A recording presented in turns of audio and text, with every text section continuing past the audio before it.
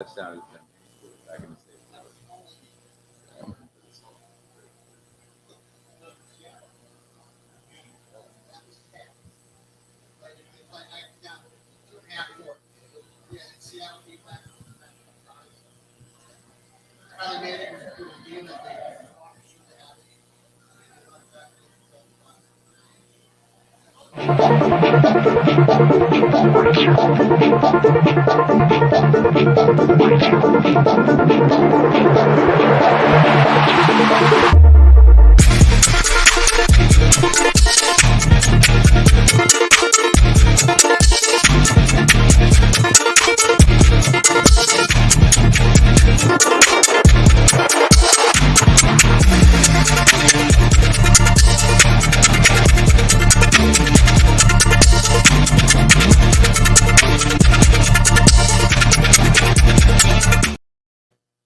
Welcome to a championship Sunday edition of the Celsius Pewter Report Tailgate Show, presented by Age Rejuvenation, live here at Walk-Ons in Midtown, Tampa. There's a lot on the line in this game. I'm JC Allen, and with me, as always, is Pewter Report's own Bailey Adams. We've got a big show for you today, talking a lot of ramifications. If this Bucs team does win, they're in. If they don't, there's still a chance, but it's not the way they want it to be. It's tricky. They don't control their own destiny anymore, but we'll be joined by former Bucs tight end John Gilmore, as always, who will be providing us with game day analysis all season long, as he has. We're live at Walk-Ons in Midtown Tampa, guys. There's not a better spot to either pregame before, especially because it's so close. Yeah. So pregame before the game, or just come here and watch a game. I mean, the food is great. The specials are great. There's TVs everywhere, indoor, outdoor dining. There's misters outside, so if it's humid and hot, you don't have to worry about all that. They've got the specials going on right now. Miller Lite pints for only $3.99, 22 ounces for $5.49. And if you're a Blue Moon guy, drop an orange in there. Those pints are going for $5, 22 ounces for $7. So definitely get down here to Midtown Walk-Ons or the Wesley Chapel Walk-Ons. Try it if you haven't tried it. Enjoy it if you already had it. And make sure you stay tuned, too, because right after this, coverage isn't done. As you know from watching all season, we're going to jump right into Pewter GameDay coming up at 1 p.m. Matt Matera, Adam Sylvian, maybe even a special appearance by Josh Capo. Who knows? He usually flies on there. But we'll be bringing you all the way through game time. Then, of course, we'll have the post-game podcast. We'll be bringing you right up until about 12:30 when Josh and Matt will take over for Pewter Tailgate, Pewter pregame show. But definitely stay tuned for that. We'll be live until 12:15 rather, and then they'll take over that Pewter pregame show. So make sure you're following us on YouTube channel, Pewter Report TV, Twitter, Facebook, Instagram, all the good spots, and make sure you bookmark our website too, so you get all of our articles up to date. But for the first time all season, Yeah. Bailey, you don't have much to talk about. It's wild to think about. First of all, Happy New Year. Happy New Year to you as well. Um, Happy New Year to all the Bucs fans out yeah. there, Pewter Report fans. Hopefully it starts off on the right note for all you guys. We'll see about that. But yeah, the big news actually is no news. I think on Friday was the first time maybe all year Todd Bowles didn't rule anyone out. So there are a few people that are questionable. There are four or five game time decisions. Carlton Davis and Carl Nassib on Friday were listed as doubtful. Carlton Davis dealing with a shoulder injury and Carl Nassib dealing with a pec injury. They're doubtful, but also they're going to see how it's going today. The other two that were game time decisions, Vita with calf injury. He's nursing. Right. I think he's expected to play. I think he'll be back today. I think he is too, but they still want to make sure. Yeah, still want to make sure. And then Donovan Smith with that foot injury, trying to make his way back. Of course, made even more important by the loss of Josh Wells last week, out for the season with that patellar injury. So the big news is if they can get Donovan Smith back as a game time decision, I believe he's going to go. They were going to have Tristan Wirfs back. He was back last week, re-aggravated that ankle injury, which you didn't want to hear. But It's funny. You hear during the week, you hear Todd Bowles say, "Oh, well, we'll see." Later this week how they're feeling. We'll see. Right. And it was like Wednesday, and Tristan was like, "I'm good. I'm going." He goes, "It hurts in a few different positions, but I'm good to go." There's no way I'm missing this game. Yeah, pretty much. There's no way. So the Bucs should have both of their tackles back, and it'll be the first time since week 9 that the offensive line is fully healthy. Yeah. Compared, because that's when Tristan went down, and then Donovan went down, and then Wells went down, and now they're back to semi full strength. Obviously, Jensen's not out there, but we did get encouraging news this week that he has been activated from that 21-day IR list. So there's a potential possibility he could come back, but even the boost of having him out of practice, I think, is something that's going to get these guys amped up. You could just tell by the way they were talking about having him back, seeing him back out there. Just it was an emotional lift for them. And absolutely. I don't know that he made me obviously right off the bat. Todd Bowles like, no, he's not playing this week. He's not going to go from 4 or 5 months of recovery to playing right on this Sunday. And he said he wasn't ready to put any expectations on him. Don't know if he's going to be back for week 18, but Bucs can win today, or if they can make their way into the playoffs, maybe we see him down the road. Who knows? Right. It would be huge for him. But yeah, just having him back at practice, having him back around probably has to help so much. Right. And the kicker, we still don't know what the injury is, Bailey. Yeah. We know it was a knee injury. And still don't know what it was. I don't believe there was any surgery. It's just mysterious, and there was no further detail added. So really an interesting situation that has lasted since July. Right. That happened in July. So on the Panthers side of things, J.C. Horn is out with a wrist injury. So that's the big one for them. They have 3 players questionable. Big loss. Yeah. Marquise Haynes Sr., the defensive end, he's questionable with an ankle injury. Cade Mays with a knee injury is questionable. And Tommy Trimble, the tight end, with a hip injury, he's questionable. He scored against the Bucs back in their Week 7 meeting in Charlotte. So three guys questionable for them. The big loss of J.C. Horn.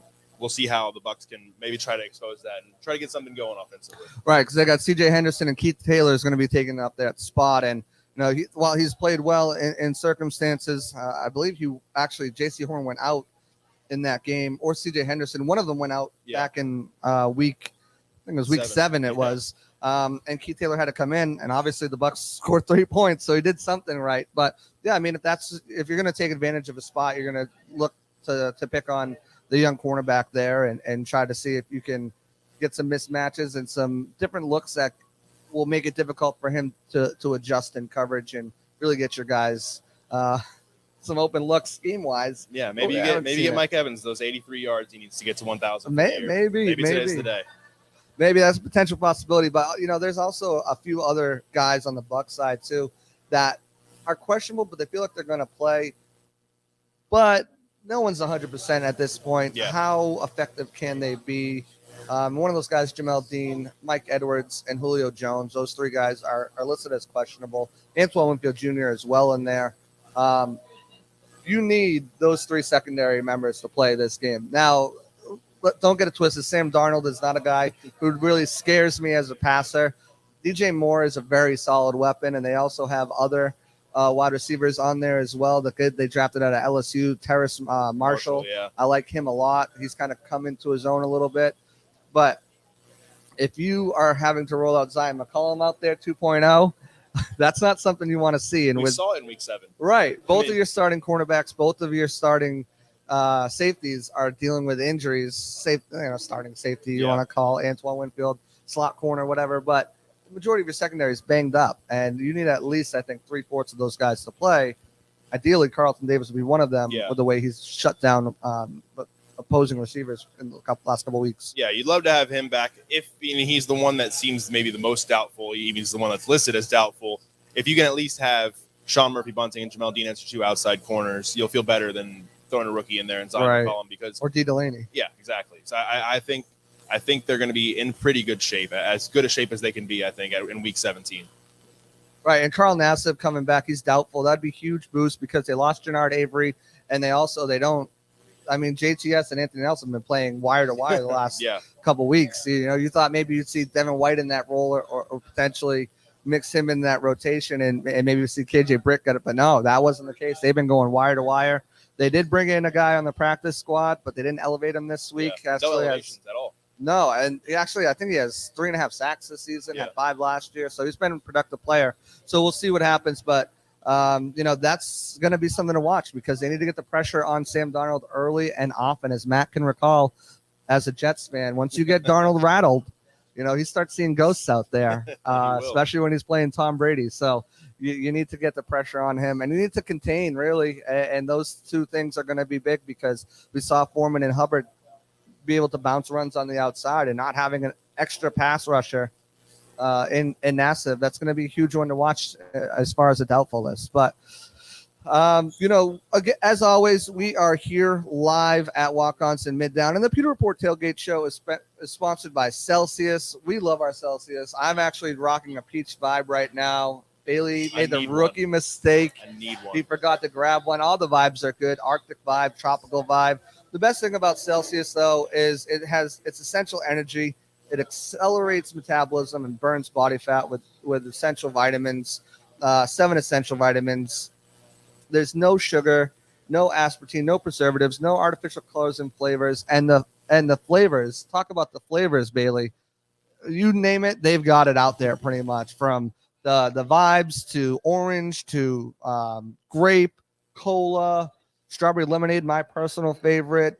And then if you don't like the sparkling flavors, they have the Fuji apple pear. They have so many different flavors and varieties. You can find them at your local grocery stores, gas stations, bodegas, as Matt calls them. And once you find the one that you like, go on. You can order them right off Amazon with subscribe and save.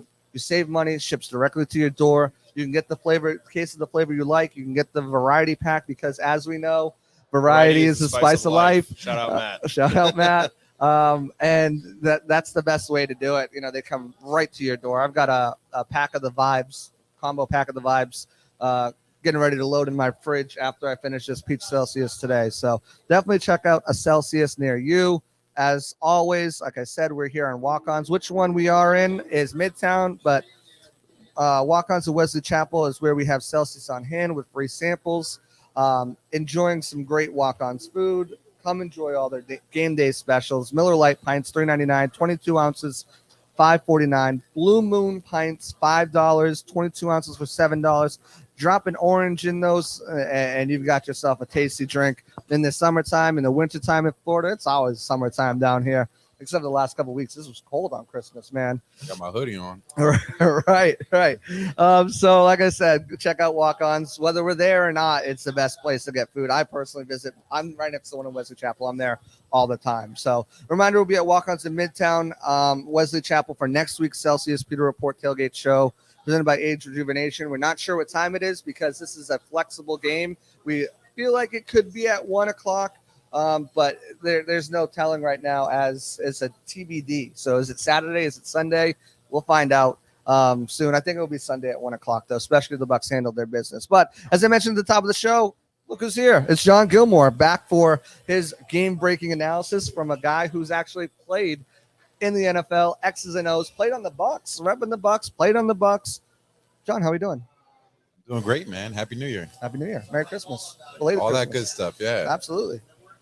How was your Christmas? It was good. I went a little bit overboard with the kids, but the face that the expressions on their face, the way they lit up when they're unwrapping their presents from, Santa and from, mom and dad were great. I got my son an Xbox Series S, and I expected him to go full N64 kid. You remember that? Yes! And he did for a second, but then it stopped, and then he just started crying.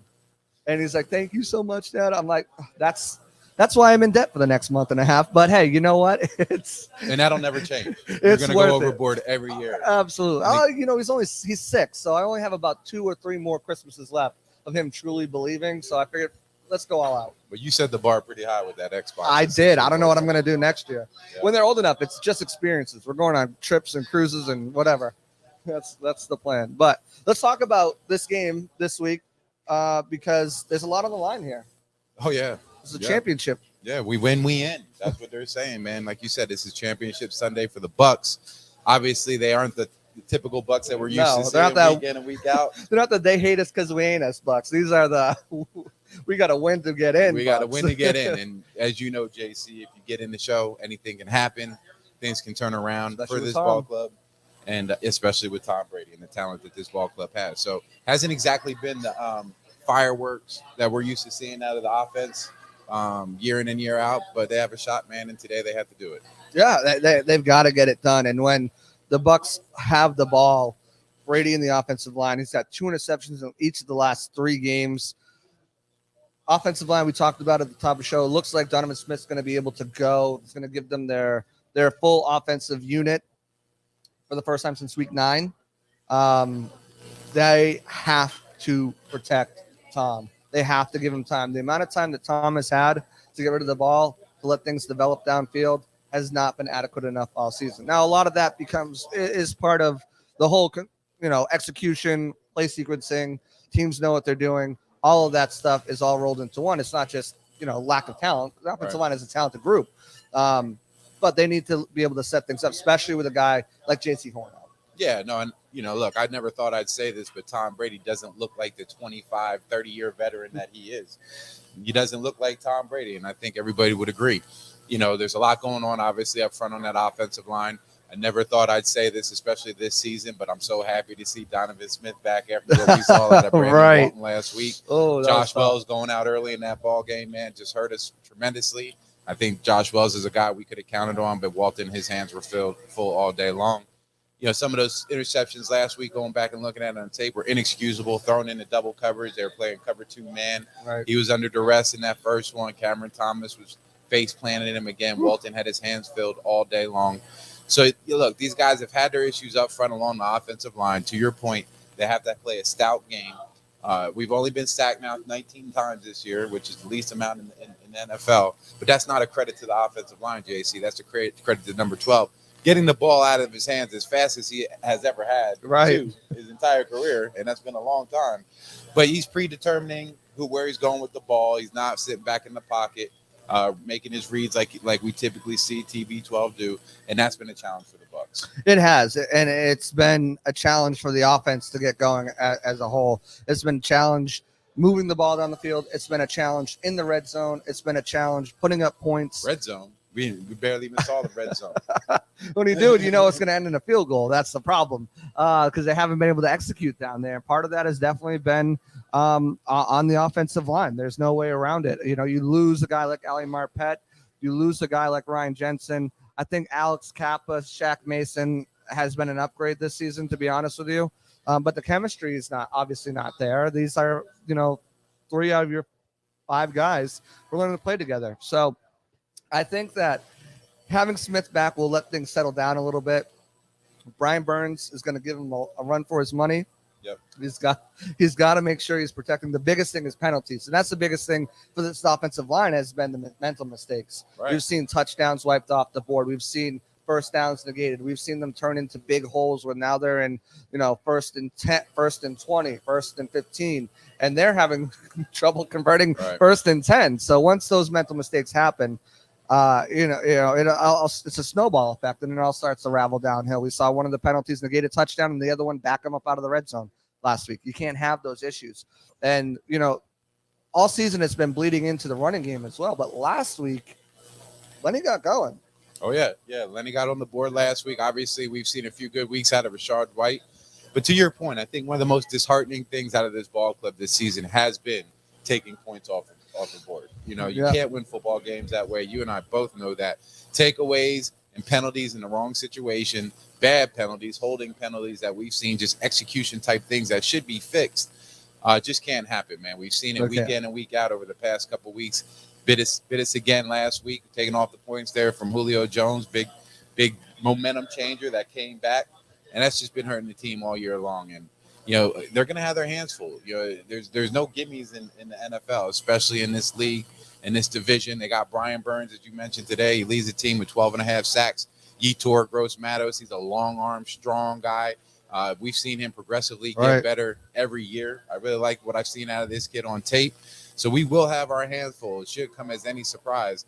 And our guys need to start stepping up, man. They just haven't been playing good football up front. Right. And I mean, you just named the 2 edge guys. Don't forget about Derek Brown in the middle, too. Oh. So, I mean, that's another situation where this offensive line has to play A1. They have to open up holes for Lenny or Rashad White. It looked like Rashad White started the game last week, but Lenny got the majority of touches, finished for I think 70-something yards, 9 catches, 90 yards. So, I mean, he was working. And at this point, whatever's going to work. But it starts with those big boys up front, and then whoever they get in the backfields. I mean, you look at it, and Rashad White has 3 fumbles this year. Yep. Leonard Fournette has none, and Leonard's the guy who gets the more he gets rolling, the more he gets going.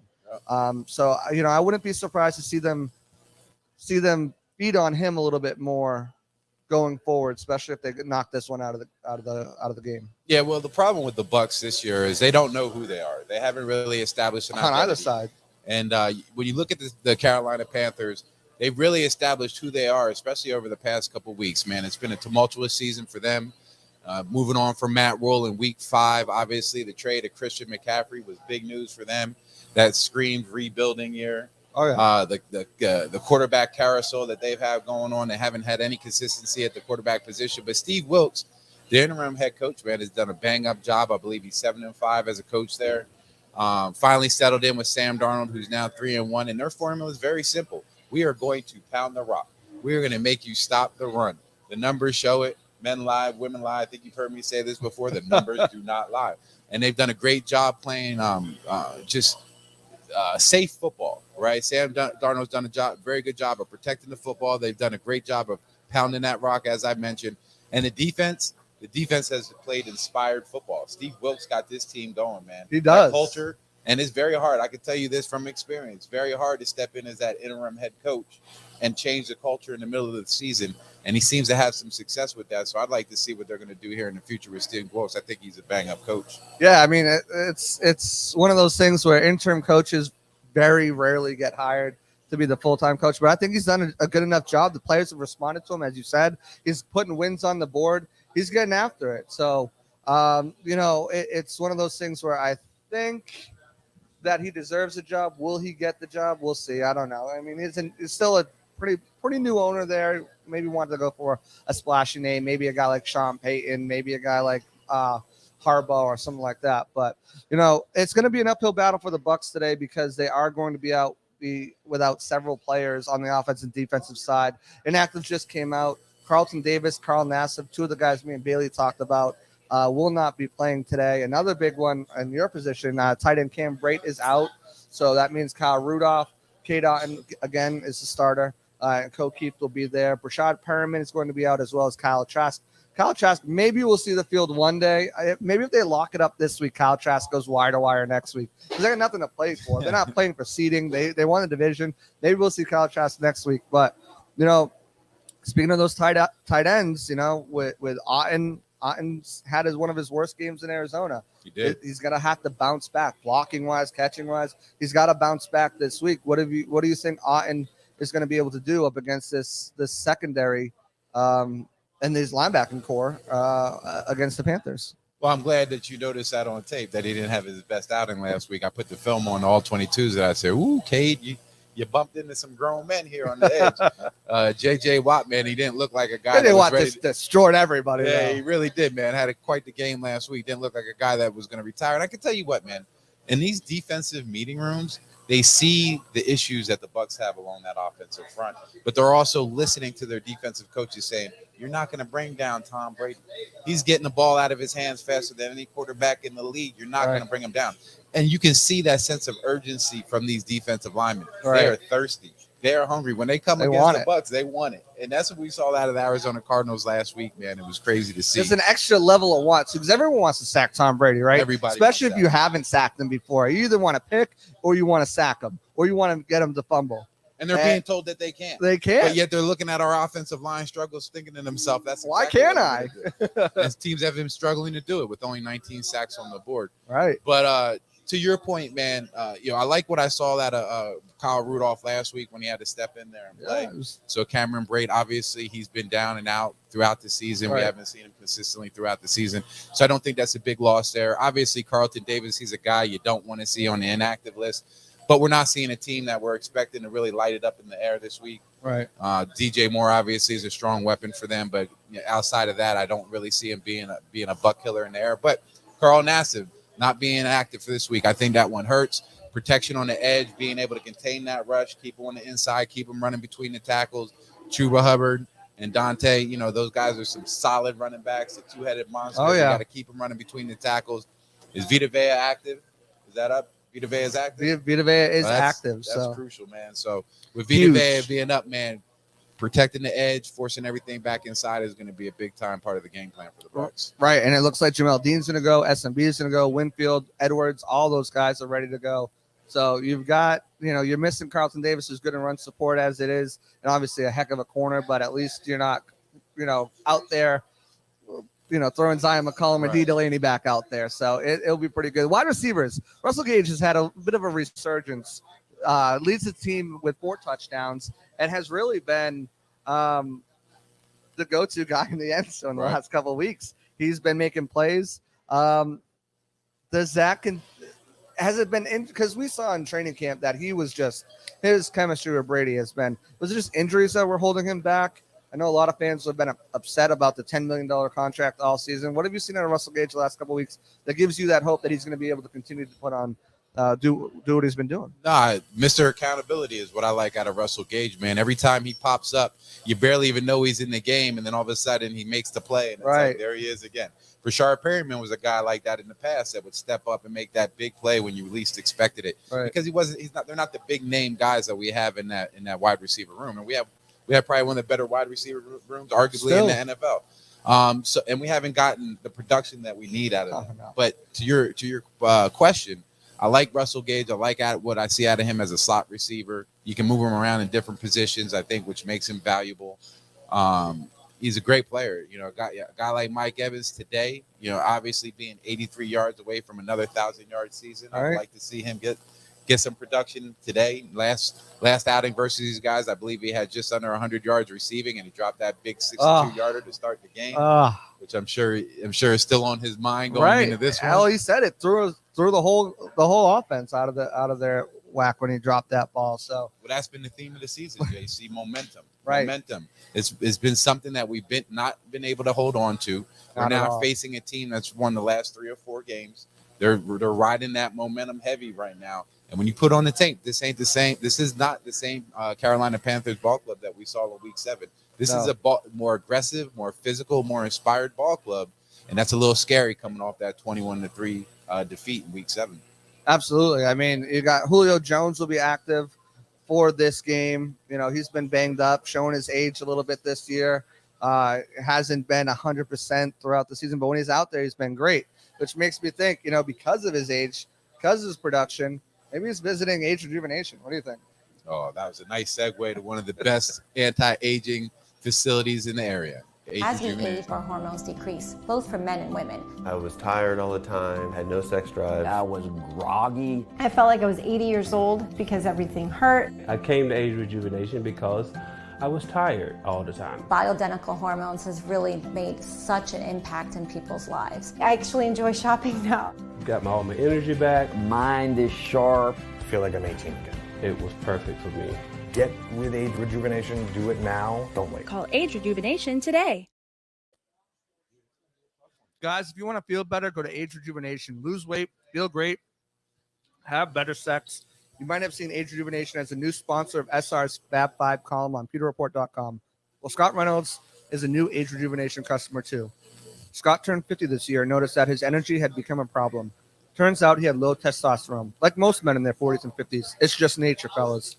Low testosterone affects everything from weight loss to energy to stamina.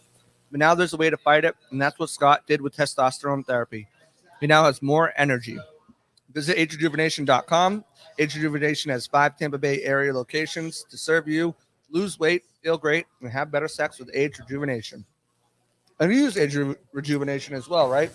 Oh, man, I'm going to have to go see Age Rejuvenation here in the new year, JC, with the way that I'm feeling coming off this holiday season. You know, I'm obviously a client. I've been with them now for a year and a half. We talk about it every week.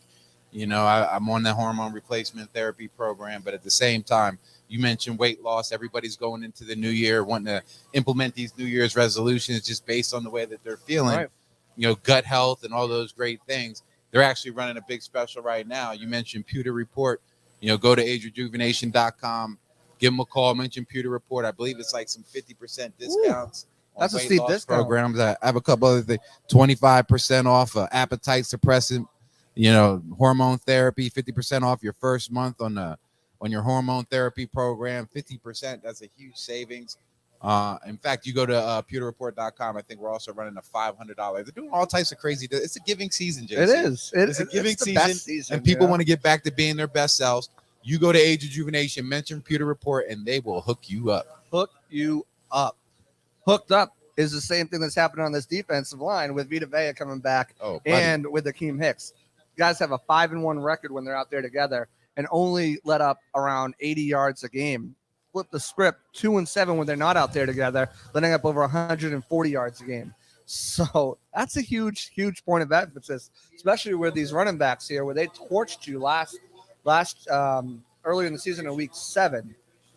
The funny thing about this running game is you thought, CMC, they traded Christian McCaffrey, and you're like, oh, well, they got gonna be a huge picks, fall off. but a huge fall off. No, the Panthers are actually averaging about 90 yards a game on the ground with Christian McCaffrey. Since then, with Dante Foreman and Chuba Hubbard, they are averaging 159 yards and change a game. That's huge. And we saw how they gassed the Bucs back in week 7. Because on the ground, also through the air. I mean, it wasn't crazy numbers, but 4 catches, 37 yards through the air. You look at Dante Foreman had 118 yards on the ground and a long of 60.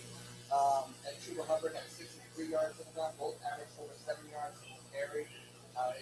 These running backs, when they get going, they're dangerous. And luckily for the Bucs, they have their big boys up front to help limit that, hopefully limit that rush. Look, man, we have to stop the run. And obviously, we haven't been exceptionally well at it this year. We were one of the best in the league last year in 2021. I think now we're ranked 18 in the NFL, giving up 4.5 yards a carry. The Bucs have to step it up this week. You mentioned Dante Foreman and Chuba Hubbard, the two-headed monster. You mentioned averaging 150 yards, since Christian McCaffrey's been gone. But when you look at the last 3 to 4 games, they're probably closer to 200. Laid a goose egg versus the Pittsburgh Steelers a couple weeks back. But when you go back and look at that game, they only rushed the ball 16 times, and 2 of them were Sam Darnold. So really 14 times between their 2 running backs.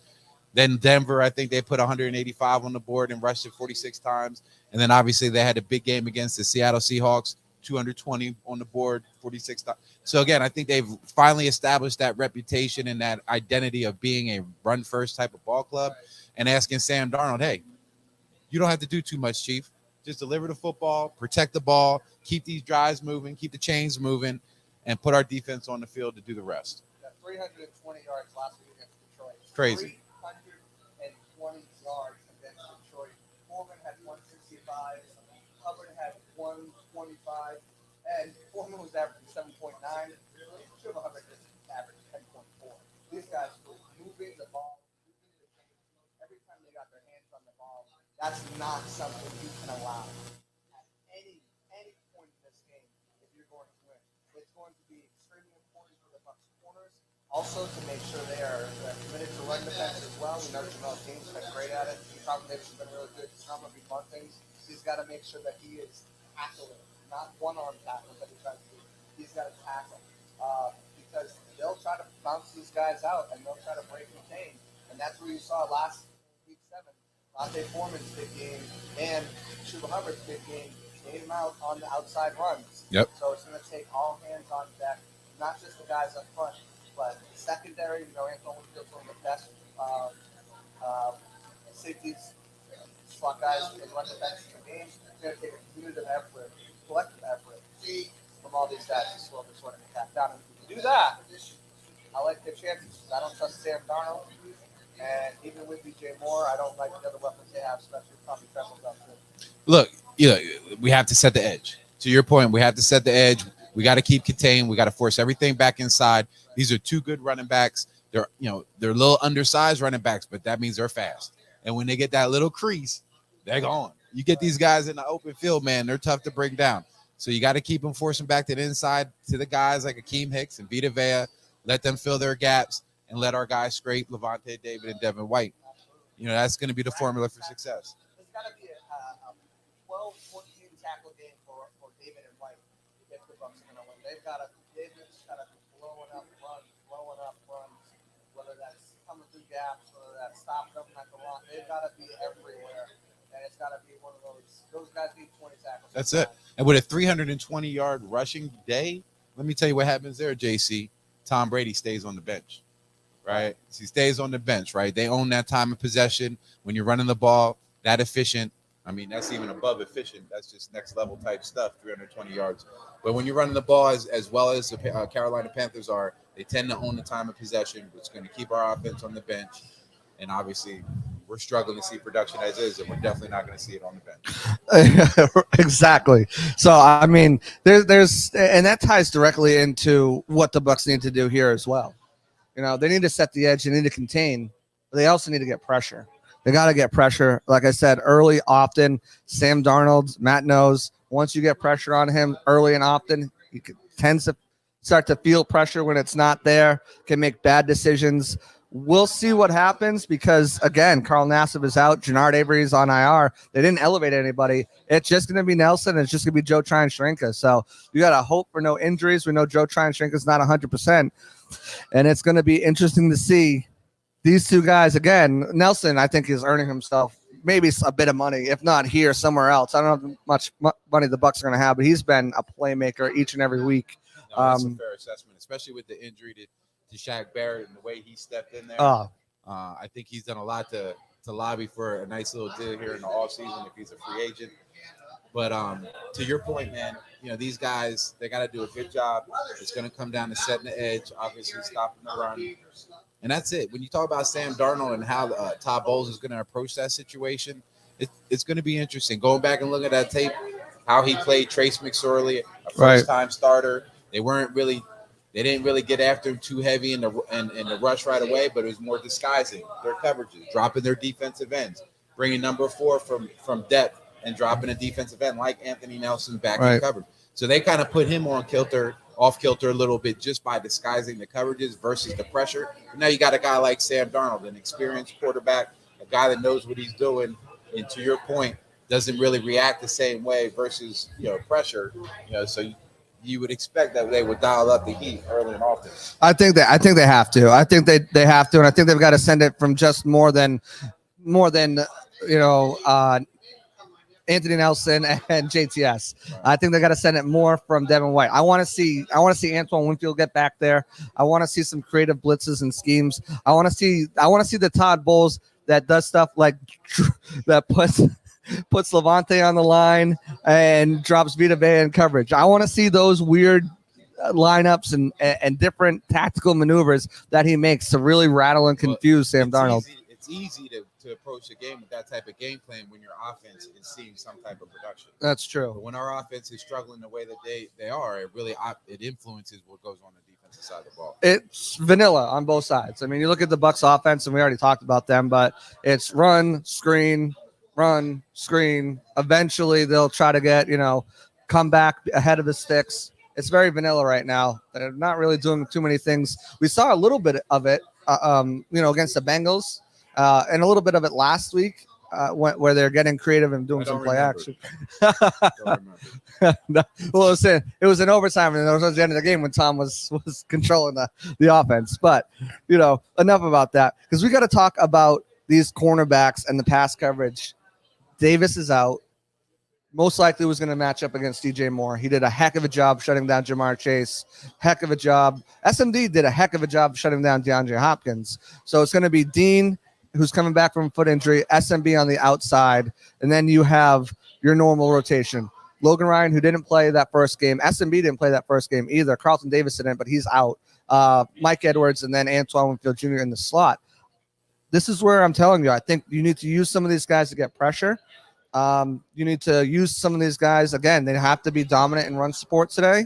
But I feel like they have the easiest job on the defense right now because there's outside of DJ Moore, there's really nobody. And we said that last game, right. But they went ahead to do what they did. But I think if you shut down DJ Moore, make them one-dimensional, and then shut down that dimension of their offense, the Bucs defense could have a good game. It sounds like the last pregame show. It sounds like every pregame show, man. There's no way PJ Walker is going to step out there and be the type of quarterback he was. There's no way that he's going to see the success with limited weapons on the offensive side of the ball with just a DJ Moore. Oh, yes, we just traded Christian McCaffrey, and we're trying to figure that situation out. Right? Who would have thought that they would have pulled off a 21-3 victory? Yeah, it's just crazy to me. So I don't want to give these guys the credit that we think they deserve on the defensive side of the ball. We don't know what's going to happen. I like Sean Murphy bunting better in the slot than I do on the outside. I think he finds himself on the outside in certain situations where he struggles. Right. No, fair. And that seems to be the go-to plan. When we got one of our guys on the outside, we bump SMB to the outside to cover for that, move somebody into the slot, which makes sense. Right. I don't like him that much on the outside. So, but again, to your point, it's not like they have a bunch of buck killers at that wide receiver position. You mentioned Terrace Marshall, the young man from LSU, number 88. I like him. He's a long body, big body, tall kid that can make plays. So there could be a matchup issue there. But other than that, man, the DJ Moore is going to be their guy. I think they may have some tight ends that are dinged up, but they're not heavy targets for Sam Darnold. DJ Moore is the guy, and they like to spit it out. You'll see different bodies in the backfield, not just for running backs. They like to run these little swing passes and screen passes to various guys out of the backfield. But for the most part, man, they like the short, safe pass game. Right. And then they make their living on the ground. Exactly. Guys like Shi Smith and Higgins, those are the guys you got to make beat you. Those are the guys you got to make beat you. So the Bucs definitely need to do a good job at making this team more one-dimensional. They already kind of make themselves, and do a good job at stopping that. They need to do a good job on the defensive side of protecting Lavonte David and Devin White and giving them room to run around and make plays, because those two players, I think, for this game especially, are going to be the biggest assets for a Bucs victory. And speaking of protecting assets, got to check out Immunity Financial. At Muni Financial, we help you live in the now. Dude, congratulations. We're so happy for you. Thank you. And even though the now may feel very different, you still need to plan for the future. How's retirement treating you? Oh, just fantastic. I know I say it all the time, but you really got to come up to Colorado. Let's do it. All right. Yeah. We can help you develop that plan to keep you on track, so you can still prepare for tomorrow, today. Muni Financial. Plan ahead, stay ahead. Managing your family's wealth means more to Immunity Financial than simply allocating your assets. It means legacy planning, brokerage and advisory services, retirement accounts, college savings accounts, and insurance services. With 40 years of experience, let Immunity Financial help you plan ahead and stay ahead. Call Immunity Financial at 800-868-6864, 800-868-6864, or visit Immunity.com. And we're back here at Walk-Ons in Midtown. Reminder that next week we will be at Walk-Ons in Wesley Chapel for Bucs versus Falcons. Right now, planning at 11 a.m. We'll see if the NFL flexes that game, what they do with that game. I think a lot of it has to do with what happens today, but we're going to jump into our key matchups, which you can find every Friday in Scott Reynolds' SR's Fab 5 on pewterreport.com. First of all, John, Happy New Year. Happy New Year. Good to be with you here again in 2023. We'll jump into these matchups, which there's, we saw these two teams match up back in week 7. And not many of the matchups went the Bucs' way. I think we can say that in a 21-3 game. And one of the big ones, I think, it's tough. Donovan Smith coming back from a foot injury. It was a game-time decision. He's going to play today. And his reward for getting back is matching up against Brian Burns. So that's our first matchup, Donovan Smith and Brian Burns. Brian Burns has led the Panthers with 12.5 sacks, a career high this year. This is a tough matchup. It's tough for Donovan Smith, especially the way he's been playing. Not only does he need to look healthy, but he needs to look more like the 2021 and 2020 Donovan Smith than this year's Donovan Smith. Well, I guess I don't need to break it down. You just did it. And I'm going to go with Brian Burns. To your point, this is a tough matchup, and it's a tough matchup for Donovan Smith, just the way he's been playing up and down all season long. Now he's coming back off a foot injury. He had his hands full with Brian Burns in week 7. Looking at Brian last week on tape, man, these guys, again, they're playing with a lot of intensity, a lot of physicality.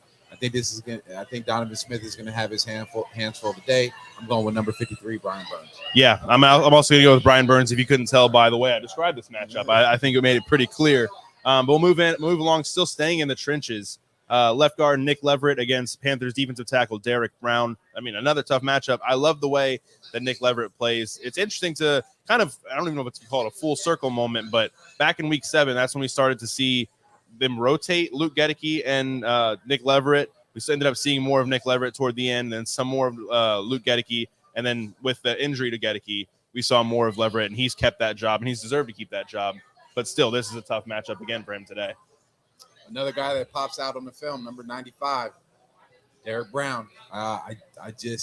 We had our hands full. I went back and looked at the all 22 last game, man. We had our hands full with that guy. We knew that going into that one. I got to go back to the tape and recall who I picked out. I think I went with us on that matchup, just with the way that our guys are playing. And to your point, I like the way Nick Leverett has played this season. I think he's been a bright spot for the Bucs. Shaq Shaq Mason has also been a bright spot at that guard position. So I like the way those two guys have been playing.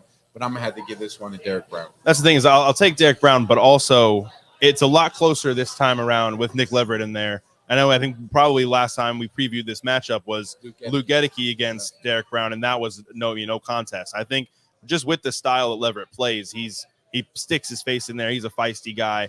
A little bit of Ryan Jensen in him. A little. I don't want to go far as making that comparison, but some of the same styles. You see some of the same things the way he plays in there. I wish so we could get that guy out.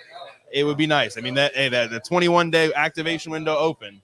We're running out of season. They got to make sure they can give him a chance to get back in the playoffs. That would be huge for them. We got to move on to our next matchup, which is Mike Evans and Keith Taylor. This is the really interesting one to me. I mean, there's the element of Mike Evans needing 83 yards to get to 1,000 for the ninth straight season, and it's Keith Taylor, a 2021 fifth-round pick, stepping in for J.C. Horn. They also signed 35-year-old Josh Norman and have elevated him from the practice squad this week. But I think we'll see mostly Keith Taylor on Mike Evans, and this is a matchup that the Bucs need to take advantage of. This is the one that they need to win to get this offense going. Yeah, no, I do think that Keith Taylor is going to be the guy to get the lion's share of the reps now that J.C. Horn is out for this one. Josh Norman, obviously, they brought him back, signed in the practice squad, going to elevate him for the game, so we may get a glimpse of him. But Keith Taylor, it's very hard for me to go against number 13, Mike Evans. I don't think I've taken anybody else. I think I've taken him all season in these matchups, and I'm going to stick with that today with 83 yards left until he hits that 1,000-yard mark. We all want to see him do it. I know he has a bad taste in his mouth based on what happened last game in that first play of the game. So I'm going to go with Mike Evans to get that 1,000 yards a day versus Keith Taylor. Keith Taylor, he struggled a couple weeks ago versus the Steelers. Going back and looking at that tape, they picked on him. It was pretty bad, especially on third down. Yeah. I'm going to go wide receiver Mike Evans. It's hard not to take Mike Evans in this one. Would love to see him get that 1,000 yards today. 83 yards is doable. He can do it. I know we saw him really, really involved early in that Cincinnati game, and kind of went away from him, circumstantial with the turnovers and everything in the second half. But if we could see a consistent all 4 quarters Mike Evans performance, maybe goes over 100 yards, would go a long way in the Bucs potentially winning this matchup. And we're going to stick within the wide receiver room with Russell Gage, who is a guy you and JC just talked about, how much he's been coming on lately. Now that he's healthy, looking a lot more like the guy the Bucs paid this offseason. He'll be matching up with C.J. Henderson. Probably rotation of those guys, but that's probably the primary matchup, Gage and C.J. Henderson. Who do you like in that one? Well, look, we talked up Russell Gage earlier in the show. I don't want to sound like a hypocrite and go against him. C.J. Henderson isn't lights out. He's not a lights out cover type of guy. He's a guy that's up and down. I'm going to go with Russell Gage. I like what we've seen out of him so far this season. 4 touchdowns. He's a production machine, especially when you get in the red zone. When we do get in the red zone, even though that's an area we struggle in. Yeah. But I'm going to definitely go with Russell Gage. I think I'm going to agree with you, but this is where it gets interesting because these 2 wide receiver matchups so far, we've gone with the Bucs wide receiver. The trenches, we've gone with the Panthers in the trenches battle. So if the Panthers win that battle in the trenches, we might not see these wide receivers win their matchups quite as much. But that's the kind of the gamble you take with these matchups. But the last one we'll get here is another wide receiver matchup. It's Chris Godwin against free safety Jeremy Chin, a young guy who I really like coming out of the draft. I don't think he's quite been the guy the Panthers drafted him to be yet, but I still think he does some pretty good things. Still going to take Chris Godwin in this one, though. Jeremy Chin, that's probably the guy I like most out of this secondary, number 21. He's a guy that'll walk down. They'll bring him off the edge. He plays a run. He'll put his face on you. He's good in coverage. He's a great safety. Very talented young man. This one's a tough one for me, especially going against Chris Godwin. Probably the guy that I like most out of that wide receiver room just because of everything he brings in the run game and the pass game. I'm going to go push on this one. Okay. And a lot of it has to do with, I think, the style of defense that they run. If they're going to stay more zone throughout the day, we saw a heavy dose of zone last week versus the Lions. I think that bodes well for Chris Godwin. He's a guy that will eat zone coverage up just because he has such a great feel for those windows. But if they go back to that man-to-man situation that we saw in Week 7 when they played us, I think I'm going to go ahead and push it. Yeah, we talk a little bit about Mike Evans trying to get to 1,000 yards. Chris Godwin it's not that likely, but it's possible. He's kind of chasing that receptions record, single-season reception record. Keyshawn Johnson, I think, set the record in 2001 with, I think he had 106.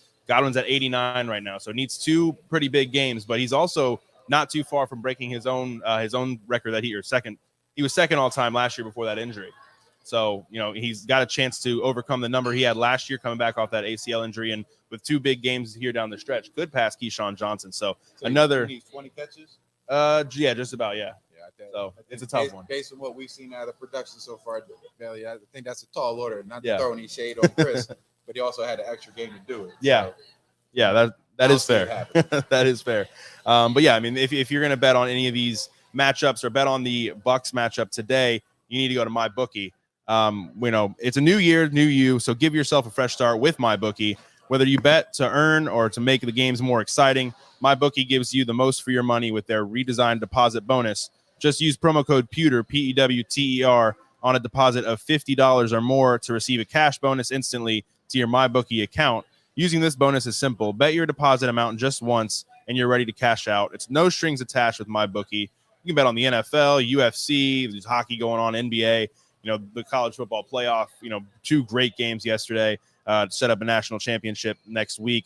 You could just play for a share of big cash prizes in the weekly online blackjack tournaments. There's so many brands to choose from. You need a platform that makes it simple to bet and win, and that is MyBookie. Again, use promo code Pewter, PEWTER, for a cash deposit bonus. Bet anything, anytime, anywhere with MyBookie. You see the point spread up there on the screen. Bucs by 3.5.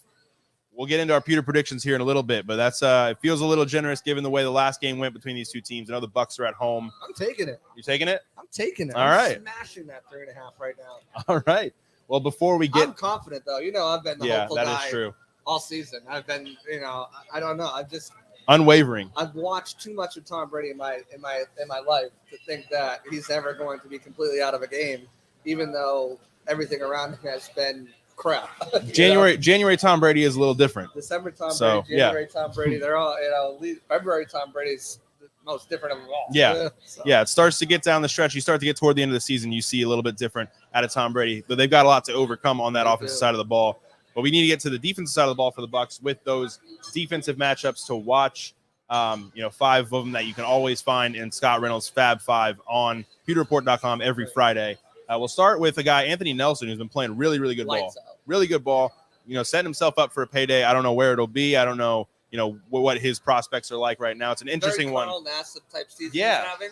And he'll probably get overpaid somewhere. Probably won't have the same production. Right. Maybe decides to come back. Maybe they can find money for it. I don't know. But it's a very Carl Nassib-esque season he had when he signed that big deal with the Raiders. Yeah, just copy paste that situation. Maybe we see it again. But for Anthony Nelson personally, you hope that works out a little better if he goes and often gets paid. So Anthony Nelson up against left tackle Ikem Ekwonu. This is a tough one. I mean, either way, I think so. Scott gave Anthony Nelson the edge, and with the way he's playing right now, it's hard to disagree. But what are you seeing out of that one? Listen, I loved Ikem Ekwonu coming out of the draft. I thought he's the best. I still think he's got the potential to be one of the best, if not the best player in that draft, especially the best offensive lineman, Hall of Famer, just a plug-and-play 10-year starter. But he's had some ups and downs this season as a rookie, as he should. There was that, expectation that he would take a little bit of growing pains to really become that dominant left tackle. A lot of people thought he should have started off as guard and then moved his way outside. But I still think he's a heck of an athlete, and he's definitely going to give Anthony Nelson all that he can handle at that left tackle spot. Yeah, Anthony Nelson's just got he's like corn. He's got the juice. He's got the juice, and he's just been tearing it up. My New Year is ruined. 2023 is ruined. Oh, we left that in 2022. But no, I like what we've seen out of Anthony Nelson lately. Ekwonu's given up 5 sacks this year. Played really well against the Bucs back in Week 7. Had a good game there. I would look at this one a little bit more as a push. But yeah, I mean, I think Ekwonu is a really good player. Anthony Nelson has been having a great season, especially down the stretch last few weeks, looking really, really good. We'll move on to the next matchup, which is a very interesting one. It's linebacker Devin White against running back Deontay Foreman. Of course, we talked about it earlier with John. The Panthers rushing attack. They ran over a 173 against the Bucs back in Week 7. Ran for 320 last week, a franchise record against the Lions in a game where I foolishly bet the Lions in that game, and it did not work out well for me on Christmas. The Lions are playing well. I didn't feel bad about that one, but man, I didn't see 320 yards coming. Hopefully, we don't see 320 yards coming today. But Hicks back, hopefully. Yeah. So Devin White Devin White against Deontay Foreman. What do you see out of this one? Yeah, like Bay and Hicks back. Bay and Hicks back should be huge. Them together, I already went over it. The numbers when they're on the field together, 5-1, letting up just over 80 yards per game compared to 141 and a 2-7 record. That presence of those two guys, this is the matchup we're talking about, but the presence of those two guys there should allow Devin White to be able to play his normal sideline to sideline roaming linebacker, read, reacting, coming through any open holes that are open up, being able to make tackle for losses. This has to be a game where Devin White, I'll say it again, Devin White and Lavonte David combined have 20-plus tackles. It has to be. They have to be all over the place, stopping the ball carrier at the line, behind the line, and before they can break out to the secondary. Because, I like Dean. I like Winfield Jr. I like Edwards for the most part. Not having Davis because SMB can be an arm tackler, and these are bigger backs. Yeah, 6 foot, 240-pound backs. You aren't arm tackling these guys. You aren't arm tackling these guys. And we saw it last time they played, where they broke to the outside, broke contain, and took it down the field for 16, 17 yards. So they've got to do a good job. And I go with a push on this one. Dante Foreman has been an absolute beast, but White's been playing really smart football. He has. Really smart football. So I give this a push, although if I had to lean, I'd say Foreman. Yeah, so Devin White, I think since maybe that Seahawks game, they played a pretty good game in the Rams game, played well against the Seahawks, has been playing a lot more mistake-free football. He hasn't made as many splash plays. You'd like to see some of those sprinkled in throughout today, especially against this rushing attack. They do need it, but he has been playing really good football here over the last several weeks. So good stuff from Devin White. Hopefully more of it today. And then another big one on the outside is Jamel Dean against DJ Moore. Like you mentioned just now, Carlton Davis out for today. Good to have Jamel Dean back to kind of offset that a little bit. Davis has been playing great football, but Dean's been having a pretty good season himself, and he'll be tasked with covering DJ Moore today. Yeah, and the biggest thing is how healthy is Dean. I mean, he's 2 weeks out with a foot injury. He had a boot on when he first injured it.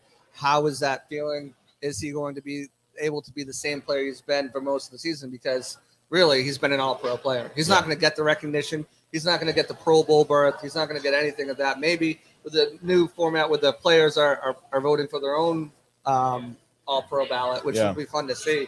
Maybe he'll get recognition there, but Dean has been lights out. He's been awesome in run support. He's been awesome in coverage, and when he has let up a pass, of course he's had a couple mistakes, but most of the time when he has let up a pass that's thrown on him, he's been right there to make the quick tackle. So I like Dean in this matchup if he's 100%, but DJ Moore is not someone that should be taken lightly at all because we've seen what he can do in the past. Yeah, I'm going to go ahead and give this one a push just because it's almost a strength for strength here. I think DJ Moore maybe in terms of name value, he might have the edge there. But when you've seen the way that Jamel Dean has played this year, it's pretty even. I think this is a matchup that could go either way. Right. Might be one that helps decide the game, especially if the Bucs can accomplish what they need to do and stop the run. It's going to put pressure on Sam Darnold, and he's going to probably look DJ Moore's way a lot because that's his number one receiver and that's his reliable go-to guy. So definitely a big one here with Jamel Dean and DJ Moore. Moving back into the pass rushing side of things, Joe Tryon-Shoyinka against right tackle Taylor Moton. JTS has been he's had an interesting season. I wouldn't say he's had a bad year. I wouldn't say he's had a great year.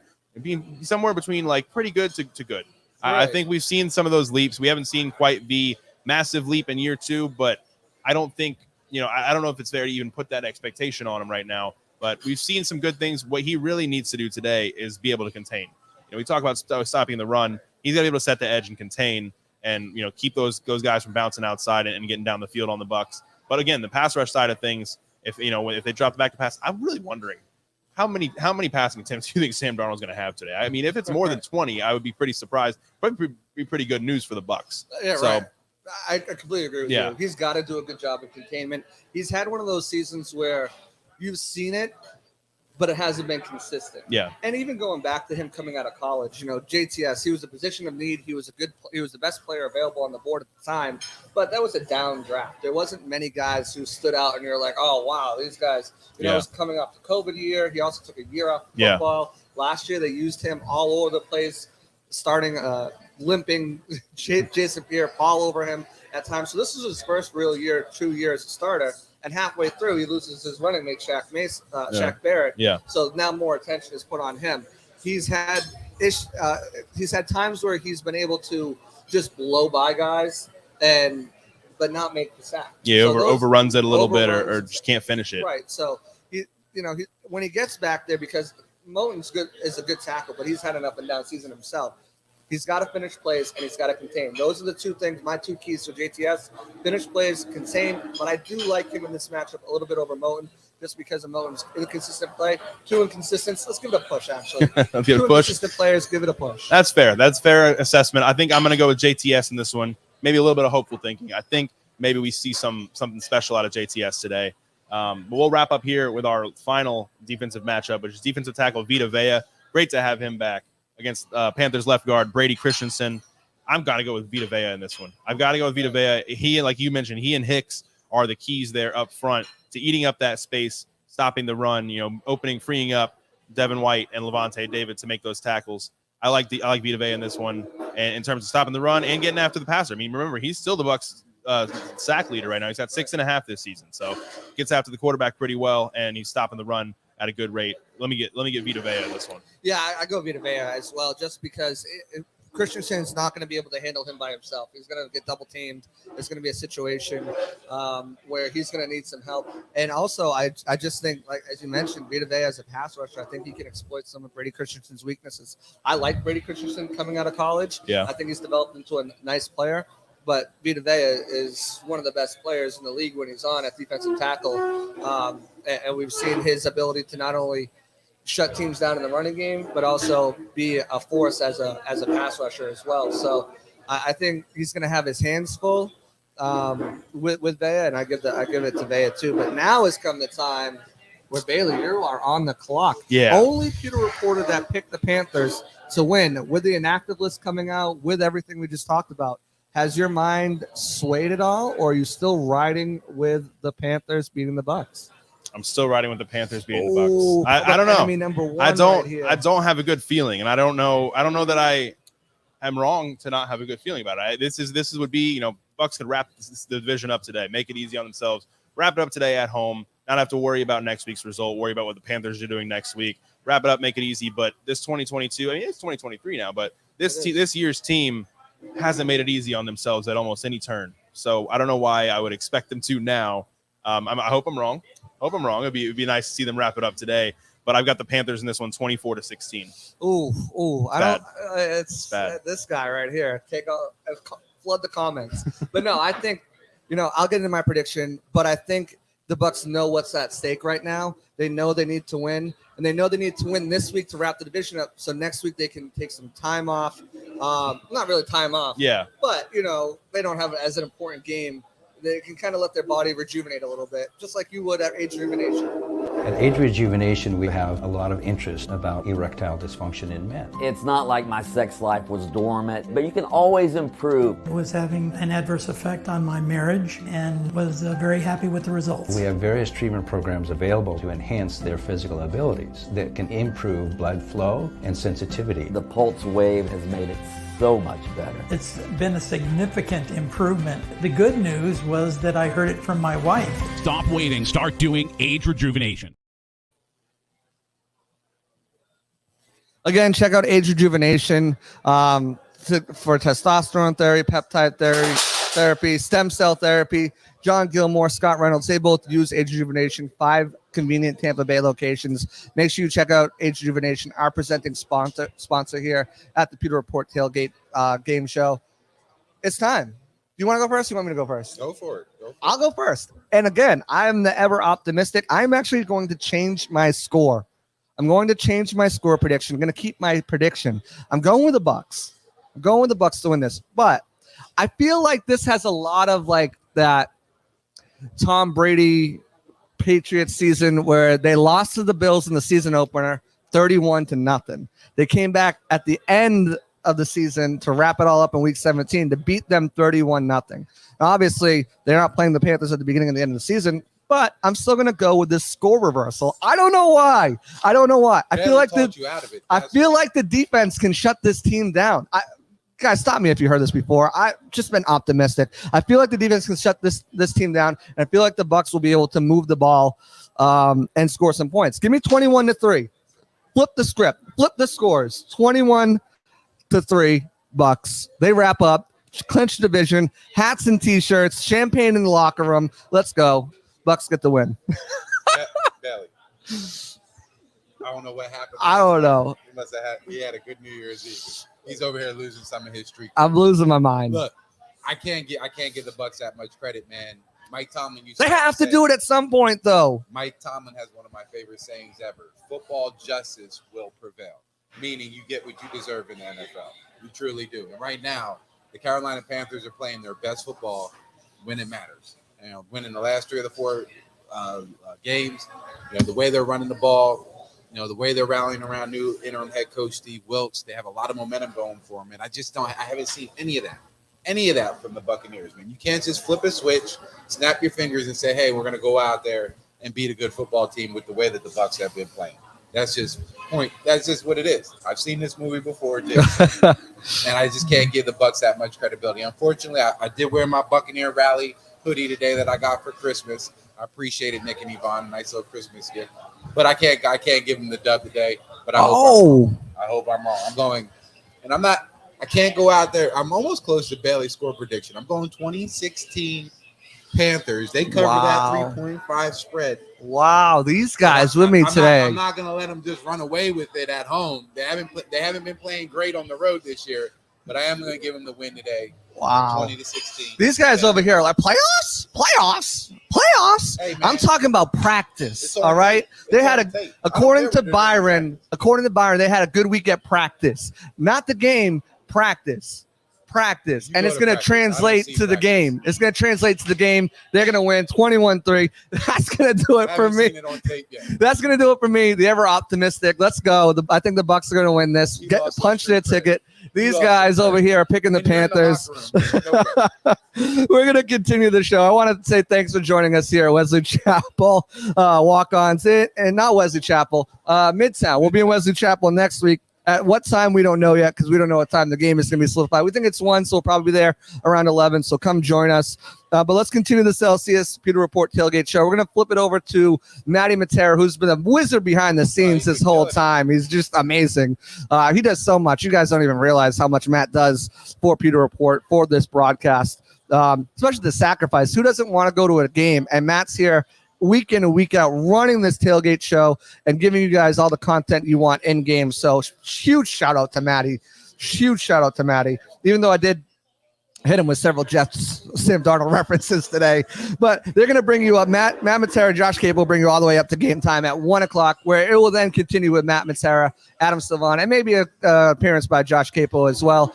That being said, we're out of here. Thank you guys so much for tuning in to another edition of the Pewter Report Tailgate Show. We're going to keep it moving right here with Josh and Matt on the other side. Out. Peace. Welcome, Pewter Report readers, viewers, and listeners to a continuation of the Celsius Pewter Report Tailgate Show presented by Age Rejuvenation, and it was live at the Walk-Ons in Midtown. It is now coming from the comfort of our own homes. Happy New Year to everybody. Hope you had a great time last night, ringing in the new year into 2023. We're actually going to mix things up a little bit. I am your host, Matt Matera. Joined with me for the Tailgate Show is Adam Slavon of PewterReport.com. And then Josh Capo will be joining me for the Game Day Show in a little under 45 minutes when the Bucs and Panthers kick off for a very crucial game. But Adam, thank you for joining me right now. How are you doing, my man? And Happy New Year to you. Hey, Happy New Year to you. I'm doing really well. How are you doing? I'm doing great. I think we're matching with the Gray Pewter Report. We are. Let's go. That's how you ring in the new year right there. So exactly. Really awesome to see. Adam, it's so funny because this is a huge game, but it doesn't feel like it because it just feels like both teams are really going ass backwards into the playoffs. And one of these teams will be hosting a playoff game, believe it or not. But, you know, you have a 7-win Buccaneers team, 7-8, a 6-win Carolina Panthers team. And the Bucs are a favorite, but they got demolished the last time that they played against the Panthers. And obviously did not look that great on Christmas night when they eked out a win in overtime over the Arizona Cardinals. So there's a lot of different variables to kind of look into with this game, whether it's, I mean, can you even call it a revenge game with the fact that they lost to the Panthers? Yeah. It's a little bit more of a playoff game, but not a playoff game because they could still get in next week if things go wrong. But just tell me, like, if you're going to take a couple of the biggest storylines from today's contest, outside of like just, hey, the Bucs win and they're in, what's like kind of the mood or the theme going into this game? I think that's a really great point. It just seems like it definitely is a different vibe. Like if the Bucs they had 11 wins and the Panthers had 10 wins, you'd see it's like, okay, this is a real battle for the division. It doesn't really feel like that today. And I think, hey, being the new year, new Bucs offense, what kind of resolutions do they have on that side of the ball? That'll be something I'll be watching because the offense really needs to get going. As I wrote about earlier, they really need to turn the corner and they need to start putting points on the board and kind of building momentum heading into the playoffs, as unlikely as it seems. Right. Yeah. You know what? It is funny. Like, momentum is a hell of a thing, you know? It reminds me of a Chappelle Show quote that I cannot say in this podcast, in this live stream here. But, I mean, you look at, and this is years ago, but you think of like, you probably weren't even alive, but the New York Giants, the first year they won a Super Bowl with Eli Manning, that was like an okay team that got hot at the end of the season, got in with the wild card, and then obviously, you know, did what they did. I think you can even take the Bucs in 2020 as a similar example, not exactly the same, but you know, the Bucs are 7-5 going into the bye. Then they rattled off 5 wins in a row, and they were one of the hottest teams going into the postseason. Now, granted, it was a little bit different. They still had to slay the dragon of the New Orleans Saints and go and beat the Packers. Sorry, man. To, you know, go and do their thing. It happens. But, you know, momentum is really important. Now, I don't know how much the Bucs can really harness it going into the playoffs, knowing that if they win this week, they have nothing to play for in week 18. But that's jumping a little bit, you know, too far ahead. I also want to give a shout out to everyone in the chats right now. Emily says, Maddie, Adam, everyone, Happy New Year's. Let's get it together today and finally play for 60 minutes. Emily, thank you for the kind message. Happy New Year to you as well. Happy New Year to everybody in the chats. And yeah, I'm with you. I think today is all about the offense. And I know Bucs are a little shorthanded on defense. No Carlton Davis, but they do get Jamel Dean back. That's really important. No Carl Nassib, but Joe Tryon-Shoyinka and Anthony Nelson have done the 100% of the snaps over the last 2 games. So not exactly a new obstacle for them right there. But you even look at the first game with the Panthers and the Bucs, and yeah, they lost 21-3, and the defense definitely let up some big plays towards the end.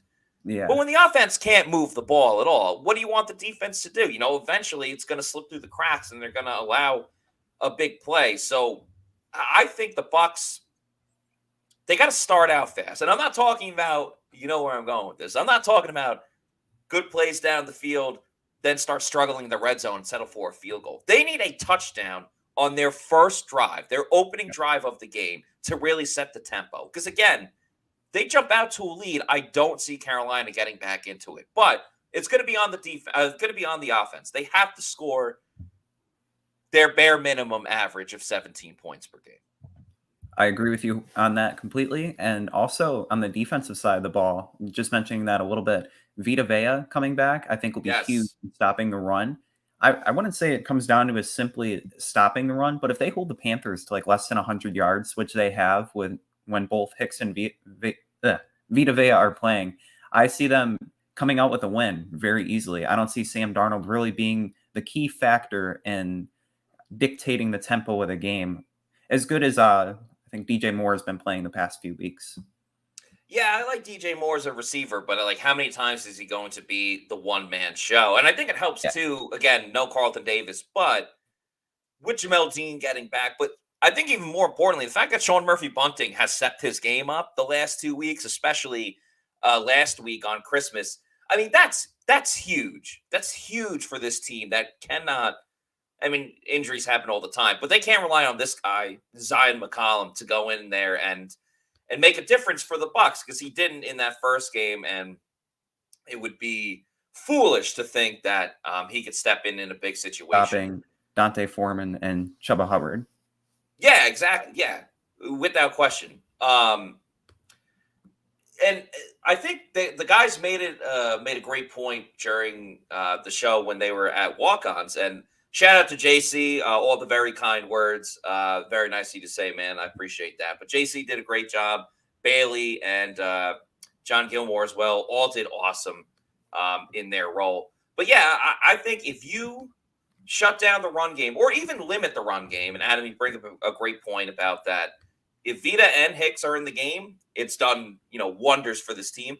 Yeah. If Sam Darnold has to throw the ball 30 times in today's game, that's a win for the Bucs, like without question.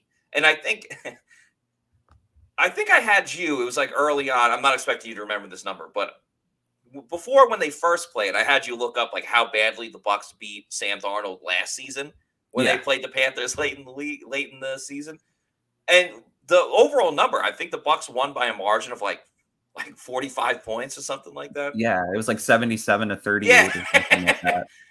Yeah, so I'm not saying the Bucs have to come out and have like an absolutely dominating performance, but just make Sam Darnold uncomfortable. Make him have to scramble for his life, run around the pocket.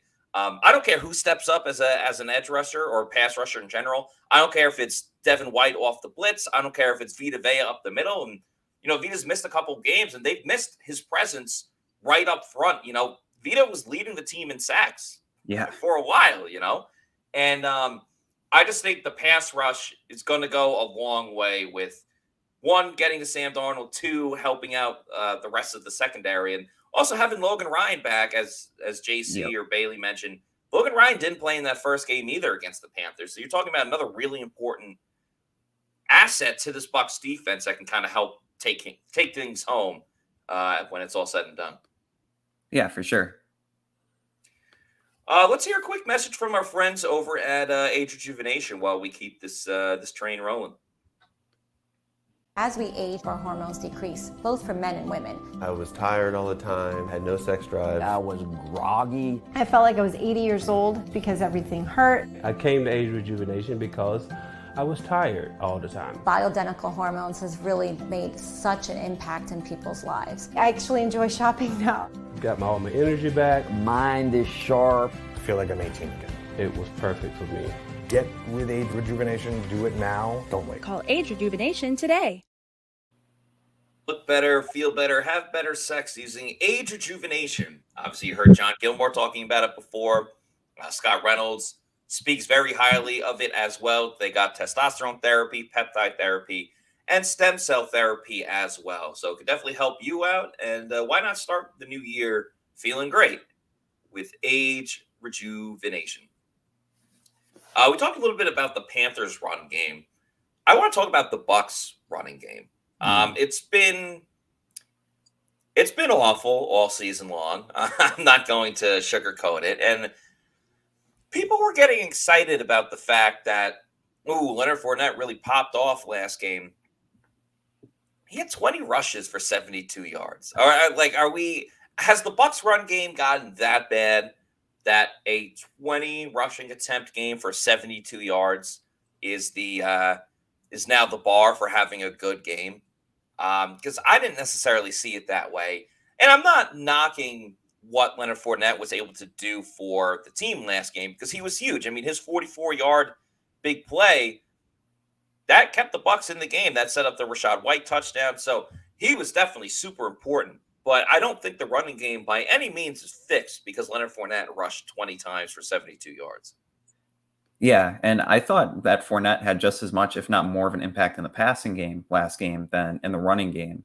And like our running attack for the team, it just isn't there between when Fournette is getting more carries than White. White really needs more snaps, and we wrote about it on I think earlier this week. It's just baffling that the offensive coordinator, he doesn't put White in more. Yeah, I don't get it. I truly don't get it. the stats are right in front of everyone. Yeah. Rachaad White averaged 5 yards per attempt last game. That's that's pretty damn good. And Leonard, again, I'm not trying to knock him so much. He's Super Bowl Lenny, Lombardi Lenny, obviously a huge part of this team in 2020, and still important now. So while I'm not trying to get on Leonard's case, because it's not his fault, he's going to want as many snaps as he possibly can get. Rachaad White has just been better, when he's been in the game. It's nothing on Leonard. Leonard's been okay, but Rachaad White has been really good. And then you hear, I guess you see Leonard tweet out that he's dealing with the Lisfranc injury. Well, why are you forcing him more and more? When, I get it.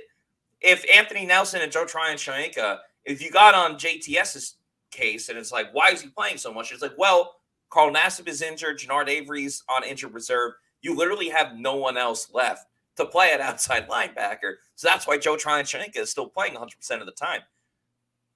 With Leonard Fournette, you have a guy right there. You have a guy that's even playing better than the guy that's, right in front of you. So I don't understand the thought process behind that. And, Todd Bowles even said this week, he's we probably have to do a little bit of a better job with our running back placement and our running back, disparagement or whatever you want to say. This is what Todd Bowles has been saying since week 5. Why is this still an issue with 2 games to go in the remainder of the season? I understand Todd wants to be hands off. He wants to let Byron do his thing. Offense calls the offense. Defense calls the defense. But how can you find something so noticeable like Leonard Fournette and Leonard Fournette and Rachaad White, their effect on the game, the impact on the game, one clearly outplaying the other, and still go, oh man, I think we should get him in more. It just doesn't make sense. I don't understand why. And we ask these questions. That's another thing. People get on our case. Oh, we don't ask this. Oh, we don't ask that. We ask a lot of things, and we know the answer that we're going to get. So we just have to execute it better, or we'll work on this. We'll work on that. Oh, we got to execute better. That's the same thing from Byron Leftwich every week. And Todd says, yeah, we should probably do a better job at that. All right, well, what do you want us to do now? What do you want us to specifically ask? Because they're not going to give us any credible information from it. And just you're making great points. I think we mentioned the offense running better and no huddle. It runs better when Rachaad White's in there on 1st and 2nd down too. Yes. And I think just making Leonard Fournette a 3rd down running back or a goal line back, maybe sprinkling him in here and there, but give Rachaad White the keys. I don't see why they haven't done it yet. He's proved more dynamic. He's proved to be quicker, more elusive. Yeah. I'm sure a lot of it has to do with Leonard Fournette getting his Lisfranc injury, but Rachaad White needs to be on the field more because he's an exciting player. He's a very exciting player. And I thought last week he would have really balled out too because he's from Arizona State and playing on home field, that type of thing. But evidently it was not the case. Let's stick with the Bucs offense. Wide receiver, obviously, really the passing game in general. Bucs aren't going to have Cam Brate today, so hopefully that means more targets for Cade Otton at tight end. And Cade Otton didn't play well last week, so hopefully he'll bounce back this time around. But I'm having again a very similar feel to the first time the Bucs and the Panthers met. If you recall, Adam, the week before, it was why isn't Mike Evans getting targeted? Why didn't Mike Evans get any balls in the 4th quarter or whatever it was? And then they targeted the crap out of him. Everyone remembers the drop in the beginning, but he went on to go 9 receptions, 96 yards on 15 targets. So because Mike Evans has the record coming up, I believe he's 87 or 87 yards away from having another season with 1,000 yards, the most in NFL history for a wide receiver to start his career with consecutive seasons of 1,000 yards.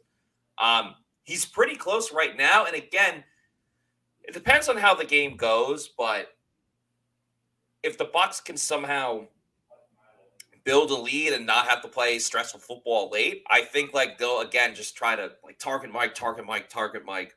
So I think this is like another game where we're going to see big numbers from Mike Evans because they're really going to force feed the situation. And I'm sure they'd love to get into a spot where they can win this game, win it convincingly, get Mike Evans his quota for the record, and then they don't have to play him the following week. I think that would be like best case scenario for everybody.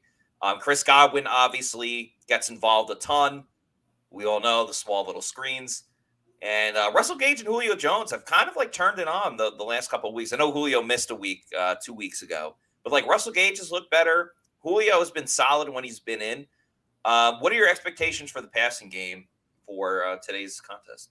I'm really excited to see Mike Evans, and I really hope he can get the 87 yards and get the 1,000 for the season. I think he can, going up against Keith Taylor, a younger cornerback who isn't as polished as J.C. Horn now that J.C. Horn's out for the year. I'm also curious on the impact Josh Norman will have on the game, covering the Bucs wide receivers.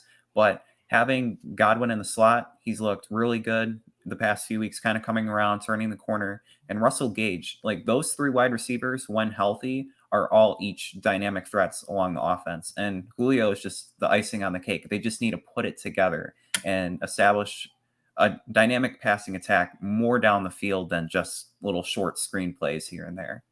Yeah, I mean, the offense clearly is not as good as it was in 2020 or 2021, but that doesn't mean that this offense should be as inept as it has been at times this season. I said it before in other podcasts, but I think it's important to mention again. You look at the teams around the league, Adam, what really pops out to me are teams like Washington and the Giants and teams of that nature, teams that are in a playoff position, do not nearly have the talent that the Bucs have. And yet they're doing so much more with so much less. And the Bucs, and again, I don't care that Allen Marpet isn't there, that AB isn't there, that Gronk isn't available. They still have enough talent. Would they rather have those three guys I mentioned? Yeah, obviously. No duh. But with the talent that they have right now, they are still doing less with so much more compared to all those other teams. So I think that, for me, is what is so frustrating about this offense, is that this should not be a 7-win team. If they were a 7-win team and they were scoring 30 points and the defense was the big issue, I'd be like, okay. Yeah. Still not great, but I would almost rather have that than what this offense is looking like with the amount of talent that it has there. So is this the week that it finally turns around?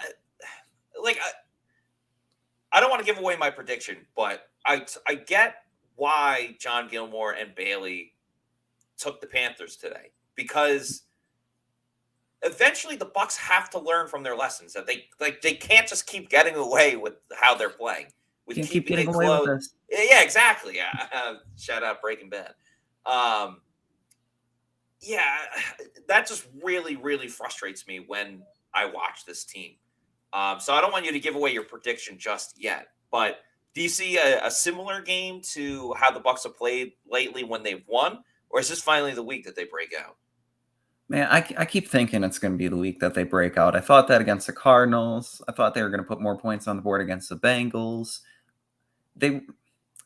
It's hard, but I can see them putting up maybe like 24 today if they do that. I mean, we talk about the Bucs not being the offense that they were last year, like averaging 30 points a game. But this season, they should very easily put up 22, 23, something like that. And they would be so much more competitive and have a much better record. I don't think that they're going to completely turn the page heading into the new year, but I think they'll do better than they have in previous weeks.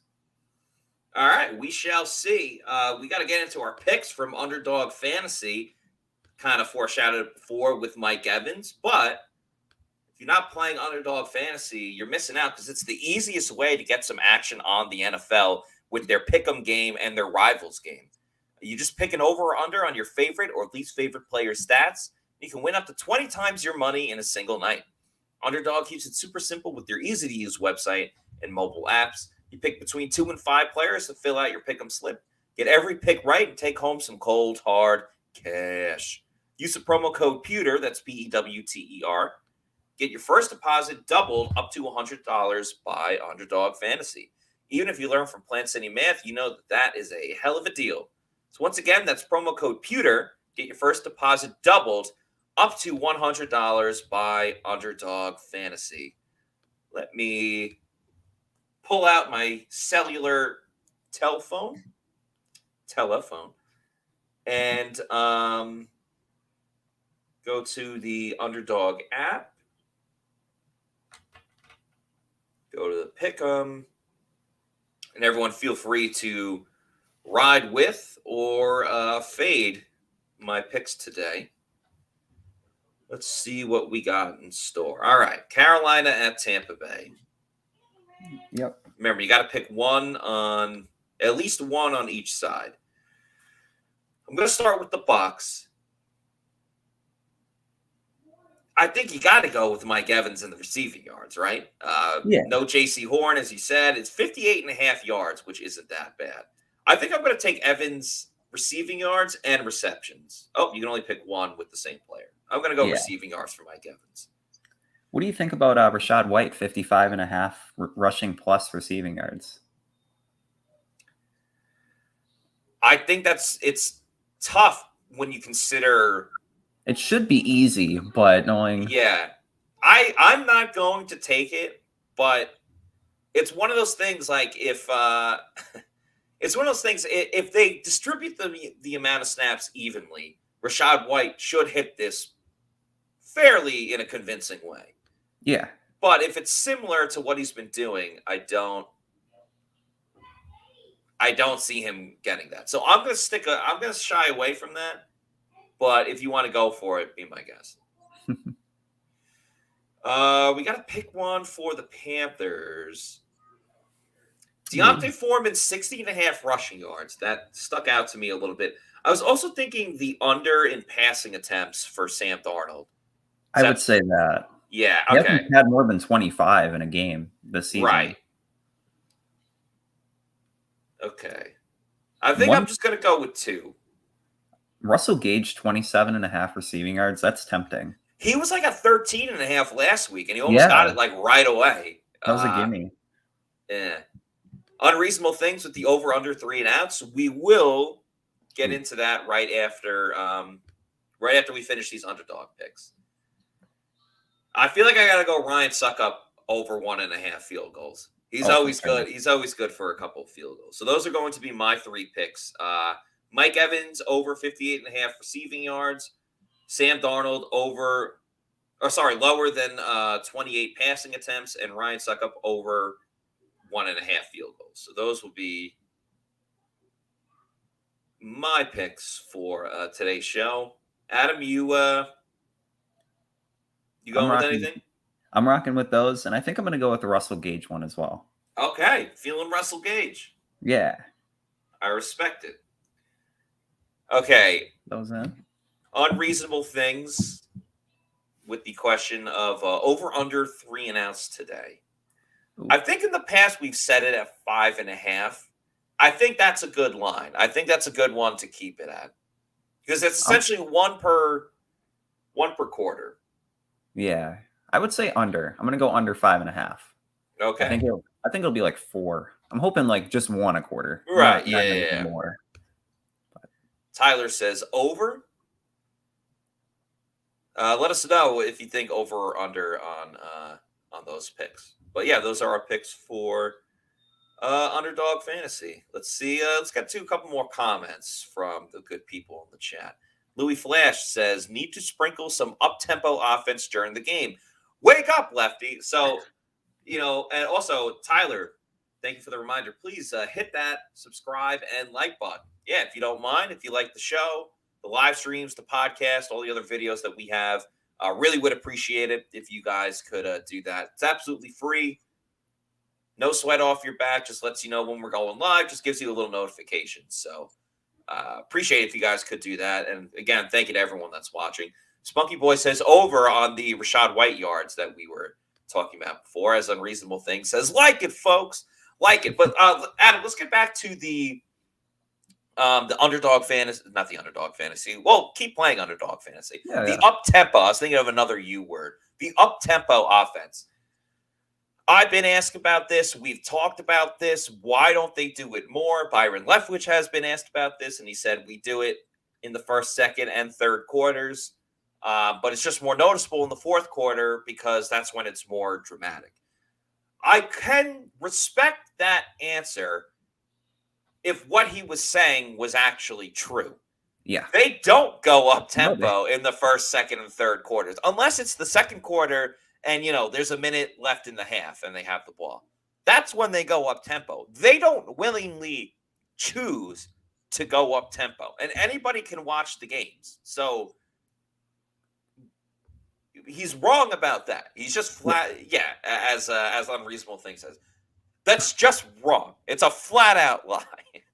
They don't go up tempo unless it's absolutely necessary. I understand the idea of, and Bowles has said this, Leftwich has kind of mentioned it. I understand the idea of, if you go too fast, if you get stopped, you're not giving any rest to your defense and things like that. What I would counter with, and what we've talked about, is one, there's so many breaks in football now, from commercial breaks, TV timeouts, a player gets injured, that players naturally find a way to, get a breather every now and then to get a break. Two, you're still costing your defense if you just go 3 and out with your regular crappy offense. You're not doing the defense any favors there. You know what does the defense favors? Scoring points so they can play with the lead versus hanging on for dear life just to get the ball back so maybe you can tie it up and force overtime. That would be helping the team, would it not? So I just don't get why they don't keep doing up-tempo. Not every single time, but, again, once a quarter. Yeah, and we've been trying to pry it out of Leftwich for weeks. And giving that answer, it just makes no sense. The only game that we really saw, the best example would be the Falcons game, where they did it early and they put points on the board. And from there, they kind of controlled the game. And they almost blew it at the end, but they ended up winning. But to your point, I think it's better when the offense doesn't think and they just go out and play. Late in the fourth quarter, if they just go out, no huddle, okay, we can do this, guys. They have some faith with Brady behind center. They need to do that all game. I don't understand why they don't. No, I absolutely love that point of when you're not thinking, when you're just doing involuntary reactions, they've played better.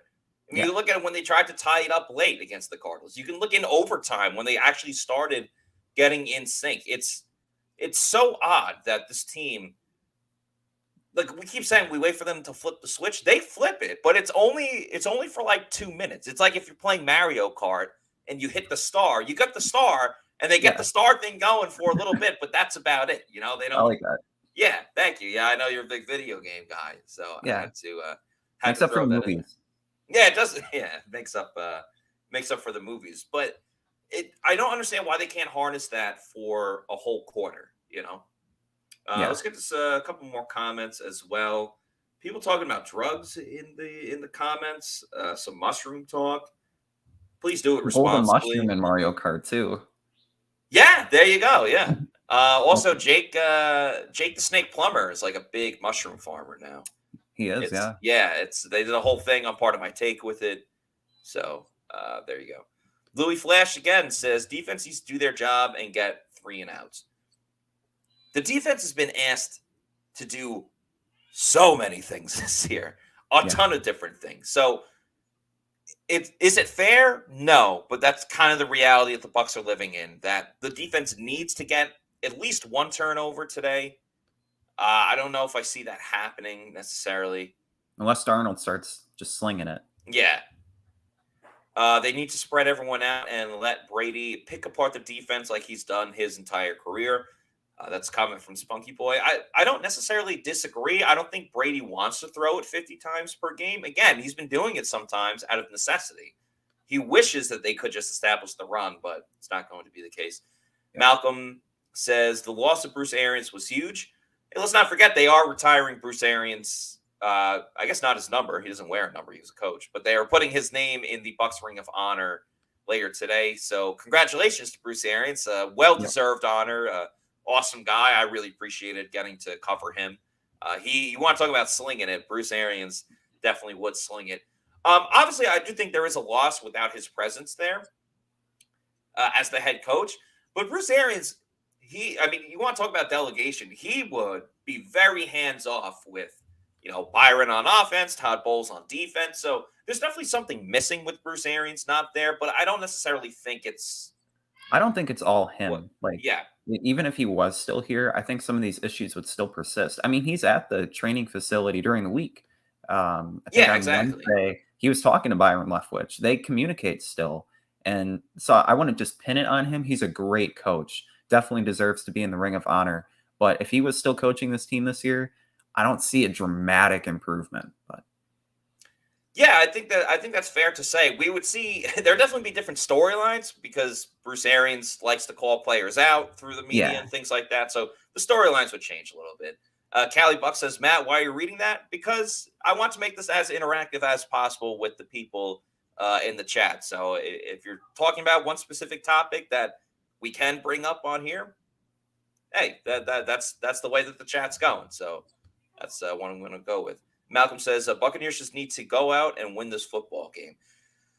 Easy enough to be said, tougher to actually accomplish. I do think it's more of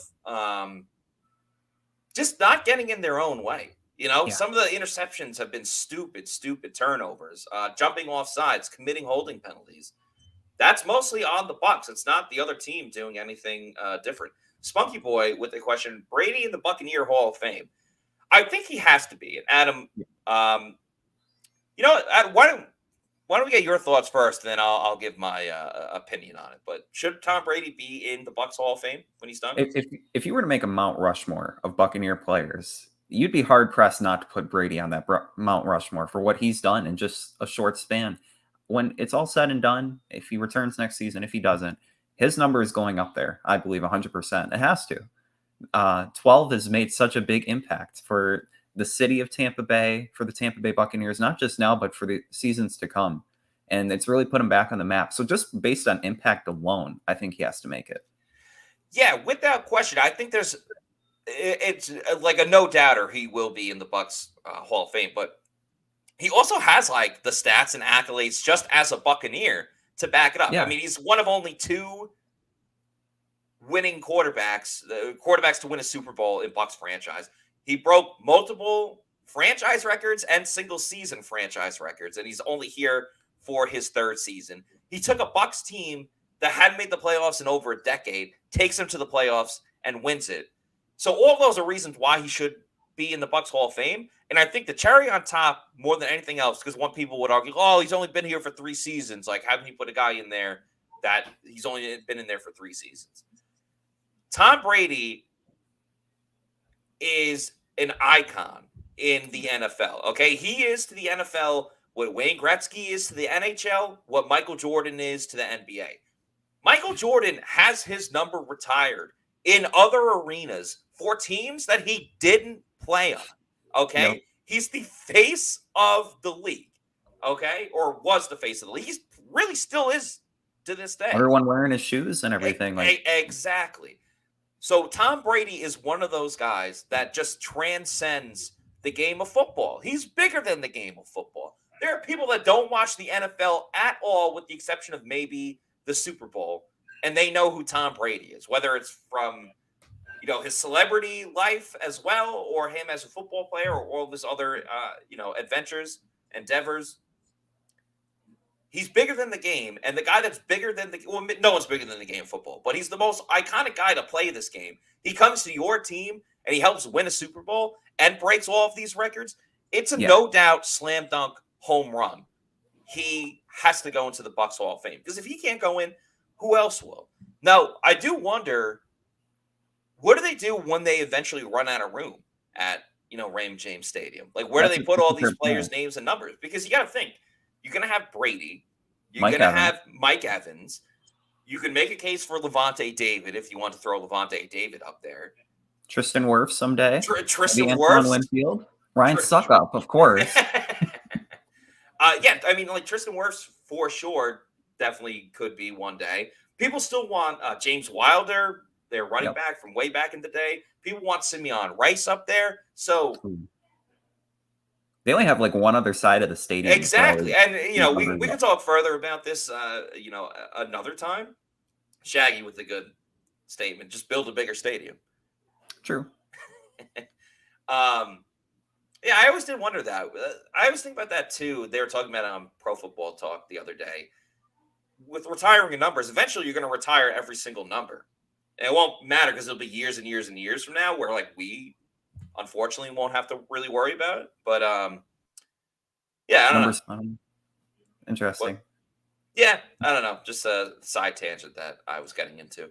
All right, we have 6 minutes until kickoff for the Bucs and the Panthers. Just a reminder, once we're done with the tailgate show, we're not done for the rest of the day. Don't turn that dial. Do not change the channel. Stay right here on our YouTube channel for the Pewter GameDay show presented by Celsius Energy Drinks. That will start right at 1 o'clock, right at kickoff. It'll be myself and Josh Capo on the call, giving our reactions, analysis, insight, and everything else in between for every single thing that happens in this pivotal Tampa Bay Buccaneers game against the Carolina Panthers as they attempt to clinch the NFC South. So we got 5 more minutes of the tailgate show, and then we are getting into the game day show. So, Adam, I believe we've reached that time. Oh, by the way, we actually, I don't think we've talked about it since it happened, but I just saw him on the screen. Blaine Gabbert saving the lives of 4 people in a helicopter crash. We'd be remiss if we just didn't at least give it a quick shout out and a comment. The fact that Blaine Gabbert, he's a hero, man. I mean, he saved more lives than Tom Brady. So incredible. It's very true. And you made the point. Best backup quarterback in the world, more than the NFL. Yeah, the world's most favorite backup quarterback. And look what he does. He's saving lives. He had more saves than Andre Vasilevsky on that night. All right. Very casually, too, like in the middle of the week. Yeah, so after there was like, a whole press conference with like police and Blaine and like they're all on stage, like standing seriously. And Blaine's just like, "What's up, guys? How's it going?" So he seems like a really, really great dude. And obviously a heroic effort, what he did right there in all seriousness. That was awesome to see. So shout out Blaine Gabbert. Adam, please give me your prediction for this game. Ooh, okay. My prediction is that the Bucs get over the 20-point quota. They score 23. And the Panthers, they only put up 16. So I think 23-16, Bucs win. I think the Bucs defense will do a great job stopping the run, limiting the Panthers offense to mainly field goals. And yeah, I think the Bucs offense can maybe get the choo-choo train going, pick up a couple touchdowns. I like it. I respect it. I can't see this game going any other way differently than how the Bucs have played pretty much the whole season, but more specifically the last 2 weeks or 2 months, I guess.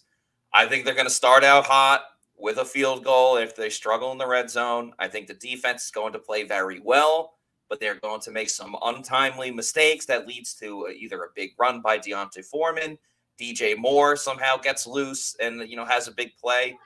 I think the Bucs will keep it close the whole time. The defense will, to a degree, shut down the running game, and then it'll be Tom Brady at the end doing what he does, engineering a late game comeback. So I think the Bucs win 19-17 in a really close game that the Bucs should be playing much, much better than anyone thinks, but they don't because this is what they've done all season long. So I think the Bucs win. Yeah. You think Suckup's going to kick 4 field goals? I forgot. Maybe I had it 2017. I think I had it 2017, maybe. Okay. I'm just taking a point off out of anger. Yeah. So, that's a fair point. Probably should. Yeah. I probably should say 2017. Adam, thank you so much for joining the show, my man. You will be back on for halftime, giving your thoughts about what we saw in the first half. But once again, appreciate you joining the show, giving your thoughts about this game. And we will see you in a little bit. Yeah, see you in a little bit. All right. Thank you, my man. All right. We are about 2 minutes away from the game. So let's get a head start because it's a new year. You want to start out hot. You want to start out doing things right. I want to be on time for this game. So let's play that music. Get ready for the Pewter GameDay show.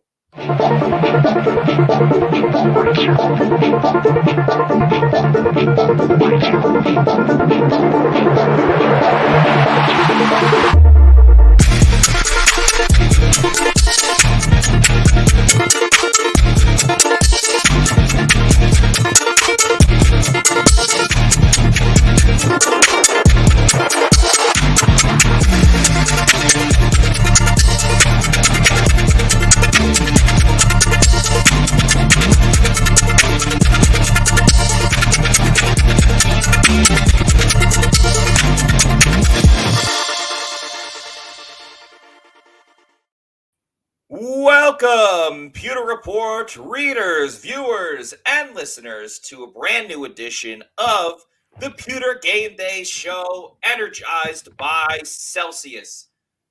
I'm your host, Matt Matera. Thank you, everybody, for watching this live stream today, and a happy new year to you all as well. We're going to be talking about and watching the Bucs game against the Carolina Panthers. The Bucs are the home team looking to clinch the NFC South. And joined with me is a great colleague of mine over at PewterReport.com. It is the extremely talented, the extremely smart, and probably the extremely tired, because he was tweeting at me a little bit after midnight after the ball dropped. It is Josh Capo. Josh, Happy New Year to you, my man. How are you doing? And thanks for joining me today. I'm doing very well, Matt. How about yourself, bud?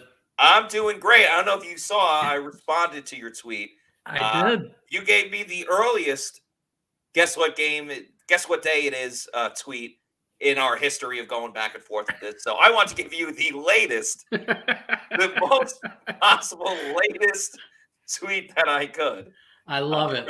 And I wrote it out early, too. I wrote it out about 10:45, 11 o'clock, and I saved it in draft. So when it got to 12:59, I could just hit that send button. So it was not a last minute tweet. I legitimately sent it out here.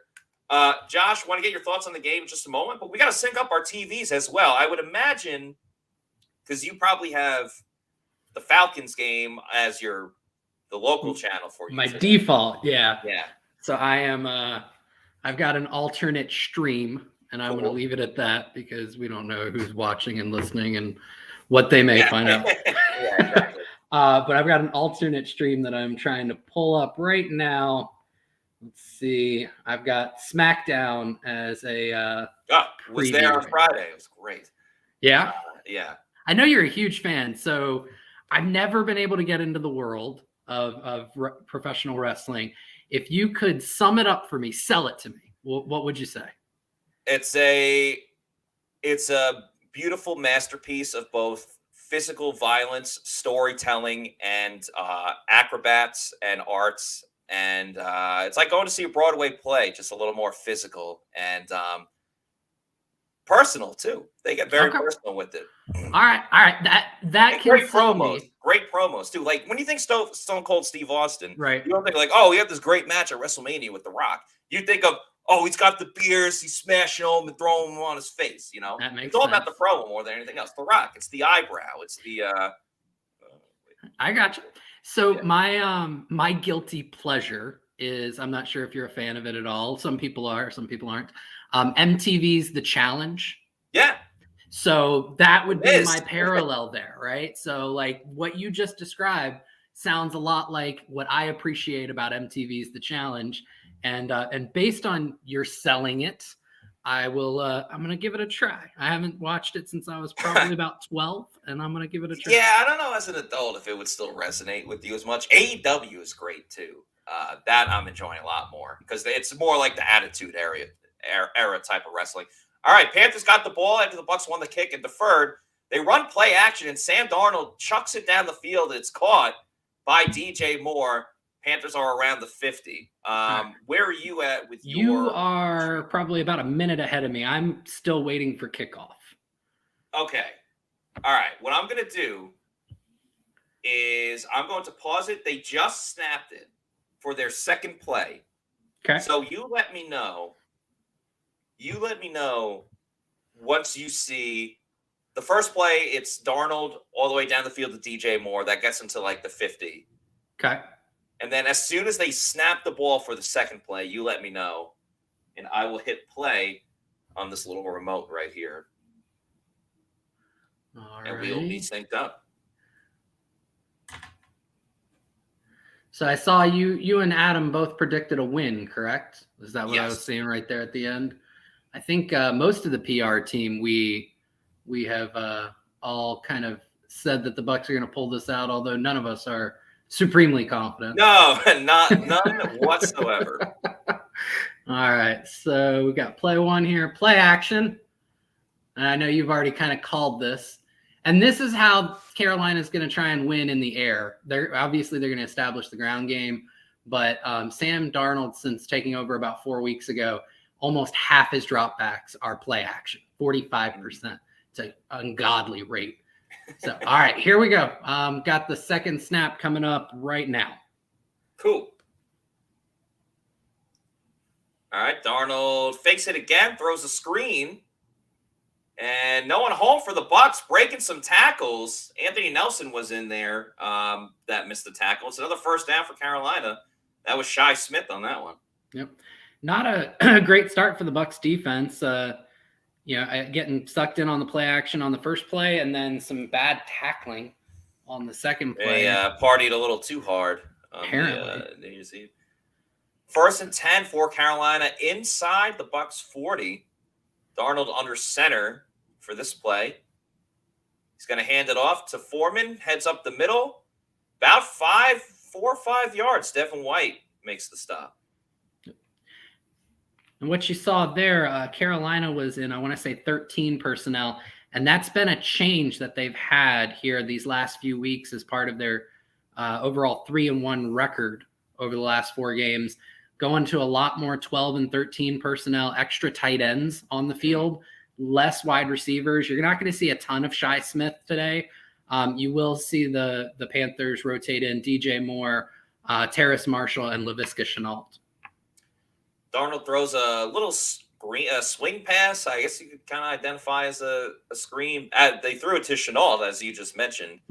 Couldn't tell if he got the first, came very close. It'll either be third and short or a foist down for Carolina. They gave Carolina the first down, so there you go.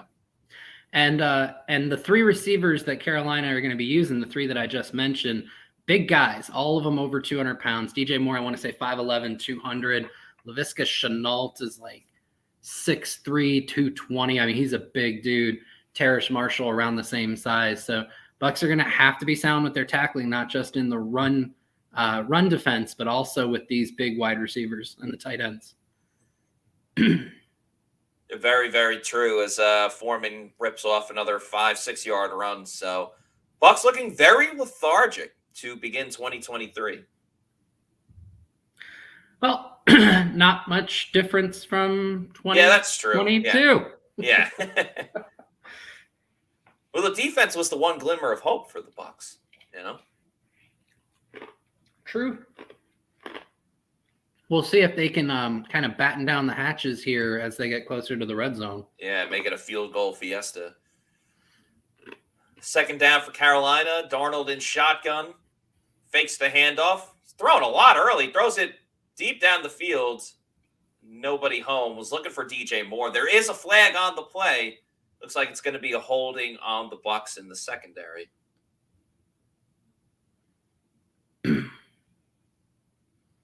That'd be what, against Mike Edwards, I believe, right? I didn't see. I was trying to read the ref lips, and then a player walked in front. Oh, looks like they got it on Winfield? Yeah.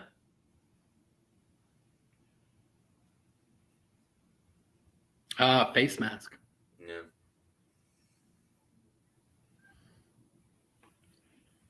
Not the ideal start for Tampa Bay.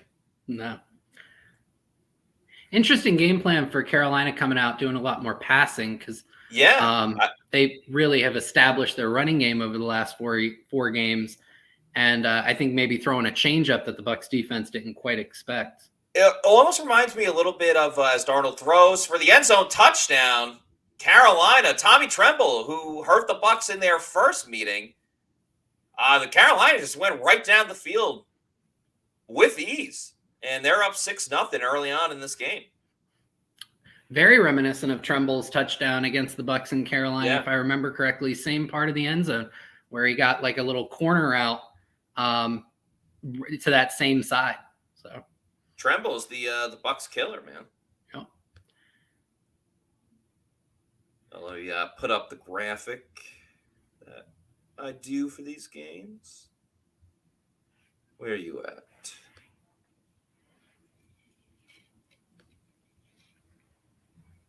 The extra point is good. So Carolina's up 7-0.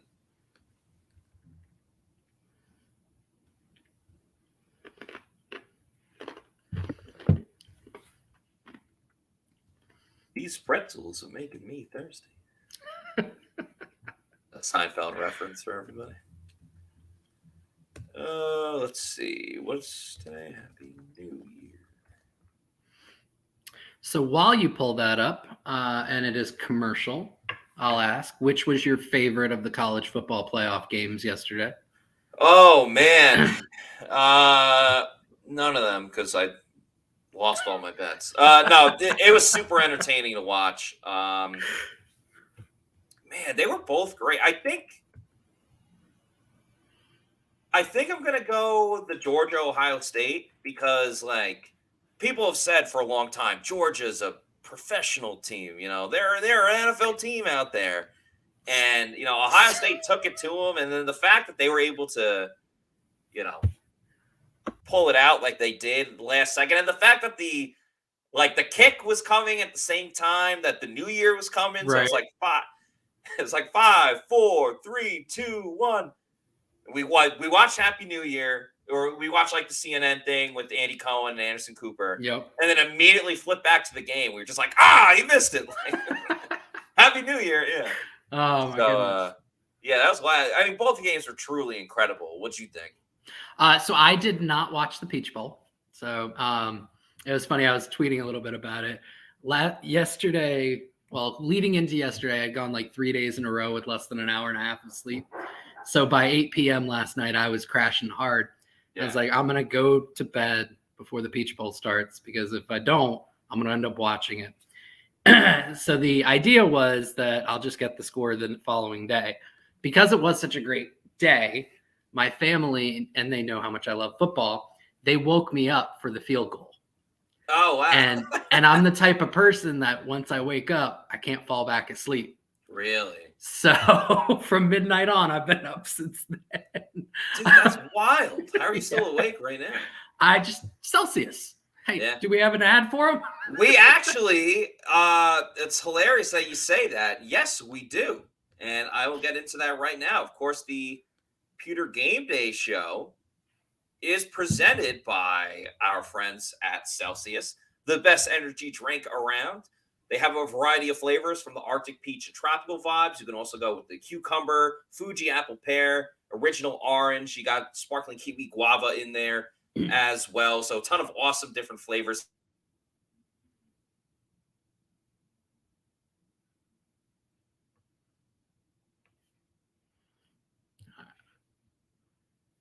And I may have lost Matt, so I'm going to go ahead and just do some play-by-play based on my feed here. Carolina just kicked off, and the Bucs are going to let the ball go out of the end zone, and they will pick it up at the 25 here.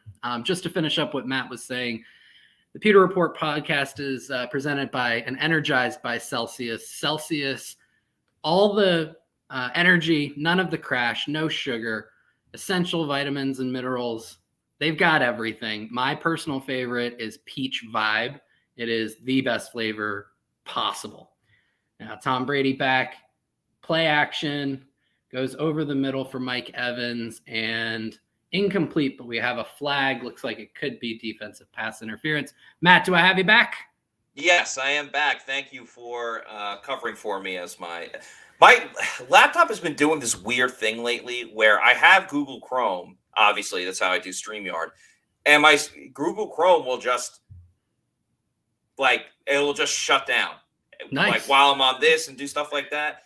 Luckily, I did recently get a new laptop. I just haven't set it up yet because I got a lot of like saved things, and I'm kind of just waiting for the rest of the season to finish before I switch laptops. But I think I might have to do that sooner rather than later because I don't know why my Chrome just shuts off out of nowhere. And clearly that's an issue when you host a podcast 4 days a week and do live streams and things like that. But thank you for helping me out with that ad read for Celsius. Of course, go to the store locator, find out where you can get one near you at your local bodega, and go to Amazon, click on the subscribe and save, have it sent to your house or apartment every 1, 2, or 3 weeks.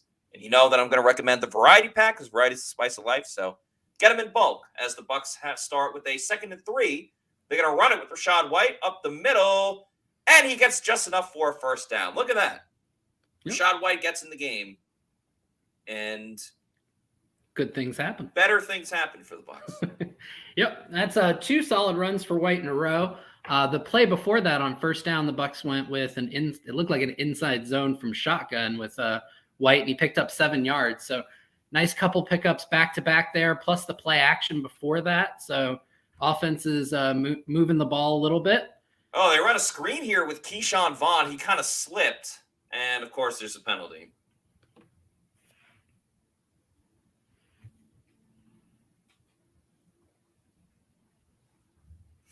Holding on Donovan Smith. Stop me if you've heard this before. You got to figure the Bucs are happy that Smith is back out there with all of the injuries that they've had at the offensive tackle position. Josh Wells going on injured reserve. Tristan Wirfs still dealing with his, high ankle sprain, I think is technically what it's designated as. And Smith was dealing with a mid-foot injury, if I remember correctly. He was, yeah.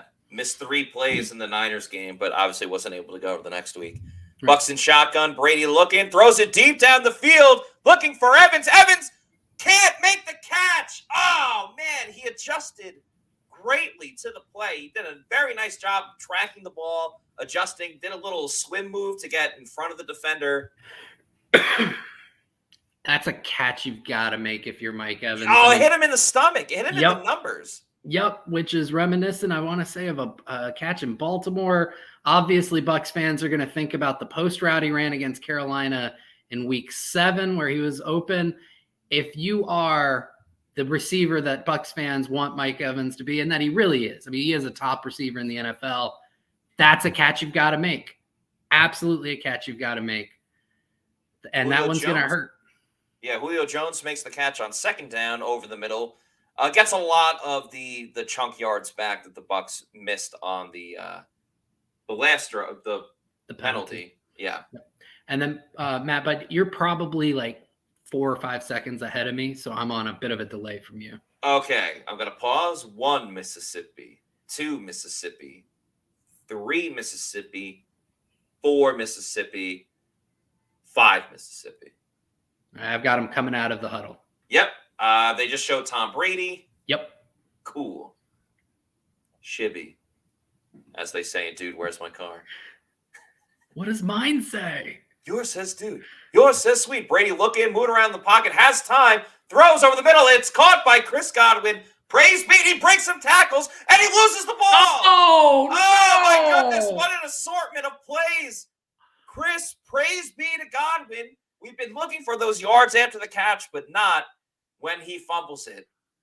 Wow. Just so many things on that play. Number one, the amount of time that Brady had in the pocket, that protection was phenomenal. Yeah, fantastic job by the offensive line. And we've all criticized really everyone, the blocking on the offensive line and Brady having to get rid of the ball so quickly. Plenty of time there, waited, let guys get open.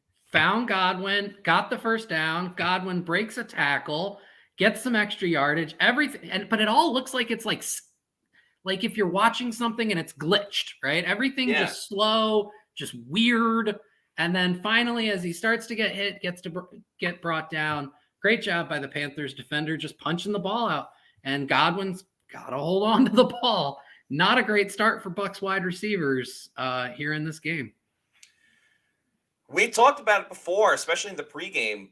The Bucs if they don't beat themselves, they have a good chance of really defeating anyone in this league, especially a team like the Panthers. What do they do right there? They beat themselves. They make the nice play. They overcame a 1st and 20. Would have got the first down. They would have overcame their struggles on 3rd and longs, which has been a big issue for them. And Godwin with 5 Panthers defenders around him. What's annoying too is you saw the replay. Godwin tightened up on the ball to make sure that he didn't fumble, and it was a peanut punch. It was just a really good peanut punch. Oh, goodness gracious. Yeah, that hurts. Let's get to the chat, and we know that we're a couple plays behind, so let's just get that out of the way when everyone's like, that play happened. We know. Let's see. Tree Frog Blues says blowout coming. But he didn't say which way. Yeah, that is true. Anthony Printiciati says, joke of a franchise. By the way, Anthony, if you live in Tampa, Andrea Bocelli is singing in February at Amalie Arena. Unreasonable thinks it's going to be 35-0. Wow. That'd be a tough one. Chad Groom, always the groomsman, says, this team is so hard to watch for my health. It's unreal. I'm with you, man. Gosh. Jonathan Jurgens says, game over now. Only takes one mistake and the team crumbles. I will push back on that one because this team has been full of mistakes this year, and they've still pulled out game-winning drive after game-winning drive to put themselves in this position. So yeah, I mean, as long as it's a one-score game, we know how this is going to end. It's going to be a late drive for Tom Brady. Right. Eater 17 says, most important game of the season, they are unprepared. No confidence. Yeah, it does seem like it's only 7-0, but the lead seems, I'm not going to say insurmountable, but just daunting. Oh man, this is going to be a tough hill to climb. It's a one-score game.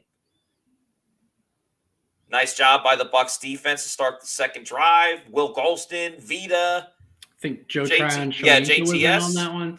Saw his long arms just wrapping up there.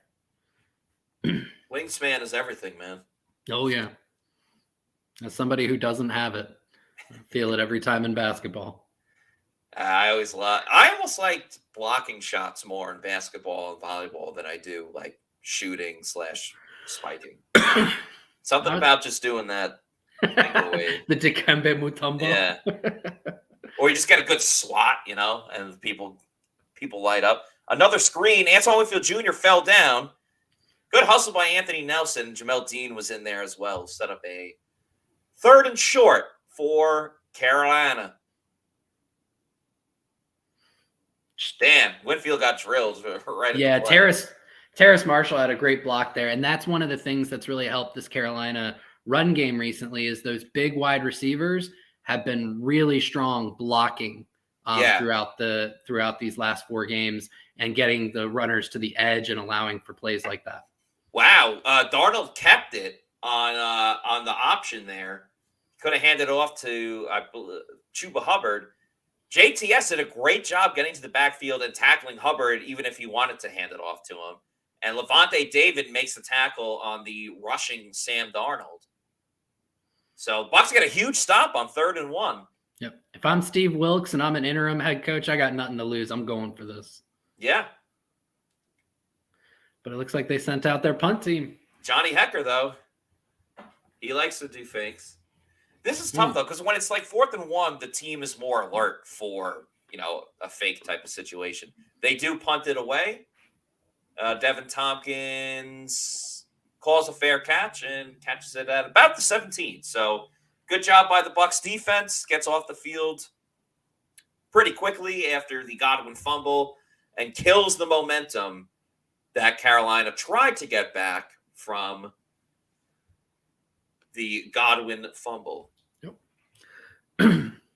So one thing I think, us at Pewter Report, we've documented quite a bit this year is offensive coordinator Byron Leftwich and his adventures in leading this offense. And I would say to start off that first drive, I was pretty happy with the game plan that he called. Shotgun runs, even if it was on first down, they got, it was a nice little wrinkle there. A good amount of play action. They were scheming guys open, Julio underneath, and really it was execution that failed them in terms of the Evans drop and the Godwin. It was just great play by the Panthers defense there to punch it out. But I was happy with the game or the play calling on the first drive. What about you, Matt? Yeah, I'm with you. I mean, it's tough to really hate about the Bucs moving the ball down the field and then fumbling. That's not on play calling or anything like that. So, yeah, I'm with you. We've seen so many times this season a holding penalty severely derails the Bucs offense, and they can't overcome 1st and 20. They did on that drive. They just fumbled after it. So, thumbs up for Tom Brady and more specifically Byron Leftwich for that first drive. What do you think in the chat? Farouk Kawab says, even using Gedeke in as an extra blocker helped. That might be a comment about something that happened already that maybe we haven't seen yet. Oh, they got the USFL. Oh, yeah, never mind. I've seen that commercial. Spunky Boy said, Brady showed up today so far. Yeah, Tom's looked good. Definitely agree with that. Tolex Ola says, upset alert. Bucs are losing today. I don't know what that means.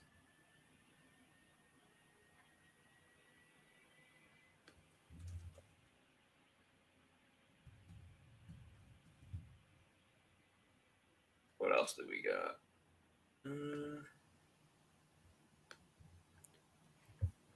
Oh, shout out to Aaron Fisk. He's up at 3 a.m. watching in Okinawa.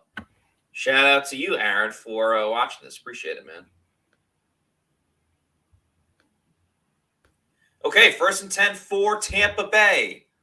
They go play action. Brady throws over the middle. It's caught by Chris Godwin, who holds on to the ball this time, and Tampa Bay is pretty much at the 40. That's another reception for Chris Godwin. I bet the over on his receptions today, which I think were 6.5.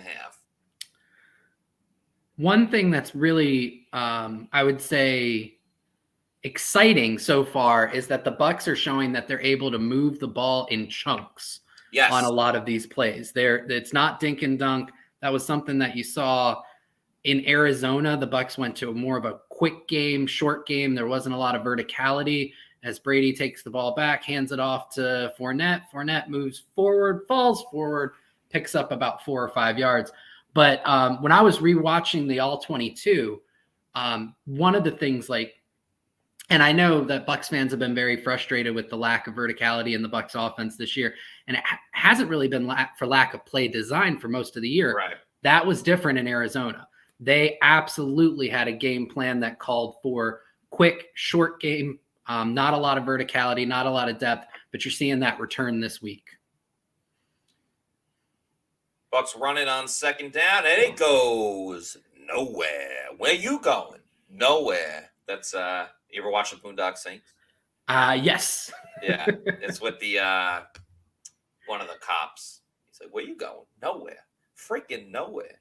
Anyway, 3rd and 7 coming up for Tampa Bay. 5:22 to go in the first quarter. Brady in shotgun. He's got Fournette to his right, Cade Otton to his right, and 3 receivers to his left, including Mike Evans in the slot, Godwin in the slot, and Gage outside. Brady looking, he's going to step up, and he gets sacked by Yetur Gross-Matos. I remember watching him during the draft process. Believe he went to Penn State? No. No, I don't think so. I know he was the 38th overall pick, I want to say, in his draft class, and he's never really lived up to that draft billing. Right. He's got a pressure rate of less than 10% this year, but he won that one. Drive stalls for Tampa Bay. Jake Camarda, golden leg with a punting opportunity, his first of the game. A lot of room there. Bit of an odd one. Yeah, only gets to the 20.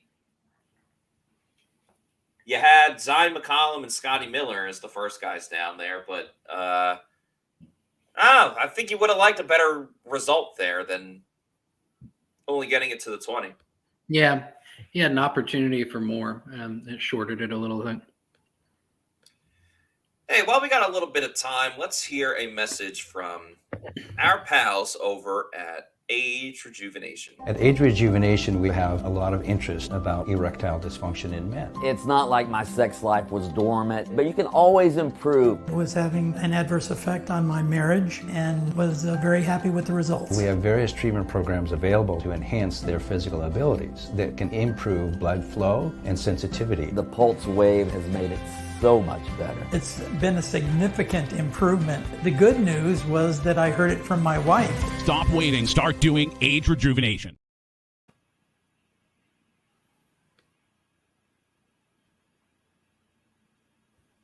Sorry, I was chewing for a moment. Look better, feel better, have better sex using Age Rejuvenation. They got testosterone therapy, peptide therapy, stem cell therapy as well. You've heard John Gilmore talk about it. You've heard Scott Reynolds talk about it. They love it. Makes them feel better. Makes them feel younger. Why not start the new year feeling younger by using Age Rejuvenation?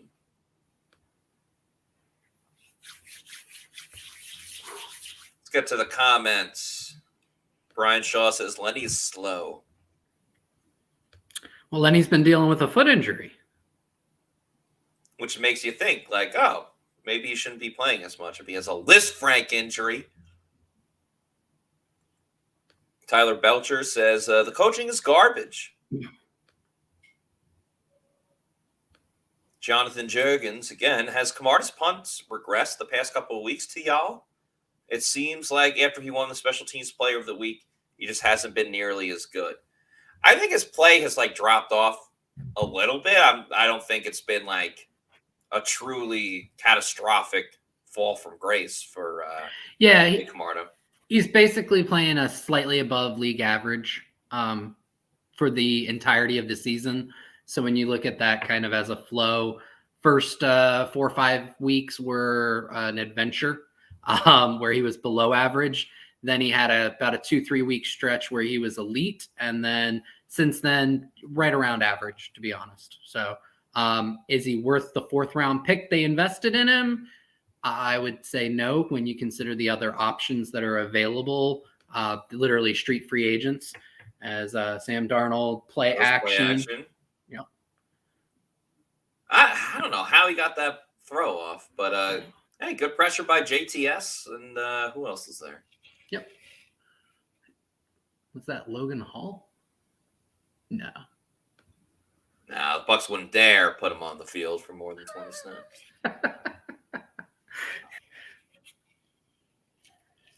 Ben McAdoo, the former Giants head coach. Yep. Ben, just thinking Chris Berman being like, Ben McAdoo brothers. Jamming all the way down the field. I don't know, something like that. Or part of my take would do that as well. Darnold going with the keeper again and slides very quickly as Devin White gives him a graceful little push there. By the way, for those watching the game and watching us, in the past when we would do our Pewter Report podcast live on site, sometimes they've been in one of the booths up here. So there's a very good chance that we recorded old Pewter Report podcasts in that press box that they're just showing on the screen. So there you go. Knowledge is power. 3rd and 10. Another good opportunity for the Bucs. They blitz on the play. Darnold just has to throw it away. Nicely done. Devin White blitz. That allowed the ball to get in free. Panthers were looking for a screen pass on 3rd and 10. And the quick blitz, the quick pressure from the Bucs allowed them to get to Darnold so quickly. And the Bucs are ready for it too, even if they. Yeah, they had that one sniffed out. It was almost like Bowles knew it was coming. So for all the frustrating mistakes that have happened on offense, the defense after that first drive has really done a great job of stemming momentum. Yes, 100%.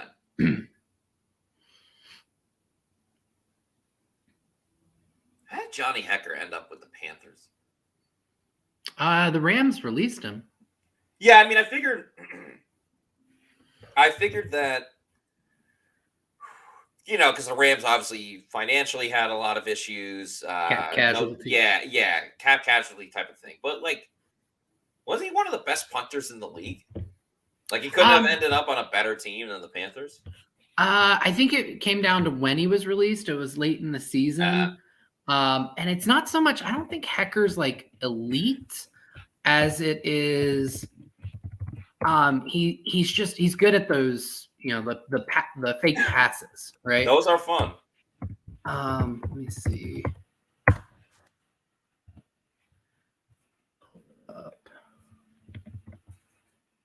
I love some punting stuff. Analytics. That's right. That's exactly where I'm headed. Hecker, actually, year to date, he's 4th in EPA per punt. So, yep, he is having a phenomenal season. Yeah, he's all right.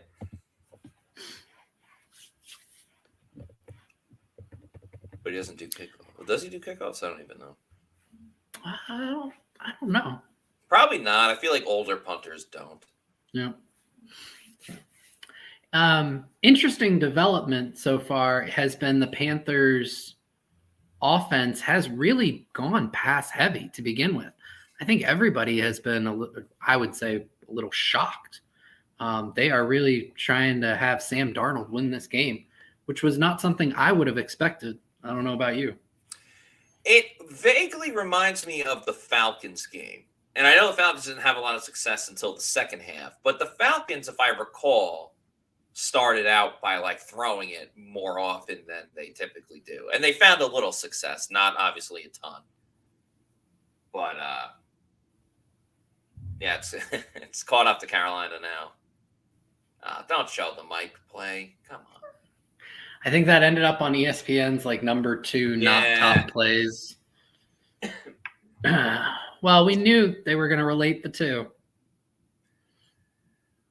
Oh, yeah. Damn. It hurts seeing those stats.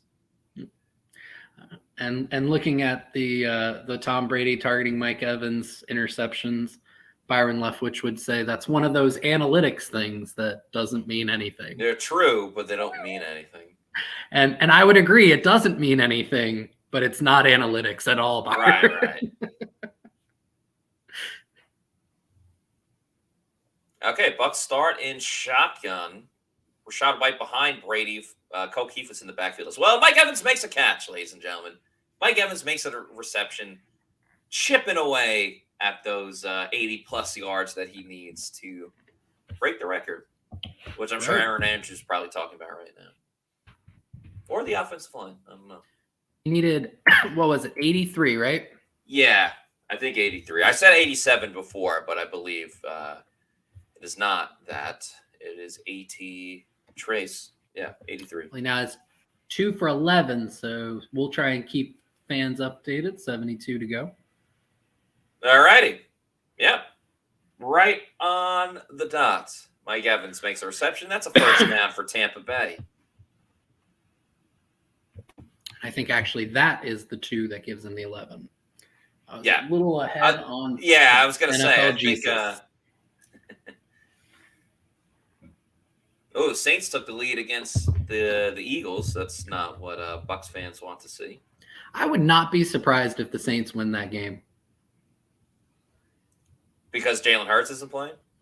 I think there's a little bit of that. I think, New Orleans has played a lot of teams tough all year, and Andy Dalton's actually had a pretty solid year overall. Yeah, the Saints are okay. Their defense, I still wouldn't want to mess with the Saints' defense. They're that type of team. You look at them every week, and you go, yeah, I could see them winning. It doesn't surprise you. No, that's true. 2nd and 10 for Tampa Bay at their own 30. Is that Devin Tompkinson? Yeah, it is. It is. They throw it quick to Rashad White, who does a great spin move. forced a missed tackle. Absorbs the contact, heads up the field, will make it third and manageable. Yeah, interesting. Devin Tompkins on the field.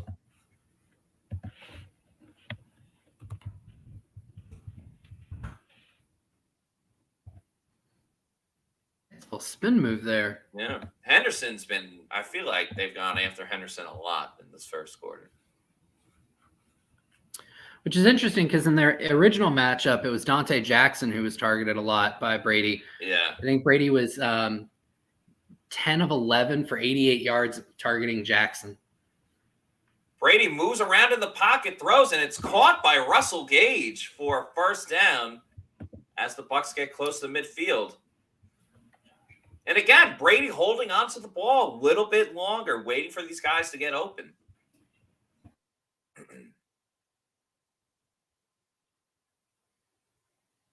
Nicely done.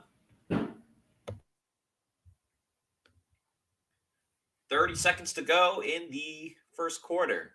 Bucs will have to run one more play. And they run it with Rachaad White. Ooh, landed in the back of Nick Leverett. I think Leverett's okay. It's about a 2-yard gain, and that should do it for the first quarter, where the Bucs trail 7-0. But they are driving. Yeah, when you look at the totality of the big moments of the first quarter for the Bucs to be down 7-0 at around midfield, that's actually not terrible, right? They gave up opening drive where it looked like Carolina was going to just impose their will offensively, and then followed that up with drop by Mike Evans on a deep ball and a Chris Godwin fumble. Knowing those three things, at the end of the first quarter, you say the Bucs are down 7-0, you'd almost be like, that's not bad. Yeah. You could be all right with it, Yep. I know. Sorry, go ahead. I don't know. Absolutely. Go for it. I was going to say, I know I feel all right when I'm watching important games over at Walk-Ons, which, of course, we have the Celsius Pewter Report tailgate show from there earlier today at the Midtown location. Next week, we'll have it at the Wesley Chapel location. But it's an awesome sports bar, tons of TVs to watch all the different sports that they got there. The food is great. It's Cajun style. If you're into that, they also have really like any type of food that you want. I've had prime rib there. I've had tacos. I've had pasta there, burgers, wings. So they got everything that you could possibly need over at the Walk-Ons.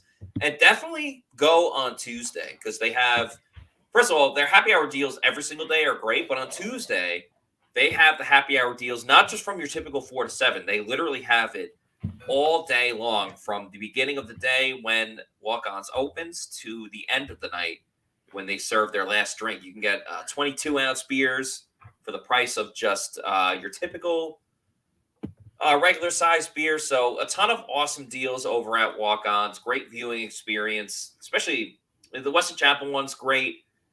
But the Midtown one I go to a little bit more because I live closer to there, and the whole Midtown area is awesome. So it's good to start your day over there or for a nightcap as well. So check out Walk-Ons for all the great food and TVs and sports watching and everything else in between. And then just a reminder, we'll be at Walk-Ons next week for the Pewter GameDay show, the tailgate show, followed by the Game Day show at the Walk-Ons in Midtown. Get to a couple more comments. Let us know, Pewter people, how you feeling after one quarter with the way the Bucs have played. Hopefully the gist is a little bit more positive than after that, first couple drives whenever it was like 35-0. Yeah. A lot of people saying Tom Brady looks good. I would agree with that assessment thus far. Brady's second pass is complete to Rachaad White. He gets pretty close. Brian also looking for Byron Leftwich to throw it more on first down and play action, of course. Yep. I think we've seen a decent amount of that to start with. Like I said, from a game script standpoint, and this is always hard to kind of tell live, right? Because there are certain things that your brain just omits from your recollection. I've been pretty pleased with what I've seen in terms of the game planning from both a play action and a first down play call rate. Yeah, I'm not that angry yet. I'm angry that they ran it on 3rd and 1 and couldn't get the first down. How many times do they have to run it on 3rd and 1? It's at least the second or third time. As Emmy says it best, is there any team worse than 3rd and 1? I don't know. I haven't watched every game this season by other NFL teams, but they got to be up there. Yeah. And the Bucs are going to go for it. I love it. Well, we think that right now, but there is the whole Todd Bowles, let's go ahead and run the play clock all the way down to see if we can get the defense to jump, call timeout at the absolute last moment, and then send the punting team out there. What the hell is going on? And maybe calling for a spot. Oh, okay. Yeah, that makes sense. Yeah, it probably helps the Bucs here. Yep. Give them time. I mean, it's not even close. They didn't even extend it yet. They're really going to waste all of our damn time. So I don't know about you, buddy, but I've always wanted to see like the ref, like, you know, no matter how close it is, that they have their like all of them standard. Yep, you missed it. I want to see a ref be like, like we shouldn't have even brought him out. Yeah, maybe like a little wrist after. Or are they like really taunting with it? Like he's like, just that much. Yeah. I want to see the ref get on all fours and like get up as close as possible to the line. There was one, I can't remember the game not too long ago. It was it a Thursday night game or something? But like the receiver caught it and was falling back onto Oh, that's the Brady QB sneak. He got it. He got it. Give him the call. Got that. They all landed on Brady too. I hope he's okay. Oh, sick data. Sick data.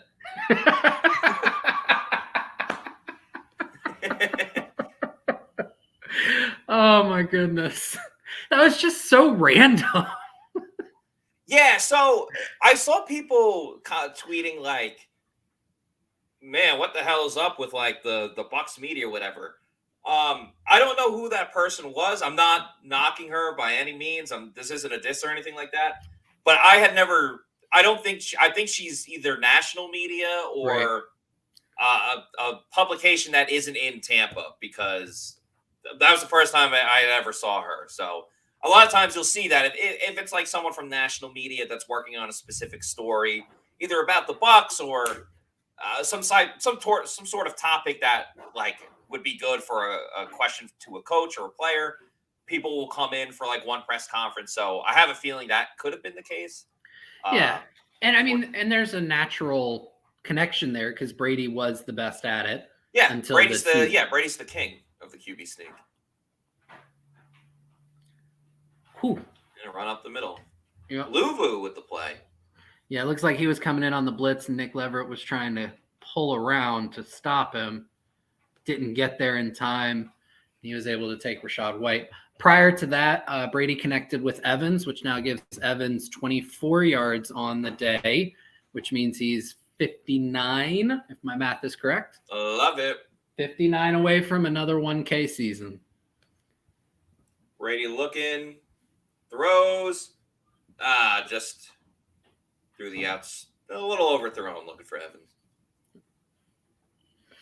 Pressure was getting to Brady on that one. You could see he was literally falling backwards as he threw it up and purposely, really just chucked it out of the sideline there. Sets up 3rd and 11. That's what they want. Yep, this is how you stay ahead of the sticks.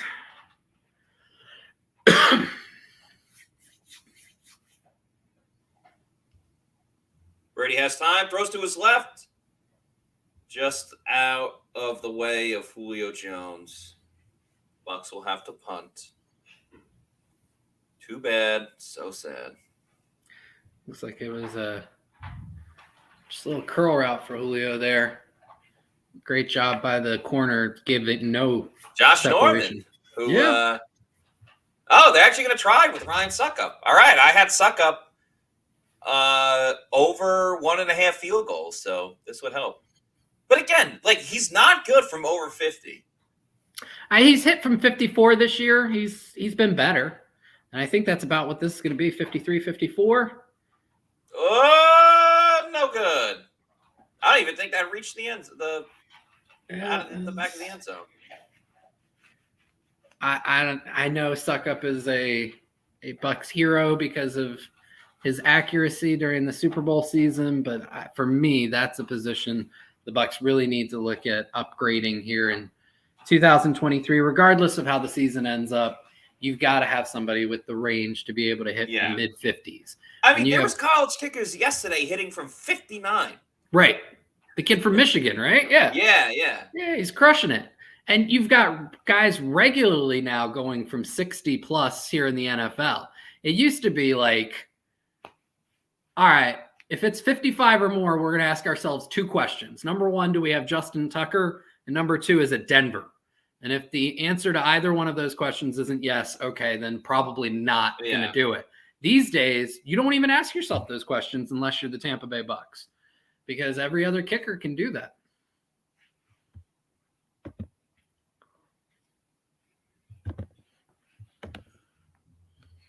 Oh, sorry. I'm sending out a tweet. I forget to tweet during the game because I'm always doing this. Right. I'm saying, how many times are the Bucs going to trot Ryan Suckup out for a 50-plus yard field goal that we all know he can't hit? And the frustrating thing about this team, and again, today's the same pattern. Everything that could go wrong has gone wrong. And they're not out of the game. It's 7-0. It's only a one-score game. That's the maddening thing about this team. Imagine if half the stuff went well.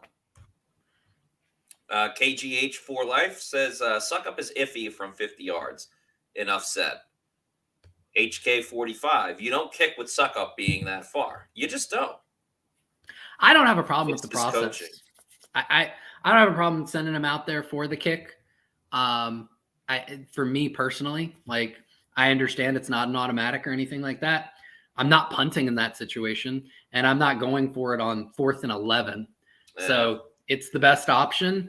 It's a tough spot because I think from a roster management situation, again, here in the offseason, especially because there's some cap savings with Suckup, if they decide to cut him, that you look to upgrade the range of your kicker there.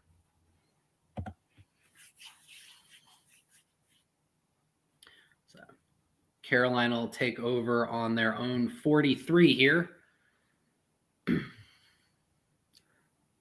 Darnold under center, play action. Drops back, Vita in coverage, throws over the middle. Not in cover. Oh, the ball's loose! Sean Murphy bunting.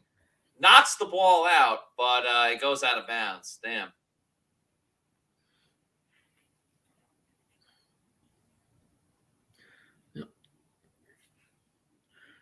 Nice job by Murphy Bunting to get his arms around and get the ball knocked out.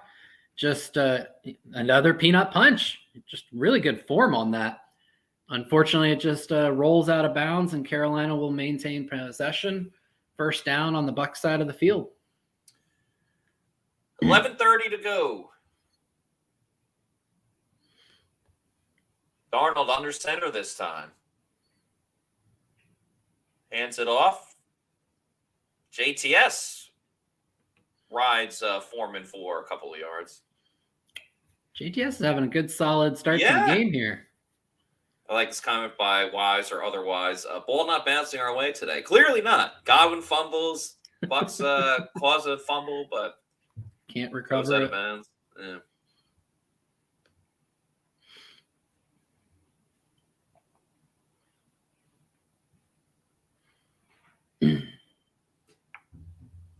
Darnold under center again for 2nd and 7. Looks like he's got Hubbard in the backfield this time. Oh, he drops the ball. Hubbard still gets a gain of 6 yards. What the hell is going on? Let's go back to that bouncing ball comment. Yeah. That's wild, man. My goodness. Wow. And JTS to wrap up again for to set up the third down. Yeah. This could be a situation where it's 4 down territory, though.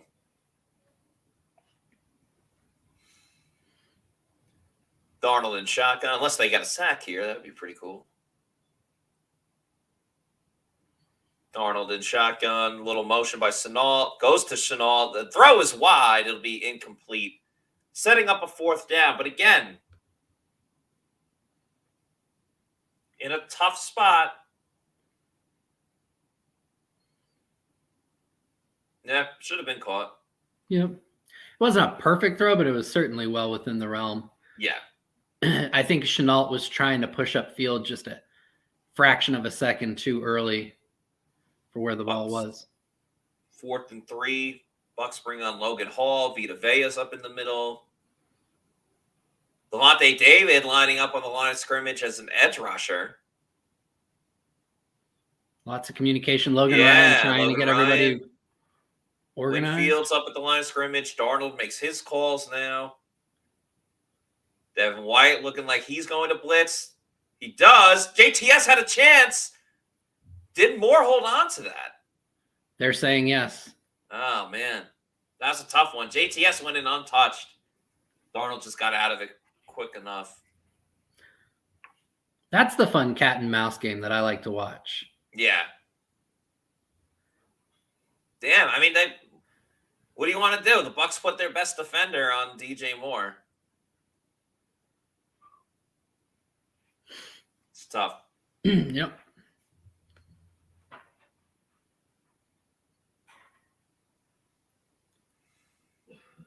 Yeah, 9 passes for Carolina versus 8 rushes. So not their typical production. Nice play in the backfield. Will Golston. There you go, Big Will. Golston's been making more plays of late. Of course, obviously, everyone knows the forced fumble. Well, the fumble recovery. The ball wasn't really forced. It was just a bad pitch by the Cardinals. Yep. Well, yeah, and Golston's had, by his own standards, I would say, a very substandard season this year. But to your point, Matt, and I think it was a great call out, these last few weeks, he has definitely been his level of play has improved, and I think the Bucs defense is better off for it. Yeah. And this is where you want to get Darnold in, is 2nd and long. Yeah, exactly. Darnold has time, just throws it to Shenault. Oh, terrible job by Mike Edwards. Couldn't even get Shenault out of bounds, just threw a shoulder. Unless they called him out of bounds. I mean, he picked up a few on that. And that's kind of what I had mentioned when we first kind of opened the game, is these Carolina receivers, they're big, they're thick dudes. And so you're going to have to wrap them up, and you're going to have to really form tackle, or they're going to pick up extra yards. And that's exactly what Shenault was able to do on that kind of shove tackle by Mike Edwards. 3rd and 5. Sam Darnold has 2 backs in the backfield. 2 receivers out to his left, 1 to his right. Throws to his left, has a man. It's Moore. It's caught. Touchdown, Carolina. Wow. Winfield in the coverage again.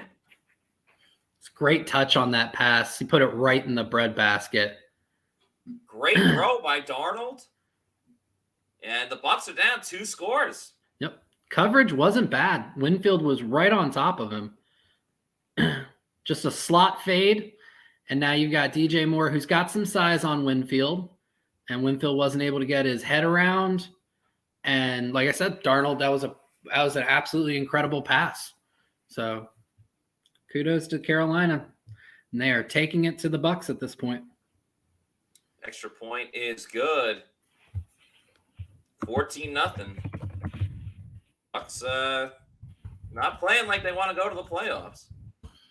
Not yet.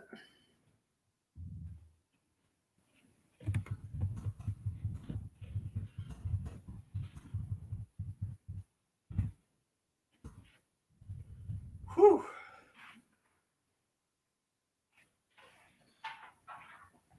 Not your ideal. Not your ideal start for the Tampa Bay Buccaneers. It'll be up to this man, Tom Brady, to hopefully get some stuff done.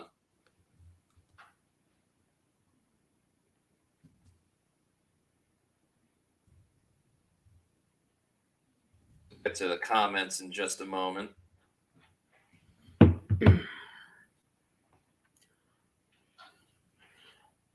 Yeah, it's going to be on Byron Leftwich, too. That's the scary part. I don't know if I trust Leftwich to engineer this type of comeback. I'm sure it'll be like 17. It'll be 17-7 by the end of the half. Well, the goal is clear. He just has to score more points than the other team. Yeah. Easy enough, right? With this team that's, struggled against the Cardinals, struggled against the Panthers in the first game, struggled against the Steelers. I'd be yelling right now like Tom is here, but that was a happy yell by Tom because I believe that game was in Dallas and they were just starting the season. This is ugly. Jason Light's going to have a lot to answer for. Todd Bowles obviously is going to have a lot to answer for. I mean, Carolina's just flat out playing better. They're making the plays and the Bucs aren't. So Yep. And you also have, to go back to the comment from earlier, I mean, just the ball literally has not bounced the Bucs' way. The peanut punch on Godwin, nothing anybody could do about that. You had mentioned it. He literally was wrapping up that ball as tight as he could. Then Sean Murphy-Bunting's able to peanut punch a ball out. Just happens to go out of bounds, so the Bucs couldn't return the turnover favor. Sam Darnold fumbles a snap. That doesn't go the Bucs' way. At a certain point, I'm not a superstitious person. I think this Bucs team may be cursed. You think they're cursed though? I think they might be cursed. Just this season's team. Not... Yeah, I'm calling it the curse of the ginger. And it goes back to Ryan Jensen getting injured at the beginning of the season. A lot of mixed reactions in the chat. Some people are like, Brady can't do it alone. Fire Leftwich. Other guys are like, hey, Tom Brady's going to do it at the end. So I would not bet against Brady. That'd be my. You could probably get some good odds right now if you live bet the Bucs. Let's take a look. Do we have any reads that would go along with that? Just for a great segue. Not really. We don't have my bookie on the books or Underdog, but go check out both of them. I'm gonna be a super professional right now and see what I can get on my bookie for live odds on the Bucs. Because from a play standpoint, I'm not terribly disimpressed. Kate Otten. Oh, but and a flag. Penalty. Don't tell me it's on Donovan Smith. All right. Offense, number 14. Oh, Chris Godwin. He's having a great game. What? Oh, get the hell out of here. All right. So live odds on the Bucs, when I just placed that, were plus 345 money line. So why not?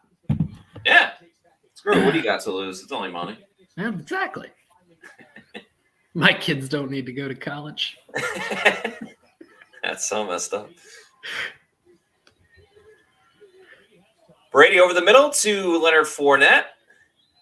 Not going to be enough on 2nd and 17. I'm thinking it's going to set them back up for 3rd and 10.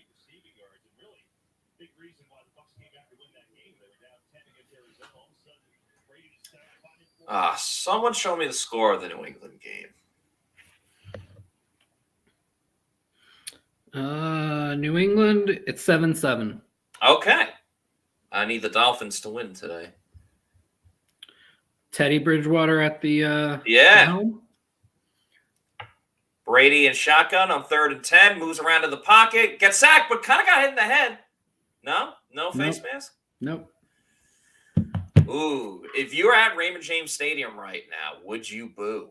Would you boo the Bucs? I am not a booer by nature. Yeah, you're too positive. Donovan Smith got beat, and then Tristan kind of gave it up towards Tristan the end. annihilated his guy in the first place.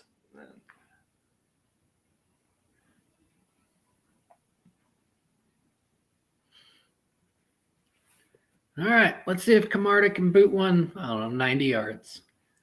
Come on, golden leg.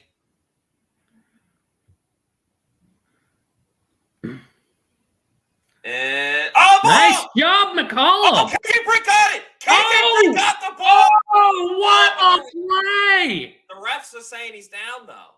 I think the ref said he's down. Nothing can go this team's way. Nothing. Great job by McCollum to get down there, wrap up, and yeah, he's down. Yeah.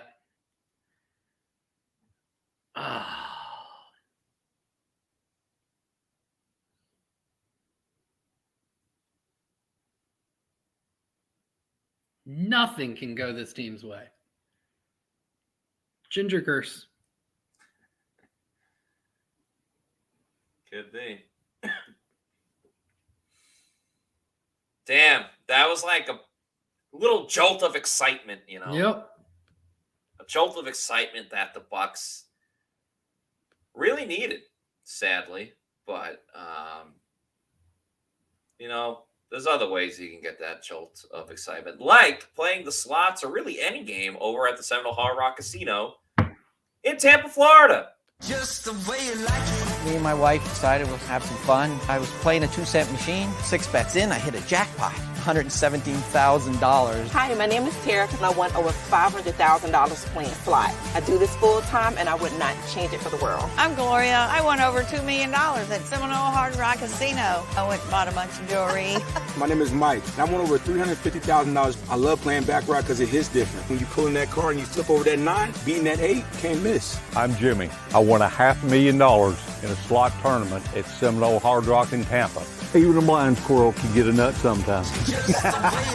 My name is Philip, and I won $215,000 on Blazing Sevens. Put my last $40 on the table. Next thing you know, bam, $215,000 jackpot. I hit that bad boy.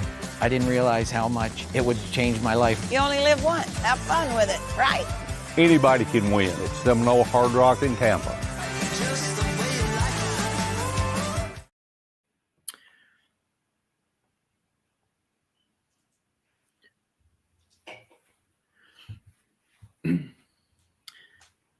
You know, at the Seminole Hard Rock Hotel and Casino, it's one of my favorite places when I was growing up, when I was living in Tampa.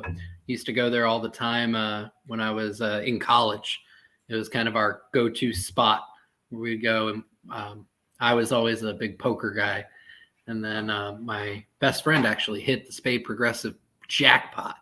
I remember 40 grand. Yeah, you told me and the viewers this, I don't know, earlier in the year when you were on one of these. Yep. But, I was thinking of one of those guys in the ad there where he's like, even a blind squirrel can find a nut. And I'm just like, man, the Bucs, they ain't found that nut. And they look so blind right now. Like, oh, man. Yeah, it's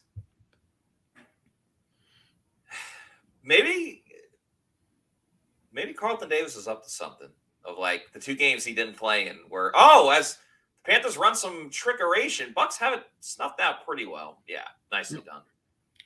But Carlton Davis has not played the Panthers this year, and the Panthers taking it to him. Will Golston fired up again.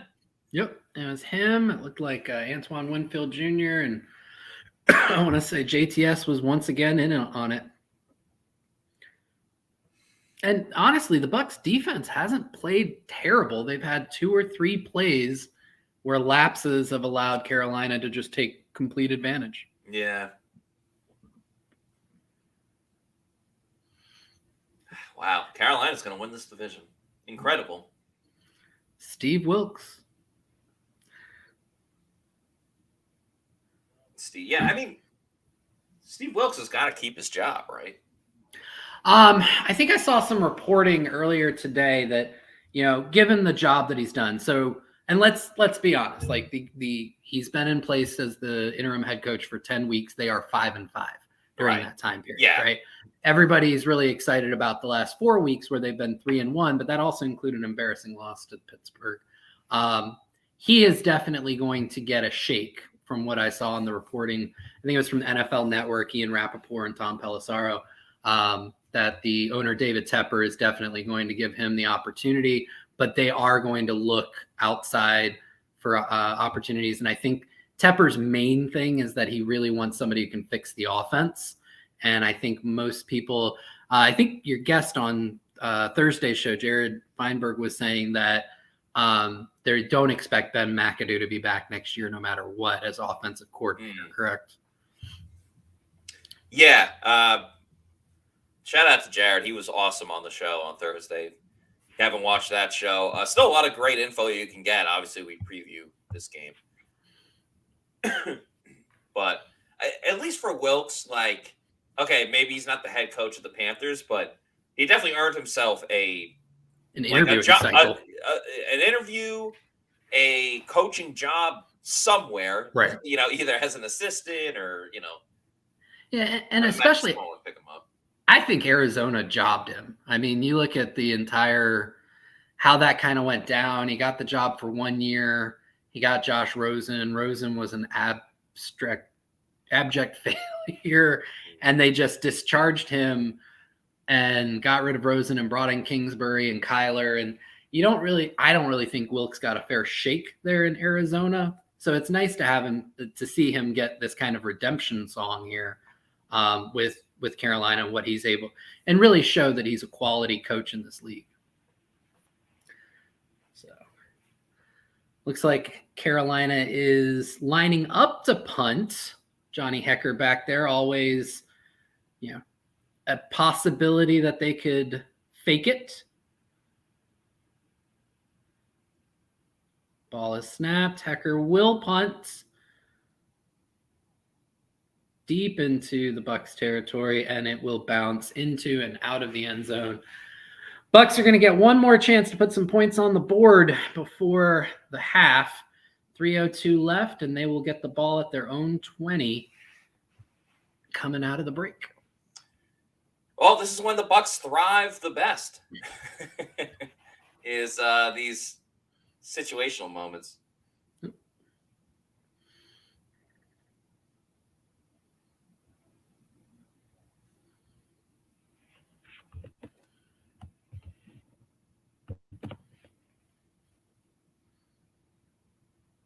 Brady takes a shot out of the snap out of shotgun, ends up throwing for Godwin, short, incomplete. It'll be 2nd and 10.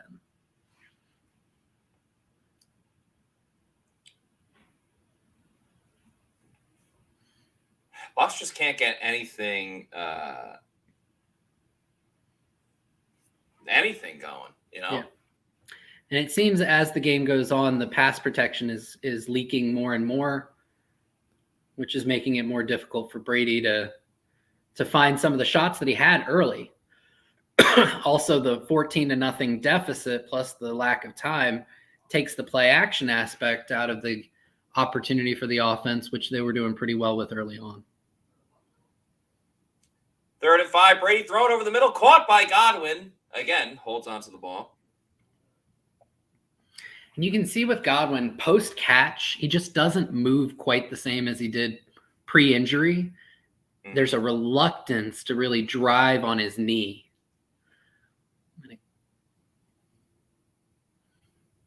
Brady going deep down the field for Evans. It's caught! He's got him! He's got him! Mike Evans! They finally connected! Evans breaks the record or continues his record of over 1,000 yards in every season to begin a year. He finally scores a touchdown for the first time in weeks. Oh my! And the Bucs are back in the game. The deep ball. Oh, it's all better. It's all better in one play. That's how you set the record. Oh, what a play to do it. They're not dinking and dunking him for 6 yards a catch. There's your redemption song for the post play in Charlotte.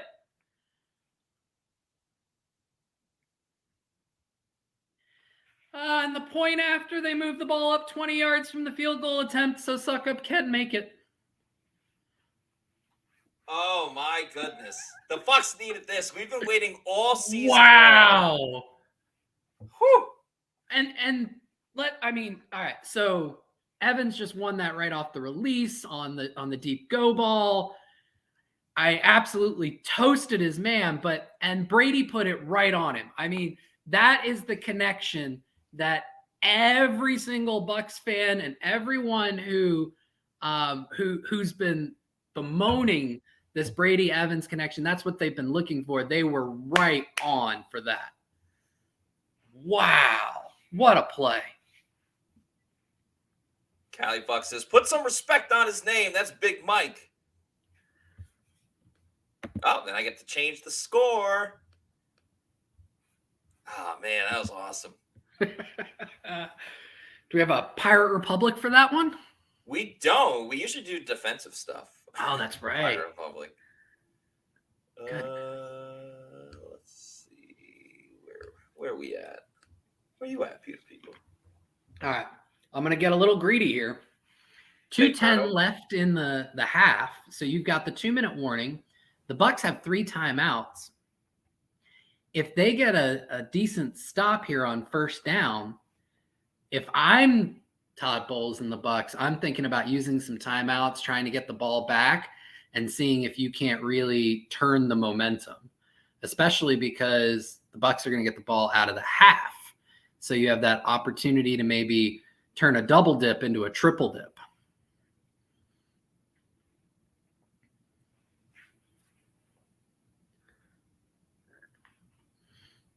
I'm back. Were you saying 3 timeouts? And they get the ball back? Yeah. I mean, and that's Shi Smith just gets the ball in the flat, only gets a couple yards. This will take the clock down to the 2-minute warning. So with the 2-minute warning stopping the clock, the Bucs still have 3 timeouts, and now you're sitting on what? The Panthers are at 2nd and 8. If I'm the Bucs, I'm maybe thinking about using the timeouts to really give them as much time as possible to maybe get the ball back and get one more score going into the half, especially because Tampa Bay gets the ball coming out of the half. Yeah, exactly. Just keep doubling and tripling up. Right. They always talk about that double dip when you get the ball coming out of the half. They have triple dip. Exactly. Triple the fun. Which goes along with the ice cream cake I ate yesterday. Yeah, I saw you tweeting that. First of all, you absolutely should have had it right then and there. I can't do it like every morning, but on a weekend or like we're in the holiday season right now. I love having like donuts, but having like a nice chocolate donut in the morning for breakfast. Like you have your coffee or Celsius or whatever, and have a nice chocolate donut that you leave in the fridge. Some people like it room temperature, but yeah, that's a good way to start. Oh, the ball's loose! It's out! The ball's bouncing the Bucs' way! The ball's bouncing their way! Are you kidding me? Get 45, Devin White picks up the ball, and the Bucs are right in their own zone. Wow! Are you kidding me? Wow! This is what we were talking about. Like, they weren't playing terribly. It was just everything was bouncing the other way. And it looks like now it's bouncing the right way. Literally. Look at the bounces. That's a great picture of Darnold just going like this. What is going on? Especially with like everybody trying to pick him up. He's literally like, I don't know what's happening here. Oh, so what's the chat like right now? Yeah, I wish I could see the chat. I saw some people saying, oh my God.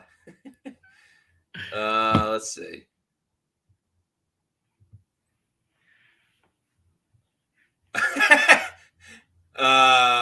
Yeah, just let's go. Yes. Wait, hold on. Yes. Tommy with 2 straight oh my gods. Where's unreasonable things? Point. Yeah, nowhere to be found. Tom just going wild in the chat. Oh man, Tom sounds like me yesterday when I kept seeing the TCU Michigan game. Yeah. I was like 86 points. What is going on here? LFG. Haters are quiet. Oh, he said quiet, but probably not quiet. What the hell? We've never figured out that account. ISO me, PR Oh, Joshua. Is that paying homage to me? So if so, like that is That is like the coolest thing ever, and it will. I will definitely make sure it goes into like my obituary one day. Unreasonable things. Blind squirrels find nut. News at 11. So, oh man, this is a whole new ball game. Bucs have a chance to tie it up going into the half and get the ball coming out. Potentially have a lead.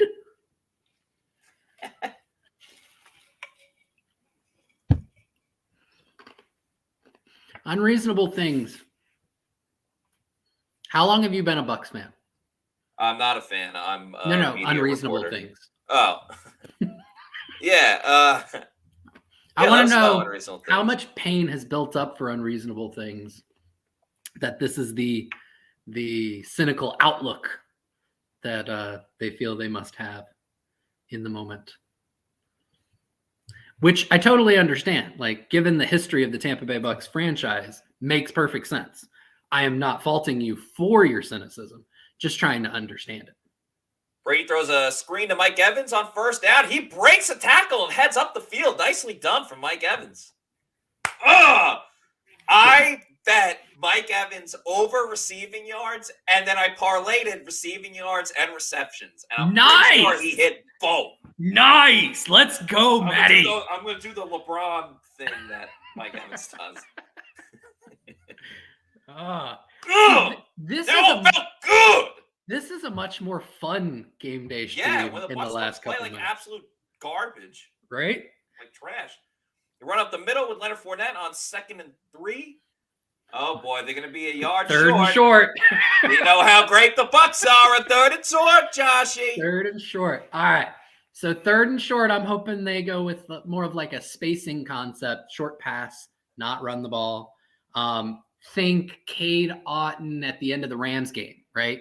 So kind of picking him to the flat for a touchdown in the shallow part of the end zone off to Brady's right. That's what I'm hoping they run, some concept like that.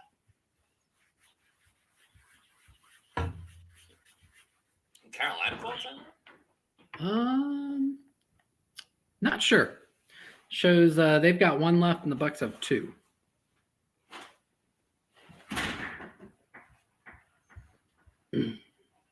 Oh, the all-encompassing 3rd and 1.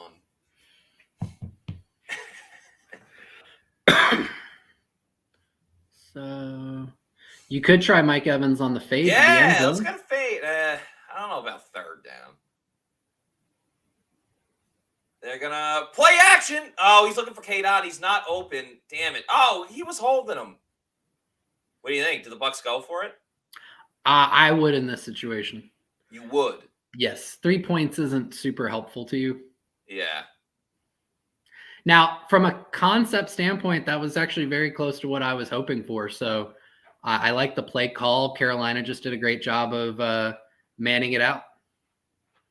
So, again, as it's a little bit different than most of the season, I've actually been pretty pleased with Byron Leftwich's play calls today.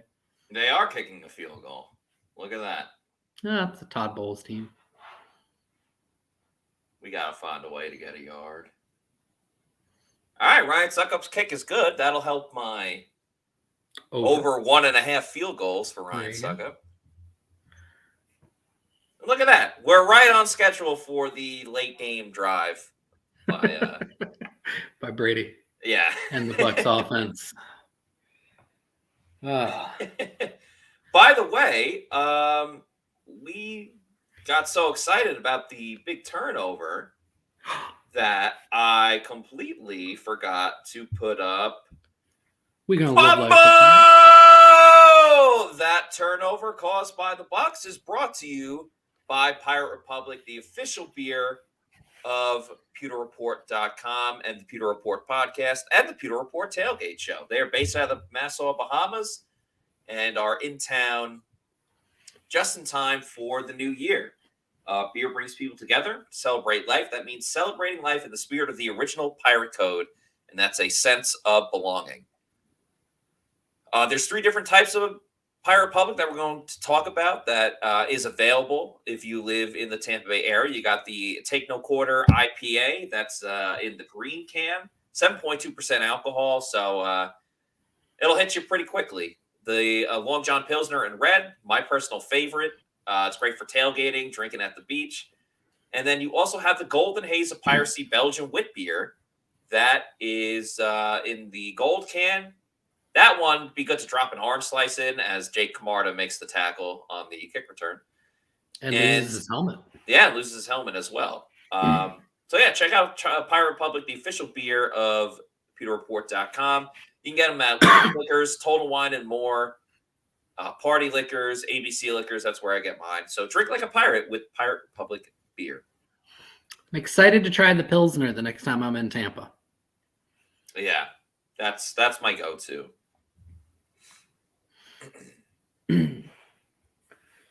So, unfortunately, Panthers do have an opportunity to score here after a really good kick return there. They got the ball up at their own 38. They still have a timeout and 1:03 to go. Play action, sort of. Oh, Antoine Winfield Jr. gets the sack, and he slams Darnold down. I hope there's no flag. Doesn't look like it. Nicely done, Antoine Winfield Jr. Reminiscent of Buccaneer great Rondé Barber coming off the backside slot blitz there. Wins against Chuba Hubbard, gets around him, wraps up Darnold, and does a little WWE move for you there. Yeah, there you go. That was like a German suplex. Yeah. And, of course, that sack's brought to you by Pirate Republic. You know where to find them. I just said it to you a minute and a half ago. 2nd and 19. Bucs call their second timeout. Presumably, Carolina's going to run it twice. Yeah, 56 seconds left. The Bucs can stop the clock with about 53, 52 left. Carolina would be punting back to him with 10 seconds left on the clock. But they decide to throw a screen, and it is blown David's up. Right there, timeout. Or do you let it tick, and then you call the timeout on third down? Hey, either way, I mean, you're basically just playing for a long shot punt return. Devin Tompkins hasn't looked – he's had flashes. Yeah, hasn't played the role. But I would say, outside of 2, maybe 3 plays, the defense has actually played well here in the first half. They've done a great job of handling the Carolina running game. Yes. Just a couple of lapses. Really just Antoine Winfield Jr. against TJ Moore has been the biggest issue. All right. Lavonte David makes a tackle. 5 seconds. Timeout. Yeah. Timeout with 4 seconds left. They are going to force Carolina to punt it. But hey, you already had some bobbles and botched snaps anyway. So yep, that makes sense.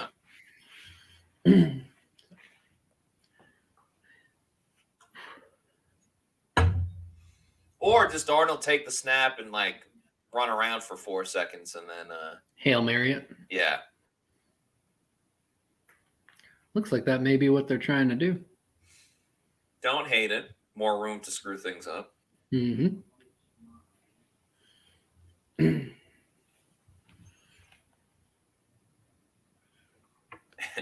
People are mad that Balls didn't call timeout earlier.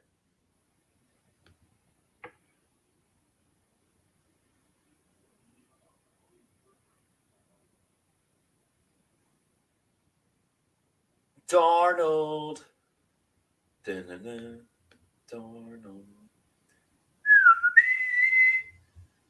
All right, Darnold and shotgun. 4th and 19. 4 seconds to go.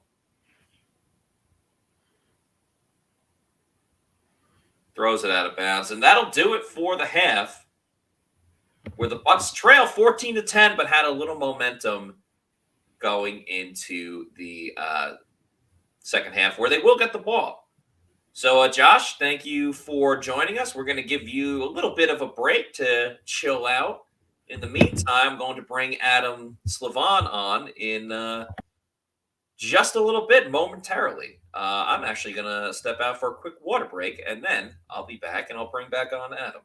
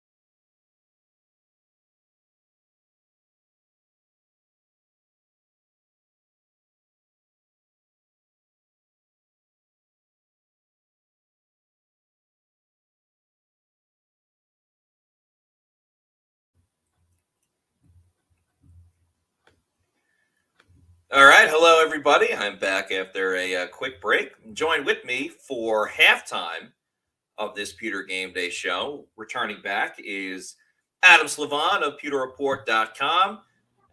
Adam, it was an ugly start to this game, but the Bucs have rallied back, looked much, much better in the second half. Just give me your overall thoughts of what you witnessed in the first half of this game.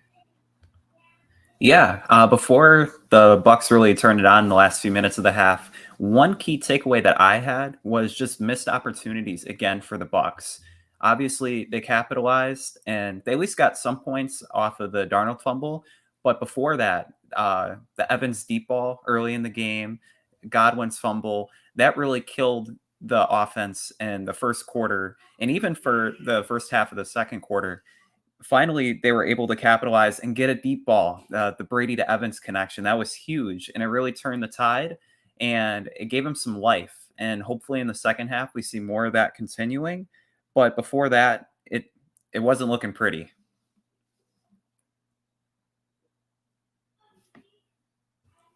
No, it was not. Sorry, 1 second, I'm showing. Oh, you're good. Being a true professional here. And you're good. And one other point I had was Brady, like, still being able to make all the kinds of throws that he needs to make. Both of the deep balls to Evans, they were perfectly placed deep balls. He can still sling it up the middle. The one to Russell Gage in particular caught my eye because he slinged it. Like, the arm strength and everything is still there. Yeah, I'm totally with you. Tom Brady has played much, much better than he has in the last 2 or 3 weeks.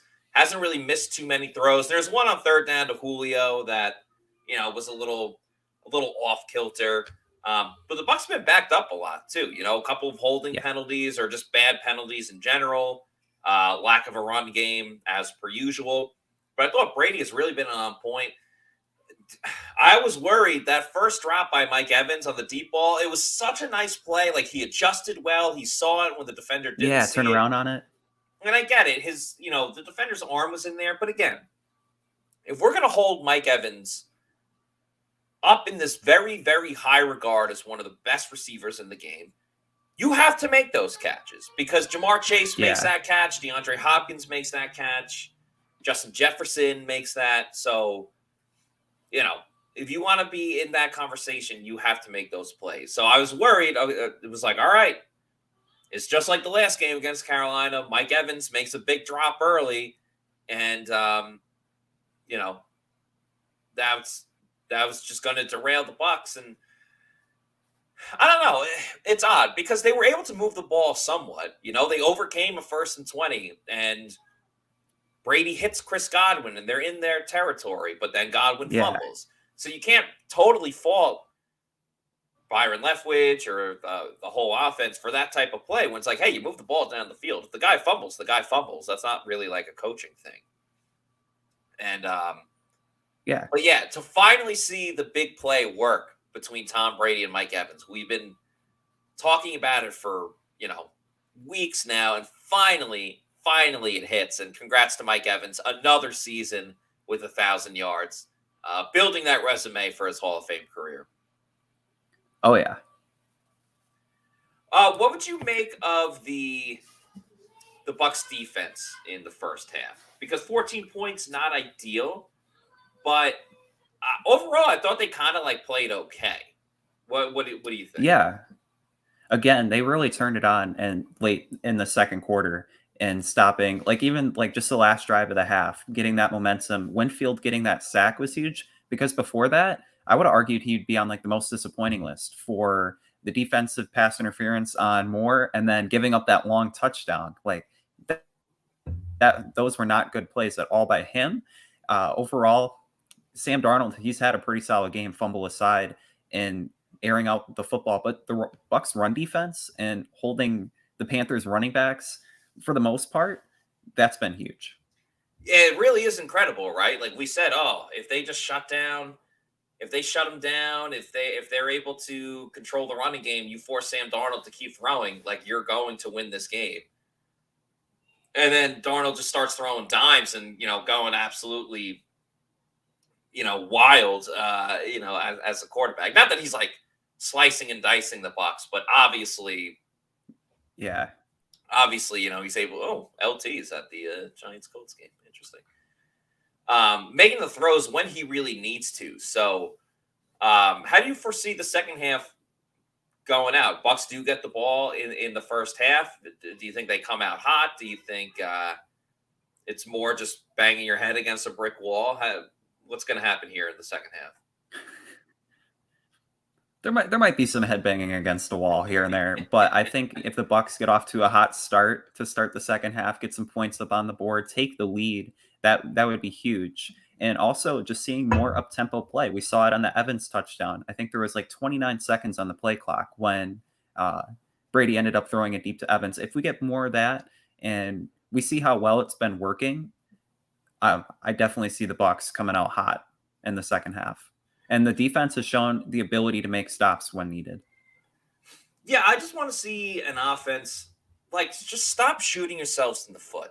Like, how many freaking times are they going to have 3rd and 1 and just not be able to convert? They did it twice in the first half. At least they're not getting 3 making a big play and then like a holding penalty or something. Right, the big play to Kate on. So, yeah, just not much surprises us with the Bucs anymore, like the fact that they're not able to score much and things of that nature. But yeah, it's still surprising. You see Antoine Winfield Jr., the best defender that the Bucs have, and he, got beat pretty badly by DJ Moore a couple of times. This game could really go anywhere in the second half. Like, do the Bucs rise to the occasion and make a big play, or do they just kind of keep doing what they've been doing? Because I think they're you can speak for yourself, but I get the feeling there's other media, there's fans, there's people that are still waiting for the Bucs to just flip the switch and all of a sudden turn into the team that won them a championship. I'm past that point, though. I'm just they're never going to be better than a late second drive to win a game. They're not going to be what they were last year. Exactly. If they don't, those expectations went outside the window. Right, and I just don't understand the people that keep saying, "Oh, it's just Tom Brady. It's Tom Brady. He's going to lead them back." But Brady can't do it all. He can't. He can't fix the offensive line. He can help the offensive line, as Shaq says, "Bang your head." Will Williams says, "This is all coaching." Oh yeah, shout out Bruce Arians retiring his name into the Ring of Honor. Very cool. Kevin L says, "Yeah, go ahead." Well, I was just going to say to your point on Brady not being able to carry the team, he can't do it the whole game. He can do it for a quarter. He can do it at the end of the games in the 2-minute drill, but you can't expect that the whole game for him to just overcome the offensive line woes, the errors, the miscues. I don't know. No, I'm totally with you. And you only get so many attempts at it, really. Unlike a sport like bowling, where you get 3 frames and multiple rounds within those frames, or whatever the terminology is, something close to that. But if you're going to go bowling, make sure you're doing it at Pin Chasers, where they have great deals every single night, from all-you-can-eat pizza to all-you-can-bowl, dollar beers as well. It's a fun night out with friends and family. The food's very underrated. You can get brunch on the weekends, too, which is pretty awesome. If you have a kid and want to book a birthday party, they have an arcade room so the kids can bowl. They can play some video games as well. It's a very fun night out with friends and family. It's not just your typical bowling alley. They have a lot of different beers on tap that you can enjoy. And it's really nice to host a company outing there as well. So go to pinchasers.net. Find out what deal they have for you. That's pinchasers.net. Let's get to a couple more chats from the Pewter people that we appreciate watching. Let's see. HK45 says the Bucs will rise. 4Girl says first drive, first down run, Lenny to the left for no gain. Second, screen to Godwin for 1 yard. Third, pass to Otten for 17 yards. Called back for holding by 76, Donovan Smith. Pass to White for 3 yards, punt. Are you just going over one drive specifically? Spunky's talking about a missed field goal. James Thomas, I can't believe they should have went for it on 4th and 1. I think he's talking about when they're at the goal line. I'm with you. The only thing that crossed my mind, one thing that I thought of is if, like, you're really, really killing the momentum if you get no points out of that drive after, like, recovering the fumble. So, I mean, I don't trust the Bucs to get a yard. I know Todd Bowles won't say that because you're going to get fired if you say that publicly. But what'd you think of that move? I mean, just get some points on the board, I guess. Like, points are at a premium. We talked about the Bucs reaching a 20-point quota. They're halfway there, halfway through the game. That's just what we should expect at this point. Big DZ Ballin says Brady can't do it all. He's made as many mistakes as anyone else except Donovan Smith. Are you talking about the whole season or just like today's game? Because he hasn't really made a lot of mistakes this game. Tom Brady, I'm talking about. MJRVI. Yeah. The Evans play was the play of the season so far, which is sad because that was a routine play last season. Good point. Bucs hit a ton of deep shots like that last year. So, yeah, that kind of hurts, man. All right, Adam, we're getting close to the end of halftime. So, your final predictions for the end of this game? I think what happened late in the second quarter for the Bucs will make the second half better than for what most of the first half was for the team. I think the offense put it together. If they get a solid drive to start off the quarter, they'll have more than 20 points. And I think the defense continues to stop the run, and Darnold doesn't look as good in the second half as he did in the first half. Okay, cool. I respect it. Adam, thank you again for joining the show, providing your thank you. analysis on it. And we will talk to you again soon. It's Adam Slavon, ladies and gentlemen. Go Bucs. Your media. Can't say that. I'm just messing with you. Thank you, Adam. And now we'll bring back on Josh Capo. I got to mess with him a little bit, right? Oh, no, dude. I absolutely love it because I'm sure you've seen the text that Scott sent in our thread or a little bit earlier, which kind of dovetails with that. That was our other intern. I right. had to get him into shape as well. Yeah. They're both great at what they do, but occasionally interns are going to mess up. Absolutely. And then just to kind of give a little extra perspective there, I'm very much like the late great Mark Cook. I grew up a Bucs fan. Right? Yeah. And I think I've been very honest about that. As I joined the PR team, I understood that I have to take a much more objective lens as a member of the media and try and make sure that I separate any personal feelings I have about the team from my analysis of them as an analyst. With that said, my family, I'm a hard person to get gifts for because I'm that type of person. I'm like, I don't need anything. Don't worry about it. So they know I'm a Bucs fan at heart. So like Christmas, I've received a lot of things that are very Bucs related and things like that. And they're like, oh, you can use this on. I'm like, no, I can't. Nah. I can't use any of this stuff on any type of Pewter Report streams or anything like that because I have to remain objective. Yeah. I mean, that's really all it is. If you just stay objective, like anyone can be honest, just be like, yeah, the Bucs offense has been terrible this year. Like, all right, you're not fanboying there. As the Bucs offense has been terrible on first downs with runs up the middle, that's exactly what they start with Rachaad White.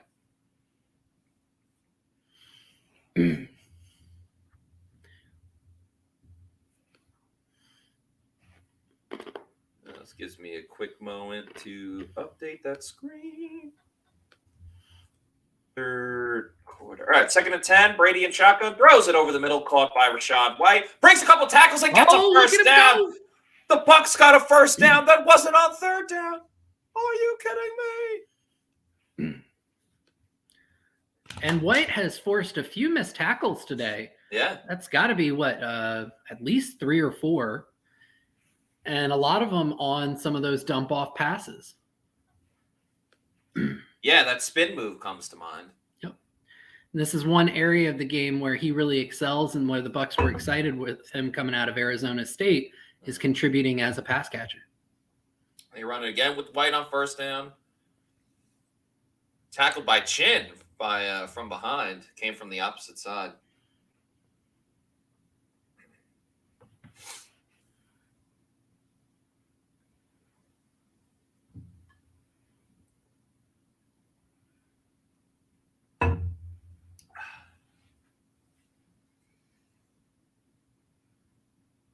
Wow, Saints are beating the Eagles 13-3. I said it wouldn't surprise me. Yeah, you did say that in the first half. Brady and shotgun. Has time. Throws over the middle. Oh, off the hands of Keith. Bucs are lucky that didn't get intercepted. Yep. Brady has some words after that one. Let's see. And that was, yep, that was right on his hands. And there will be some people that have said, I won't say it. I'm not going to diss anyone right now. Yeah, I mean, you have to. you have to catch that. You're a professional player. You have to catch that. 3rd and 9. Oh God, that was just an ugly drive for. Tom is not going. Oh, he's screaming. He's like, these freaking rookies. Gosh, frick, darn it! Shoot. Just reminds me of what was that? There's an animated movie that came out in the last year. Samuel L. Jackson voiced one of the animals, and you have what you would expect Samuel L. Jackson to say, but it's a kids movie, so they cleaned it all up. Yeah. He was on. Him and his wife were on the Anderson Cooper, Andy Cohen New Year's thing last night. Just briefly. Oh, man. Oh, he just took the tablet away from Blaine. By the way, the Blaine Gabbert, the ceremony with all the police officers and stuff. Right. So I was there, I put up a lot of video on Pewter Report's website if you guys haven't seen it. But one of the officers kept calling him Blake. He was like, yeah, it was great. Like, Blake and his brother showed up, and thanks to Blake for doing a great job. And every time on the inside, I'm just like, it's Blaine. Like, what am I supposed to do? Just be like, sorry, officer. Sorry to interrupt your speech, but it's Blaine, not Blake. So I am the type of person who would have interrupted the officer. So since we have a commercial break, I've got a story. A commercial Blake. Yeah. Freudian slip there. A long time ago with my other job, I was at a sales conference. President of our company was addressing our team. Large, very oblong kind of dining room set up in a hotel. Was kind of hard for everybody to see, and we had 50 or 60 people in there. This particular woman was the president of the company, was fairly soft-spoken. She didn't have a very commanding presence, and she showed up late. So she just kind of snuck in the back, and when they introduced her, she just kind of stood up in the back, and she starts talking to everybody. She was talking from this really weird angle. Most of the people couldn't see her, and because she had a soft-spoken voice, nobody could really hear her either. Yeah. So she's 3 to 4 sentences into addressing all of us, and I was very young and very naive at the time, and all of a sudden I interrupt her, and I'm like, "Excuse me, can you go to the front of the room?" And she's like, "I planned on addressing everybody from back here." And I said, "Well, I understand that was your plan. I'm telling you it's not a very good plan, and that these people can't hear you. And I'm assuming what you have to say is important and that you want them to hear you. So I'll ask again, can you go to the front of the room?" Oh my God, you psycho. I don't know how I still work for this company. And this person was the CEO or something? She was the president of the company. Yep. You're a maniac, but hey, good for you, man. Not smart is really what it is. That's impressive. All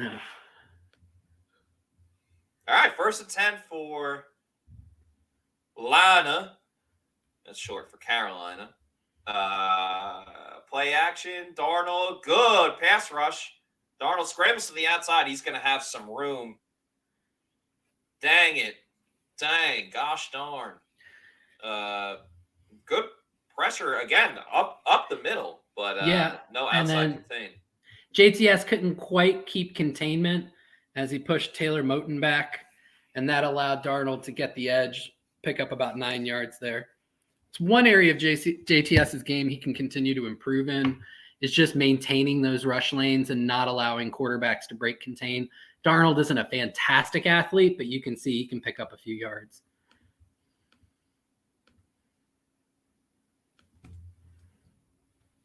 Second and 2, they will hand it off. Foreman.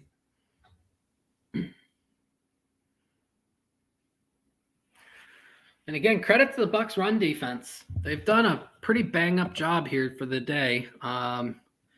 Just taking a cursory look. 16 carries for Carolina, and they've netted 44 yards. Less than 3 yards a carry. Darnold throwing down the field. Short, incomplete. By the way, we got a $5 super chat from Teddy. Thank you, Teddy, for the super chat. He says, didn't celebrate for 15 seconds after the Evans touchdown because I assumed there would be a flag. Felt too good to be true. This season summarized, LOL. You said it perfectly, Teddy. Yep. Like, even when something good happens, you're like, wait, where's the issue? Like, what happened? Someone got hurt. There's a penalty. There's didn't count. Cool thing about Teddy waiting the 15 seconds, that means he celebrated in real time with you and me. Yeah, exactly. Except we just reacted. Mm. We didn't celebrate because we're not fans. We're the media. We're unbiased. I think we can celebrate that Mike Evans accomplished something he's a amazing. good guy. Oh, big play down the field for Carolina. And that's one of the few issues that you can point to at Todd Bowles' defense this year is they don't have good seam carry on those slot receivers. So you see number 45, you would really ideally like to see Devin White carry the seam there. And by spot dropping, it allows Darnold to get the ball in over Devin White's head there underneath the safety. And that's one thing you would like to see with Bowles' defense a little bit more is somebody carrying that slot seam.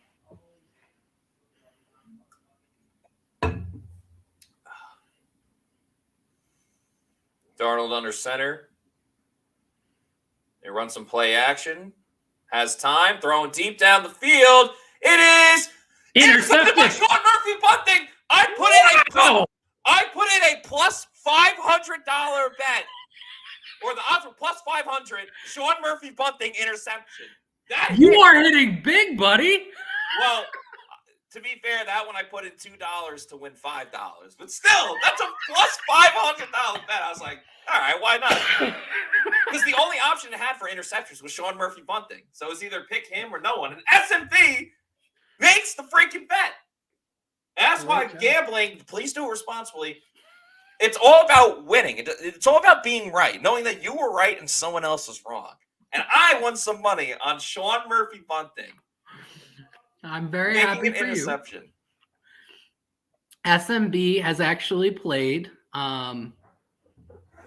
pretty well over the last few weeks, especially with the injuries to the secondary. He has showed up very well. He showed up well in Cincinnati, even though he did give up one of the touchdowns. And he played well against Arizona. Yes, he has. And I put big bets on the Mike Evans one, so don't bet shame me. I bet a lot and I bet a little. I'm all over the place.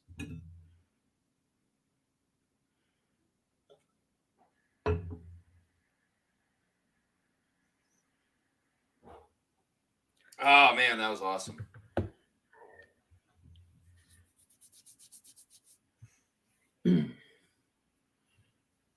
Are you going to watch 80 for Brady? Probably not immediately when it comes out, but yeah, I'll watch it at some point. There are some talented actresses in that. Yeah, they're all like Oscar award winners. Yeah.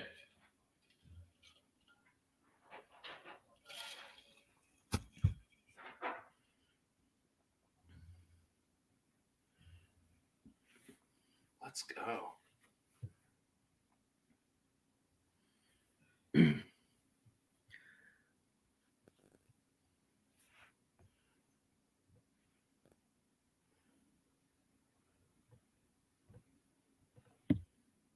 Now, do we think, and I'll open this up to the chat.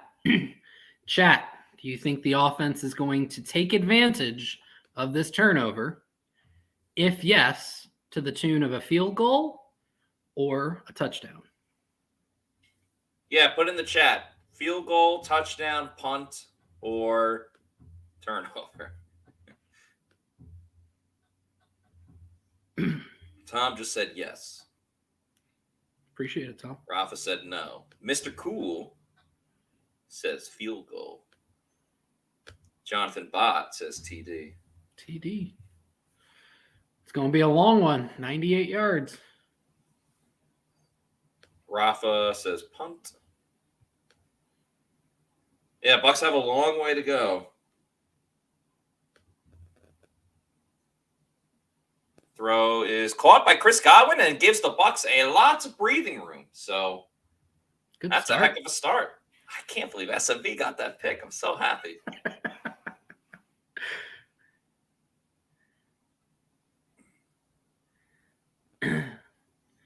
Winfield did a good job of closing off the crossing route, forcing Darnold to go.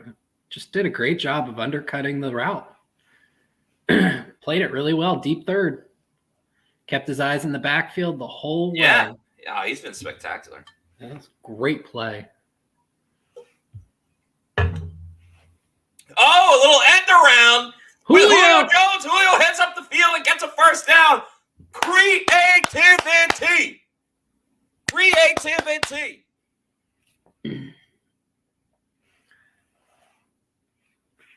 Byron getting in his bag.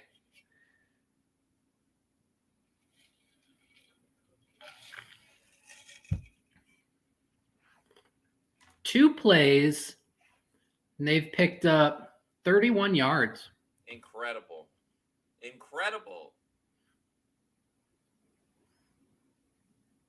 Brady and shotgun. I think it's going to be a run with Fournette.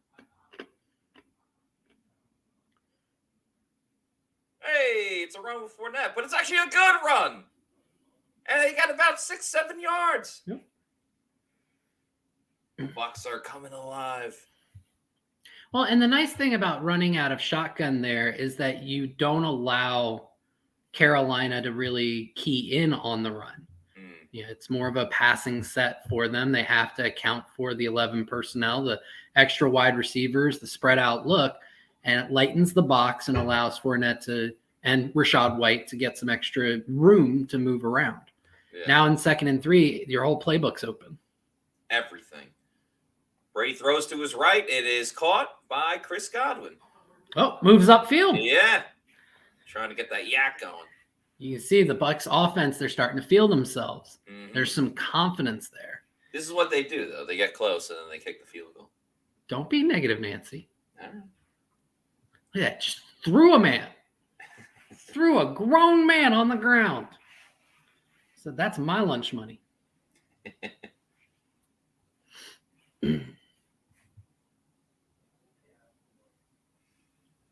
All right, I need the Bucs to have a long drive here because my underdog fantasy picks are doing okay as Brady goes shotgun, throws, caught by Godwin.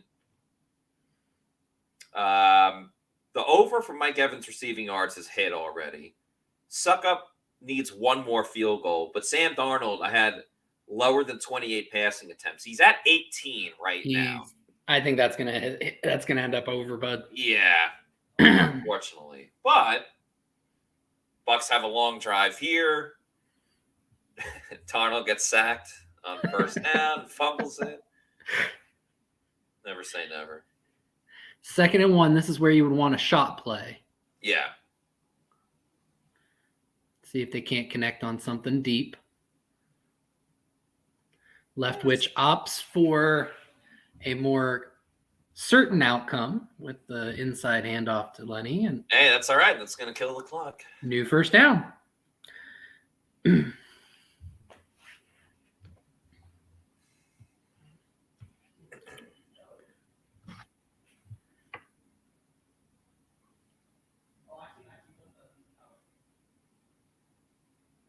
3 rushes, 3 throws on this drive. I feel like we've seen a lot more balance between Rachaad White and Leonard Fournette. Brady throws over the middle. Oh, an incredible catch by Mike Evans. He got up after that one, showing off his athleticism. Whew, that was high. Yep. I'm usually not this guy, but there is a different demeanor to this Bucs offense right now. Yeah. Like, the way they are carrying themselves, there's a confidence, there's a certainty about them, a manifest destiny, if you will. Manifest destiny. Nice. And it's something you haven't really seen all year, and it's a nice little change up. Evans over 100 yards for the game. Bucs run it with Fournette on first down. He came very close to breaking that one. Nope. The defender was clinging on, holding on for dear life for his legs. He's trying to go like the Millennium Falcon, hit that light speed, get to the end zone. All right, I'm going to say this, and it may. Lenny Fournette running right now just feels like a baby learning to walk. It's the way it looks. It's just, I was going to say, that's a disrespect to babies everywhere now. Brady and shotgun looking. Throw is caught by Rachaad White. What? Did they run a little pony package there? I think so. Oh, no. Oh, no. Uh-oh. Oh, geez. Yeah, looks like Rachaad White clearly having an issue with his right hand. I thought like a dislocated shoulder. But yeah, big baby Lenny's going to have to close out the rest of the game. Thrown over the middle. Oh, ball's up in the air. Man, Kate Otten has just not had a good stretch of games. Yeah, last few. Oh, well, my right like a field goal is probably going to hit, but none of that really matters if Sam Darnold throws 10 more times. Yep.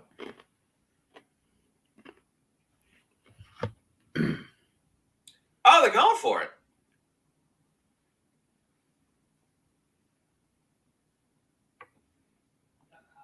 My God, they're going for it. Russell Gage goes in motion. Panthers only bring 3, so Brady has time. He finds Russell Gage for the first down. A clutch play by Russell Gage. There's a flag, though. Oh, even Byron Leftwich is getting animated. Byron never gets animated. Mike Evans is yelling at the ref.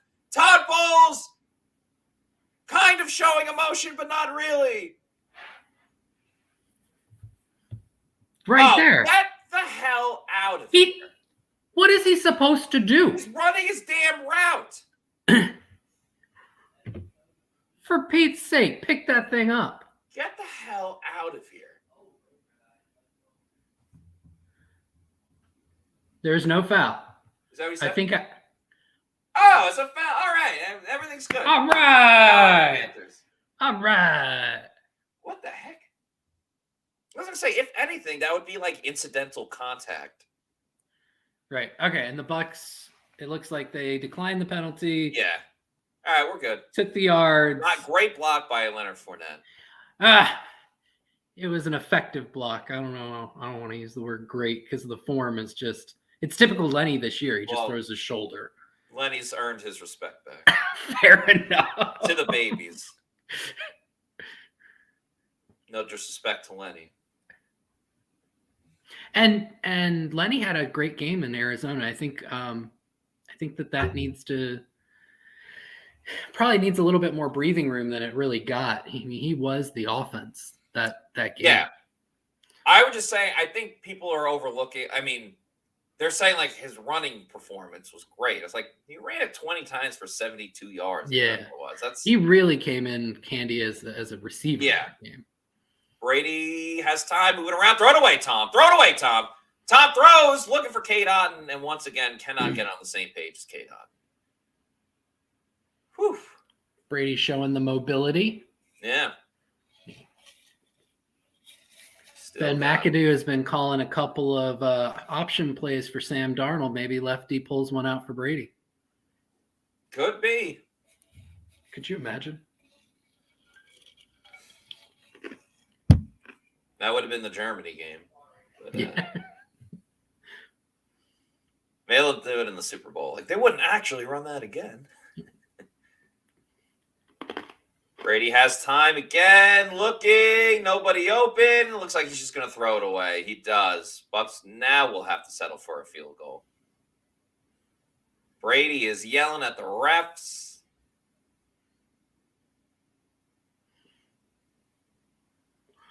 An incredible drive. 90 what? No, 99 86. yards? Well, 86 technically, I think, right? Because they started at the 2. They didn't actually get true. all They of didn't it, go. Yeah, they didn't right? go all the way. Yeah. And they're going to have to settle for a field goal to be down by 1.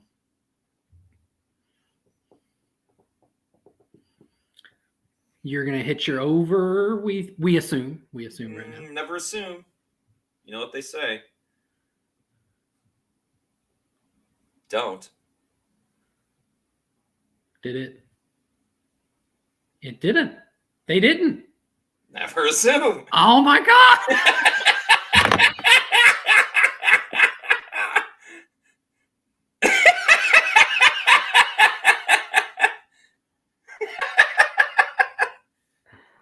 This one's on me, Bucs fans. I did this. I talked about the ginger curse. I assumed that the suck up would make this. I screwed the entire season. A 26-yard field goal. A chip shot of a field goal. And it gets blocked. What? Incredible. Truly incredible. Truly incredible. They find new ways. Just wow. Let's see. Yeah, Jonathan says, wow, all for nothing. Where's the Evans fade? It got blocked. Brian Shaw says, un-effing real. Brian then says, just can't with this level of confidence. All that for a drop of blood. In confidence. Running Fournette up the middle sucks. We need better red zone plays, especially alert routes. Everyone is just running their routes with no urgency. That laugh. Appreciate it, Garrett. LOL, says Tom. Oh, man. Tom, now you know our hate. If somebody could clip that for me and send it to me, I would be eternally grateful. Robert Farmer, fire Keith Armstrong. And then fire Keith Armstrong, again, spelled incorrectly. He wants both of them gone. Yeah. Vortex, Keith Armstrong cooking. Our kicker got no speed. No wonder we have him. Oh, man. That was some... I feel bad, but, you know. Literally rolling on the floor laughing. AJ says, WTF have I been watching? What the F have I been watching? Oh, jeez. Oh, Ryan. I'm so sorry. Now watch Darnold ends up at 27 attempts and you miss your play because my stupid mouth.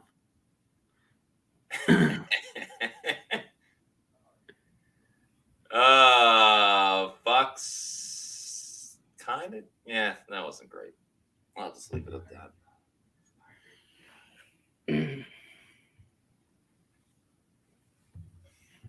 Well, we're still on pace for the Brady drive. We still would have been on pace with the kick field goal.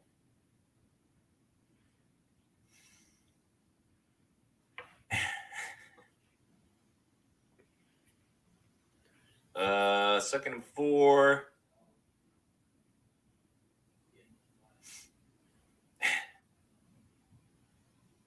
Foreman up the middle. Yep, easy. Easy. What a game.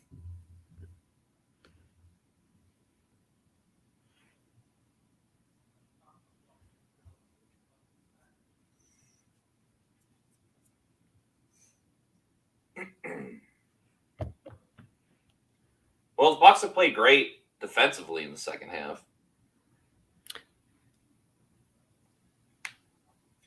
Also made this game, I didn't bet on the over or under, but definitely this game easily going to hit the under. Now, as Darnold goes deep down the field, it's caught by DJ Moore. Jamel Dean had the coverage on him, but he just made a great play. DJ Moore is killing the Bucs. Sam Darnold makes a huge throw. Big hit by Vita too. That's the type of throws that get like popped up in the like when Brady had the interception last week when he got hit. That's what it reminded me of. Yeah. The concentration, just good job by DJ Moore there. And they basically flipped the field. Now they're in field goal range themselves.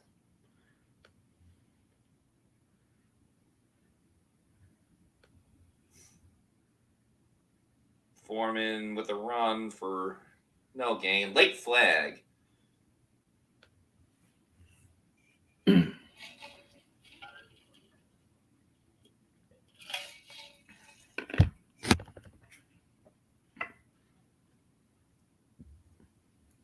Holding on the offense. So this will set Carolina back 10 yards, put them at 1st and 20. Will Golston drawing the penalty. Big game for Will. I think. I don't know. Yeah, no. He's played very well today. No, I meant Will. I meant like that. I was thinking that penalty, if that was legitimately a penalty. All right, big opportunity for the Bucs to keep them out of field goal range, keep it a 4-point game as opposed to just being able to tie.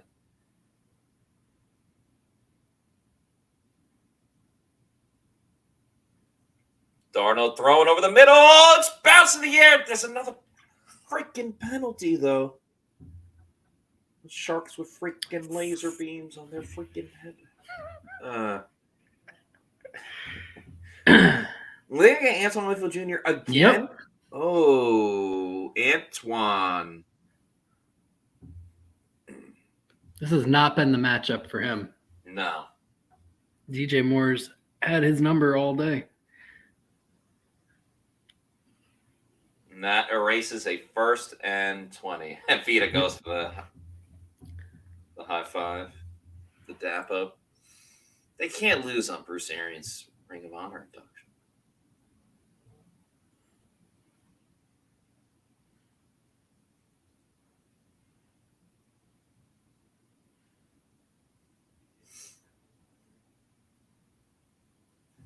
$55 seconds to go in the third quarter. Screen to Moore, who stiff arms Jamel Dean like it's nobody's business. Gets dragged down by Joe Tryon-Shoyinka. Horse collar. And another penalty. Yep. They are just folding.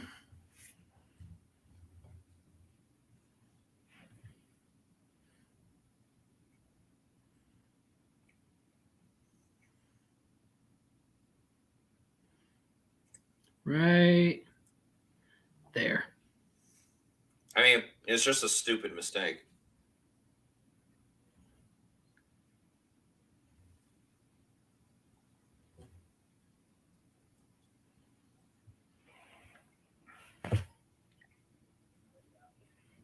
It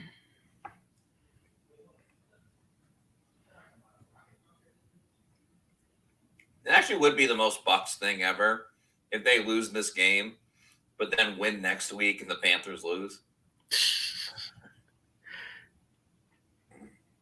Who do the Panthers have next week? Do they have, I'm assuming, New Orleans? Probably the Saints. And if New Orleans wins today, they might even... No, they probably have the same record as the Bucs, I'm guessing. I don't know. That's it for the fourth quarter. Bucs are down 14-10.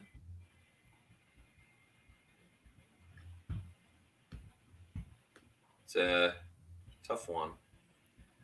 Tough one for the Bucs.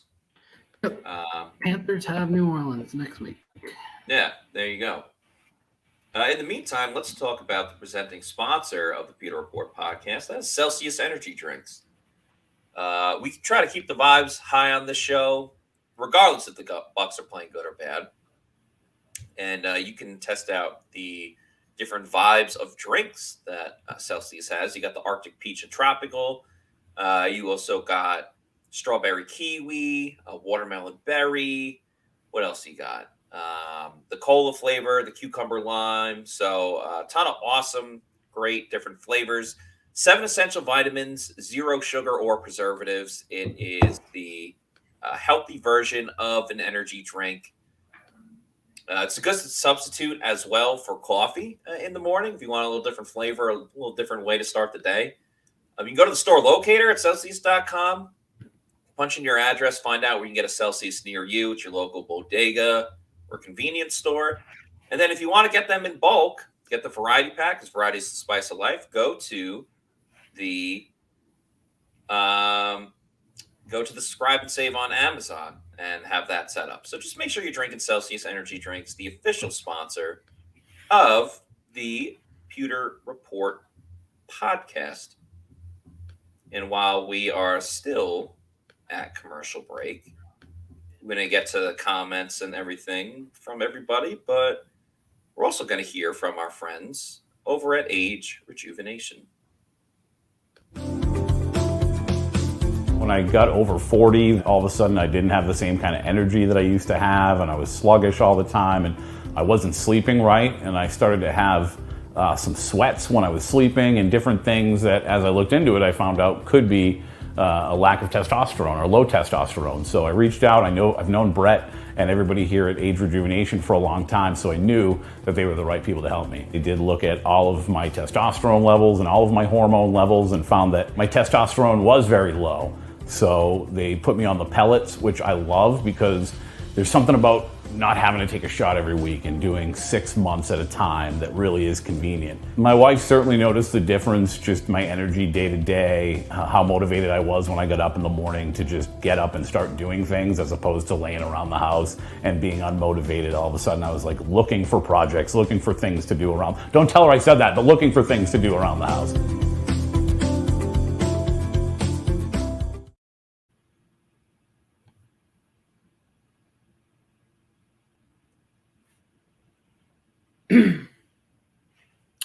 May have lost Matt there, so just kind of finish up on agerejuvenation.com. So Pewter Report, Scott Reynolds and John Gilmore, retired Buccaneer, both members of agerejuvenation.com, both have spoke very highly of how agerejuvenation.com has helped them improve their lives, and especially with the testosterone replacement there. Yeah, feel better going into the new year with Age Rejuvenation. Darnold throws over the middle. Bucs fans aren't going to feel better about this. It's a touchdown for Carolina. And one play after, Sean Murphy Bunting had a great job breaking up the pass in the end zone too. Oh, here we go.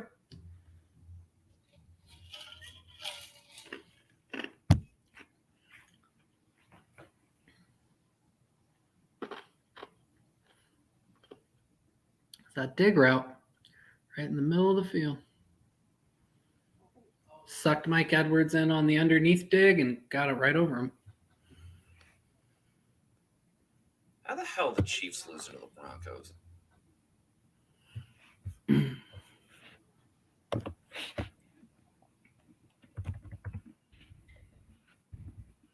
Any other surprising scores?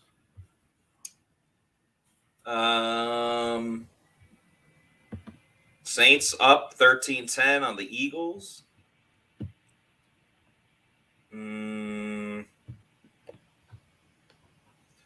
Patriots up 16-14 on the Dolphins, but Teddy Bridgewater is out now, so it's former Kansas State great Skylar Thompson in. So Imois, or whatever Scott does. That.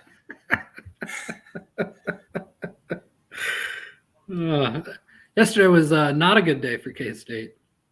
No, they got their ass kicked. It was like a good 4 minutes for K-State, and then the rest of the game not so great. Austin Dunn says, we got them right where we want them.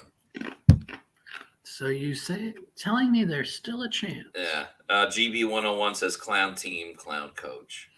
Arizona up on Atlanta. Yeah.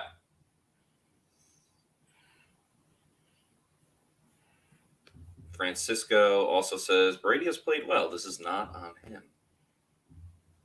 I would agree, Francisco. I believe that the discourse on Twitter tomorrow will probably not be that. Yeah. But I would agree. Cam says no chance. Number one Bucs fan. Coronel? Even if we win, I hope we fire Bowles. This is really embarrassing with all this talent.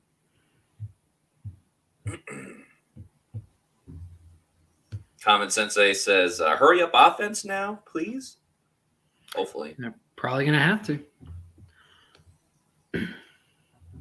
Snell's man says, difference between these teams is the mindset. Bucs are being conservative and the Panthers are going for it.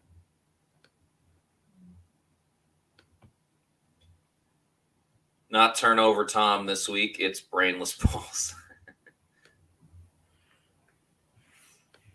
Tony says, I'm torn. I want these coaches fired, but I want to go to the playoffs. Tony, I completely understand it. If not sure if you watched the last midweek podcast I was on. It was you, me, and Scott. And we had a hypothetical where the Bucs won the Super Bowl. Yeah. I posed one where the Bucs won the Super Bowl. Tom Brady rides off into the sunset, but it means that Byron Leftwich comes back next year. Because if you're the offensive coordinator for the team that won the Super Bowl, most likely you don't lose your job. And there was somebody, like a commenter, who was like, don't do that to us. And I was like, I just gave you a Super Bowl. Yeah. And you hate Leftwich that much. You'll give up the Super Bowl to get him fired. Yeah, that's something. All right, 14:50 to go. It's 21-10. Brady starts the drive with an incomplete pass to Kadon. Yeah, it did look like the safety got there kind of early. Yep. A couple flags on that one.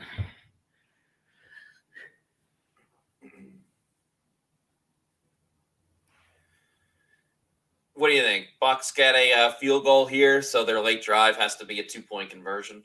That sounds about right. Par for the course for the season? Yeah. Yeah, he was definitely early on that one. Rachaad White's back, but that's a 3-yard loss, so it does literally nothing for them. That Matt? Oh, no, not Matt.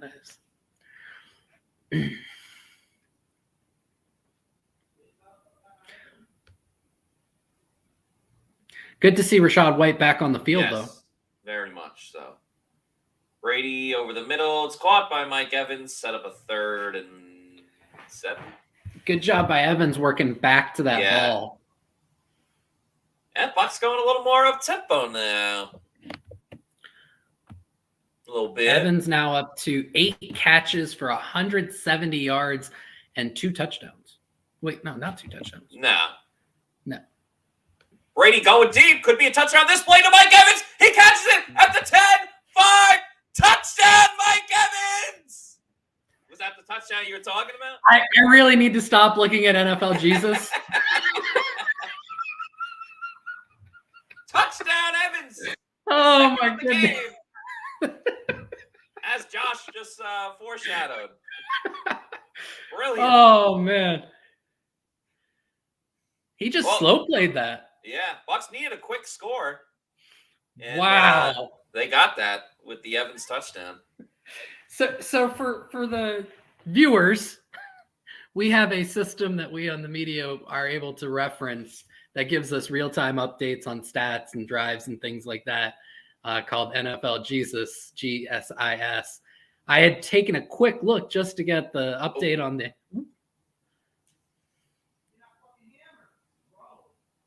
I had taken a quick look just to get an update on Evans, and I had no clue that play was about to happen. So I was updating in real time when you and I were 10 seconds behind. It's like they only scored 1 touchdown in this game. Yeah. It's all right. The Bucs are right on pace for the late game drive.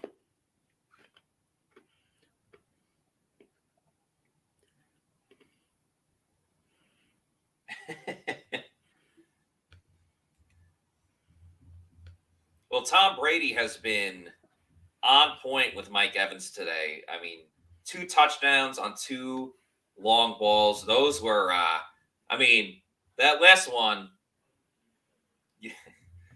you could say he threw an absolute strike to Mike Evans. And a strike is exactly what you want to bowl if you are going to Pin Chasers. They have great deals pretty much every single day. So go to pinchasers.net to see what deal is best for you, from the all-you-can-eat pizza to the all-you-can-bowl, dollar beers, brunch on the weekends with the food. It's awesome food. Book a birthday party there for your kid so they can play video games and bowl. Also book a corporate event for your place of business, or just go have a fun night out with friends and family. So again, go to pinchasers.net. They have multiple locations, including one pretty close to the Avon Hill Training Center where the Bucs practice. And just have a fun night out.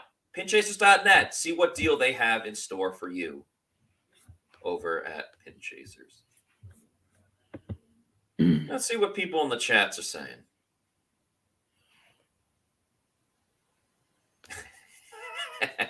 Shaggy says, got no nails left to bite, start chewing on fingers.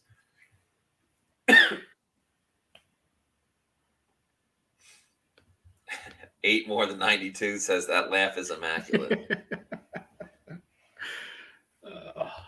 Paul Cote says, Hall of Fame Mikey. Yeah, he better be. Bacon Bob staying negative says, Let's bad start with 2.0. Rondé. Mike's still playing. Let's start with Rondé. Ed says, going for 2 makes sense. It's either down 3 or down 5. Yep. Had no problems with that. Yeah, me neither.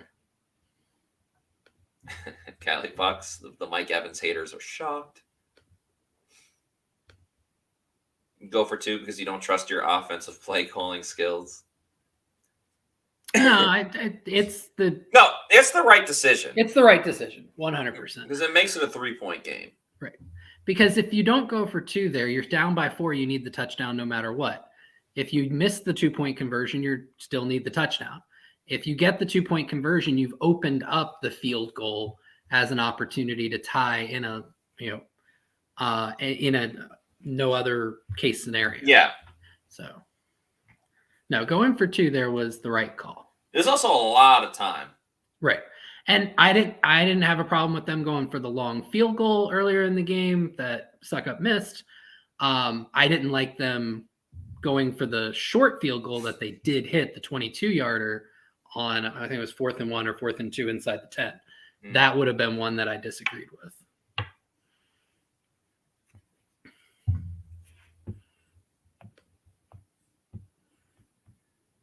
What if the Bucs just kick 2 more field goals and win 22-21? I would feel a lot better because that means your Ryan Suck Up overplays. Yeah. Darnold's pass is complete.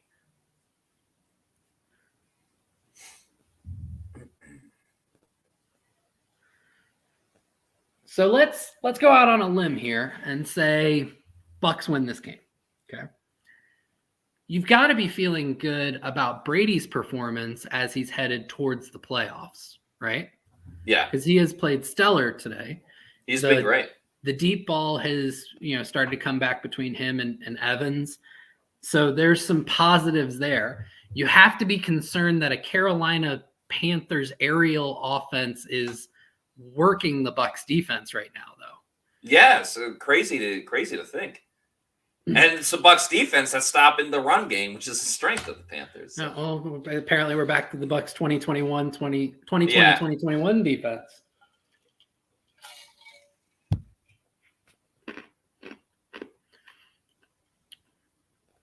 Third and 1. If the Bucs defense was facing the Bucs offense, I'd feel pretty confident. But they're facing the Panthers offense.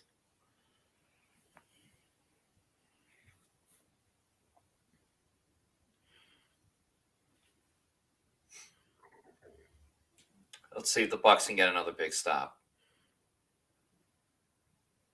Foreman up the middle just gets enough. That's all right. Plenty of time. Tick, tick, tick, tick, tick, tick, tick, tick.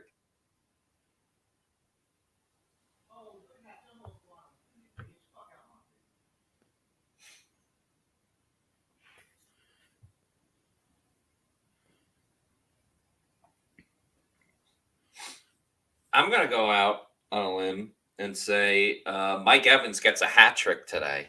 Gets the third touchdown and the game winner. Can you get live odds on that? I might be able to. I'll check the next time the Bucs get the ball. If they ever get the ball back. Darnold goes short to Tremble, the Buc killer.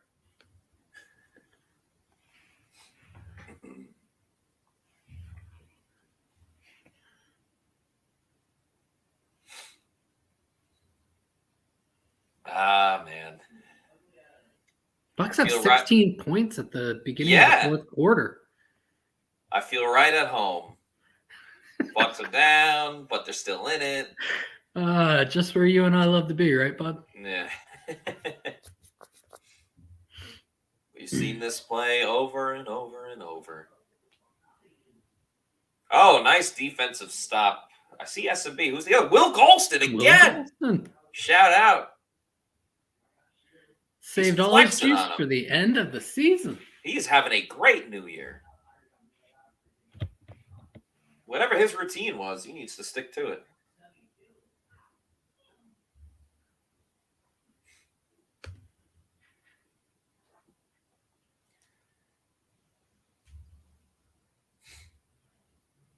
I also want to know, like, if the Bucs win. I have a theory if the Bucs win that they're going to get the Monday night playoff game. That's just a theory. I hadn't even thought that far. Delay of game? Timeout?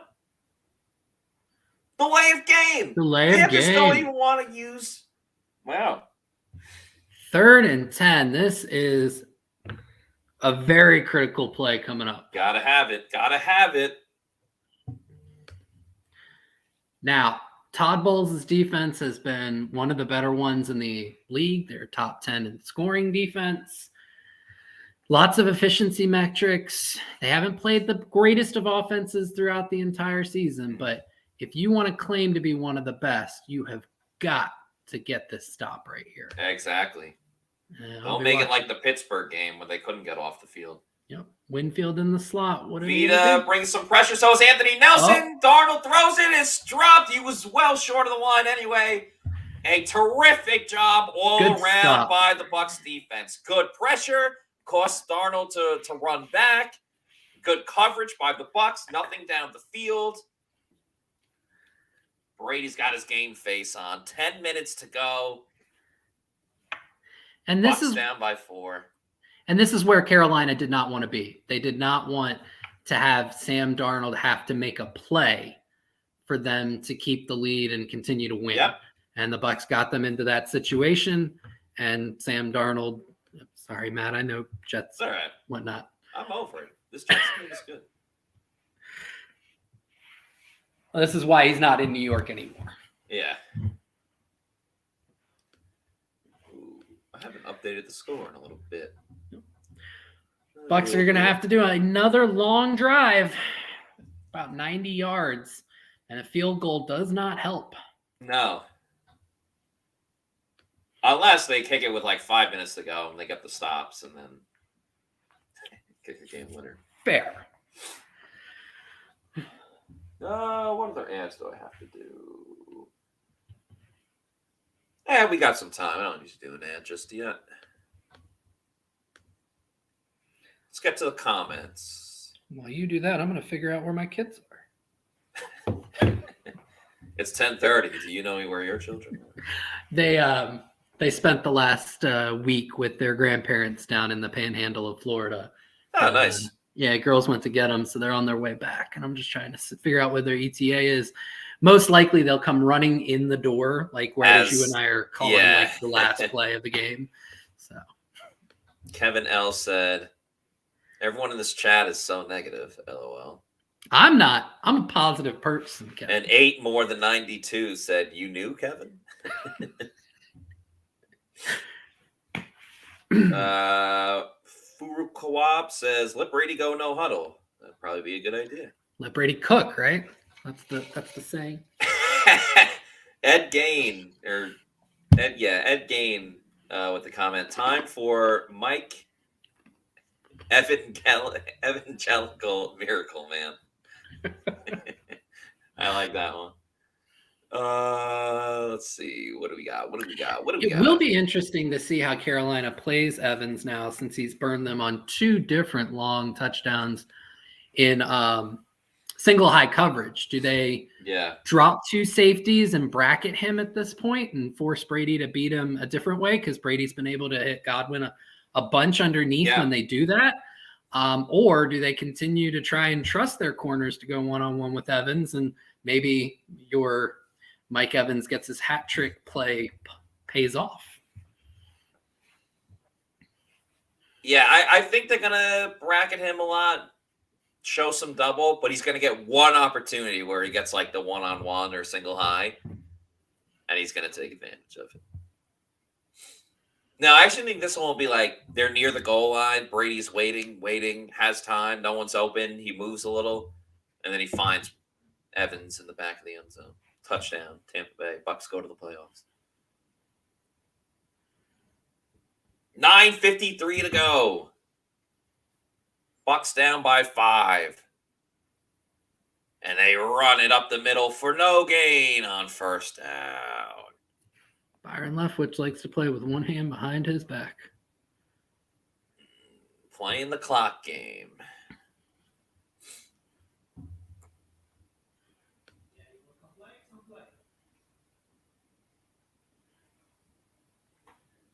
Brady on second down throws. It's caught by Godwin, and he moves up the field just enough to give the Bucs a first down. He's angry about something.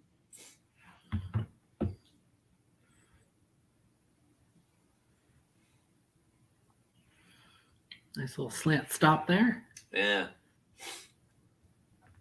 Brady drops back, sees Godwin. He makes the catch. So, and this is kind of what we were just talking about. Evans going deep. They're bracketing him, getting extra safety help over the top. Brady is taking advantage with Godwin underneath. Yeah. So, that's that cat and mouse game. I'm going to do something. You're going to counter. I'm going to counter your counter. Brady looking again. Leonard Fournette this time. He gets up the field. Bucs are at the 40.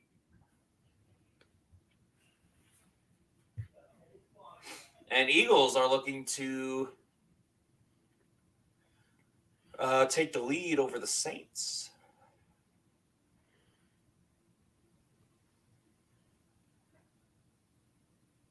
Brady in shotgun again. Dumps it off to Fournette. Can't break the tackle. It's going to be a loss of like 4 yards.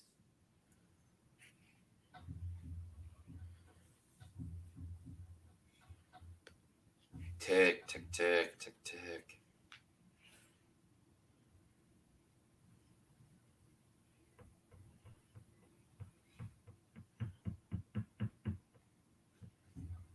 Carolina showing some blitz. We'll see if they actually do it. They bring one guy. Oh, that leaves Russell Gage open over the middle. That's a first down for Tampa Bay. Love to see it. Brady attacking the middle. So Carolina ends up only rushing 4. It's a simulated pressure. They were just trying to confuse Brady on who they dropped back, and he was able to diagnose it, find Gage, easy catch and run. Now, do the Bucs score too quickly here? Well, they have to score first. Oh, Brady's going to get sacked. Nope. Oh, wow. Otten makes the catch, breaks the tackle, and gets up the field. Fantastic catch by Cade Otten, who had been struggling today. Yeah, and for a rookie who has had several drops, several mistakes, it's nice to see that he's able to kind of flush that and still make a really good play. I mean, that was a great snag, getting himself back into the game.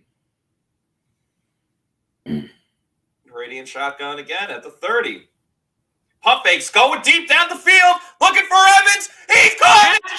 Hat trick for Mike Evans. Touchdown, Bucs. Wow. What Mike Evans, game. not one, not two, but 3 touchdowns. What on a 3 game. deep balls from Brady. It's 22, 9 catches. 21, 647. Put that 3s up. 9 catches, 200 yards on the nose, 3 scores. Who has Mike Evans in their fantasy football championship today? Yeah, oh my goodness. Mike Evans starting out the new year in a fantastic way as the Bucs go for 2. It's 22-21. Trying to make it a 3-point lead. Brady looking, throws. It's caught by Godwin in the end zone. Bucs lead 24-21. My goodness, what a drive. The redemption. I mean, just think about this from like a storyline perspective, Matt. When did everybody really start talking about how the Brady's-Evans connection started to break down? It was all started with that, ESPN top 2, not top plays of last year. Yeah. The post route on the 3rd play of the game in week 7 in Charlotte against the Panthers, when Evans just unfortunately bobbles and drops. And the season kind of really went downhill from there. And to see it all come back against Carolina here at home with the division title on the line, 9th catch, 3rd touchdown of the game. That's a storyline. Wow. And the pass protection to allow them to hit these deep balls, just incredible. We've been waiting for these plays all year long. And we literally had to wait a whole year. I am so glad that I'm on this stream with you to be able to call it. This is so much fun. I feel so lucky. All right. How are the commenters? Do we see some positivity? Yeah, let me get to them in just one moment. Trying to remember the highlight moments from this, so I make sure I write it down so don't forget until later. Yeah, let's get to some of the chats here. Shaggy says in all caps, best game day pod ever. We appreciate that, Shaggy. Thank you so much. Eater, Matt called the trifecta. I did. Thank you for. I'm just hoping you got the odds on it. Nah, damn it! I forgot to look. JTS. Oh, punch, but out of bounds. No. Chasing Darnold down. Darnold barely gets the ball off. MJRBI says, "Let's go." Let's hear you, chat. Austin Dunn was right. We got them right where we want them, boys. That's right. Oh, man. 24 points. Who is this team? Oh, Ed Gain. Evangelical hat trick. Oh, that's right. Kevin L says, but Brady is washed. Greatest ever.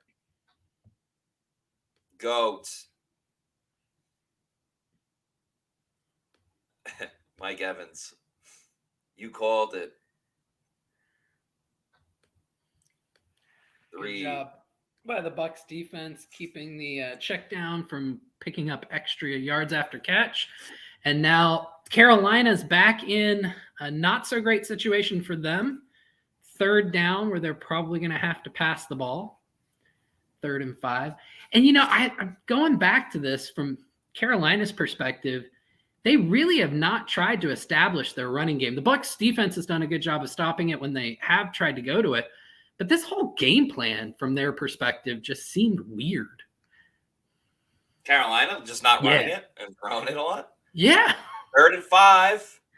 Bucs bring Antoine Winfield Jr. It looked like it might have got knocked down at the line of scrimmage or tipped. But either way, it's an incomplete pass. 4th down. Bucs are going to have a chance to to ice it. What? No way. Gosh. The Bucs are going to have a chance, Matt, to have a go-ahead, put the hammer down type of game. put 5 on Evans for 4. Okay. Just do it. The odds have got to be astronomical on it, right? Probably. And then this can be your retirement party if it hits.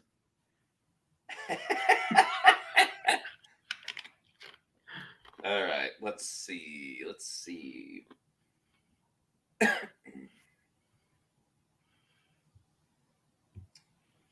Right now, the only live things I can do is the over/under and money line for either team. Gotcha. Oh wait, no. My kids just walked in, so I hope you don't mind. I want them to come give me a kiss and hug. No, not at all. Actually, I could also play a commercial. That's what I'll do. They're right back on. Welcome home.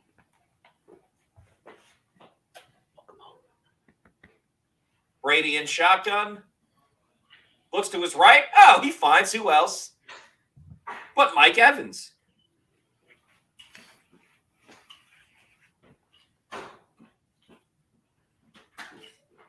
These guys are like a well-oiled machine. Look at Josh Norman.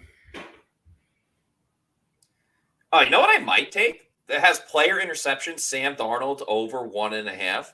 It was at plus 600, but I'm thinking if the Bucs take a 2-possession lead here and all Darnold has to do is throw the ball. Yeah. It's not a bad one. They just took it away. Damn it. Remember, I got those live odds on the Bucs money line. Yes, I remember that. Yeah, they run it on second down. Ooh, do you QB sneak it with Brady here? I would, yeah. It's for the division. Yeah, there's still some time left. Right, but, Carolina does have all 3 timeouts. Yep.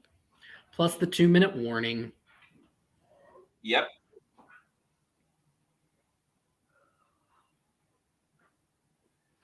Looks like they got it. Did they run it with Tom? I just looked away for a second. Yep, they QB sneaked it with Tom Brady. Sorry, my daughter is just staring at me, so I'm staring back at her, so I missed it as well. Why don't you go right in the room? I'll bring you your charger, okay? Grady, you want to come watch the game with me? You can come sit next to me. 2023 now. What? It's 2023 now. Yes, it's 2023 now.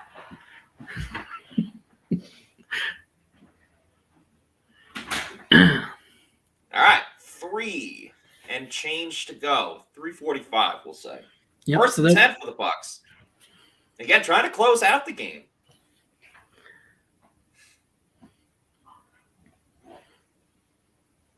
And they go play action. Oh, Brady's going to get sacked. Throws it away. Whew. Shout out Kyle Rudolph getting a target. Yep. Does stop the clock. And now everyone's going to be like, why are they throwing it? There should be more statical timeouts. Yeah, this is one of those damned if you do, damned if you don't, if you're Leftwich, because the running game is so bad that you can't count on it to get more than 2 to 3 yards. So you're hoping you get the first down to really. No, I'm with you. I'm with you. Go big or go home. And they run a screen to Godwin. See, that's the right situation to run the screen to Chris Godwin. That almost looked like helmet to helmet. But they stayed away from that stupid BS screen all day. So I'm happy. Yeah, they went to more speed outs than the traditional kind of wide receiver bubble or smoke screen today, which they worked very effectively too. Godwin had quite a few of those. Okay, what do you do here? Do you throw it? Do you run it? I would be a fan based on this alignment. I would say throw it here. Right over the middle to Evans. Brady not happy. Who's he yelling at? the world. Oh, there's a flag. Oh, they got to call Brady for like unsportsmanlike. You can't do that. Oh, they very He was much on the can. fucking line. My bad. Actually, I'm not sorry. What are they saying? I have it muted. They can't possibly. They're going to call for that? Yep. I guarantee you they will. Up in his face, around his feet, he's got nowhere to go, and then you can see Brady there frustrated about the sack and slams the ball down. Now, very important, Carolina can tie this and send it to overtime with a field goal. Mm-hmm. And they have 4 stoppages of play ahead of them. 5 if you include after the punt. Bit of a short punt there. Yeah, Golden Leg not living up to his name right now.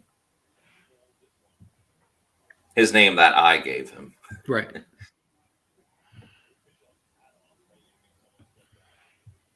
Flag on the play.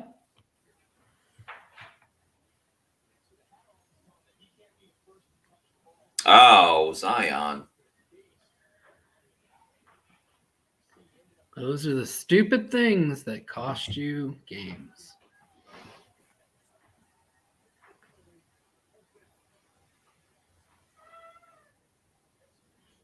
Oh, holding against Carolina. There you go. All right. I'm going to be on the defense. Fitting that this is how this game's going to come down to, just like the rest of the season. Yep. Except this time it's on the defense. Should the defense just automatically allow a field goal so Brady can lead them down the field? Yeah. You made an Austin Powers reference earlier today, so I will respond in kind. I, too, like to live dangerously. Great line. Great movie. Great series. Mm-hmm. Mike Myers is the only guy. Anthony Nelson around the end. The ball's loose. Ball, the ball's loose. ball. It's picked up. Ball. Bucs are saying they have it. They do. They do. Oh, my goodness.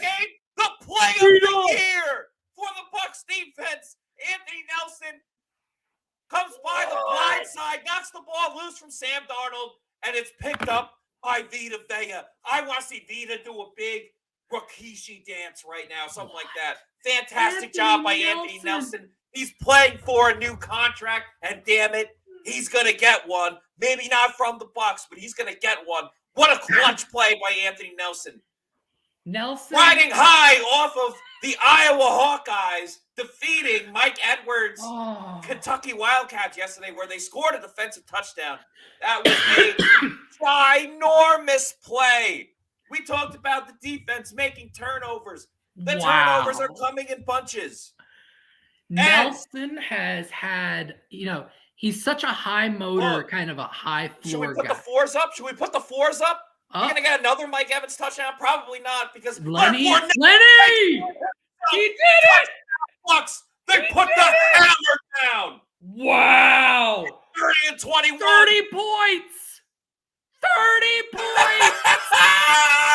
It's possible. The impossible has happened.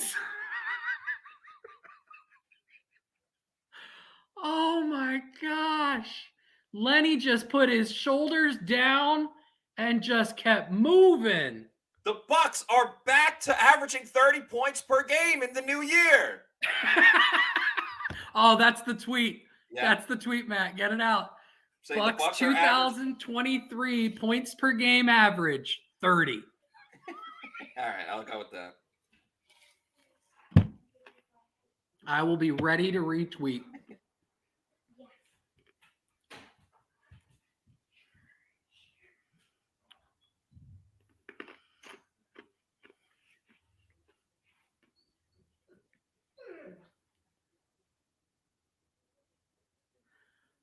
Wow. So back to Anthony Nelson. Should I say one of the highest scoring teams in the league? Back to Anthony Nelson. So, You know, Nelson's such a great high motor, high floor guy, lacks a ton of consistent impact, right? He's always going to be kind of that backup edge rusher. But he has come up with such key moments for the Bucs. Last week in Arizona with the forced fumble on the strip sack, this week doing the exact same thing just a couple plays ago to set up this Leonard Fournette touchdown. You, as a Bucs fan, it's easy to root for a guy like that. I know I've gone kind of back and forth with people in terms of what the Bucs should do with him next year, and I've said I wouldn't necessarily re-sign him because I think that you can find a higher upside player. But boy, when he makes plays like that, it makes me look dumb. Or are they reviewing whether Leonard was in? I don't know. Oh, he might have been short. Damn it. I want to send this freaking tweet. Oh, man. A lot of comments, too. I can't wait to look at them. Oh, just say he was in. He's deserved it.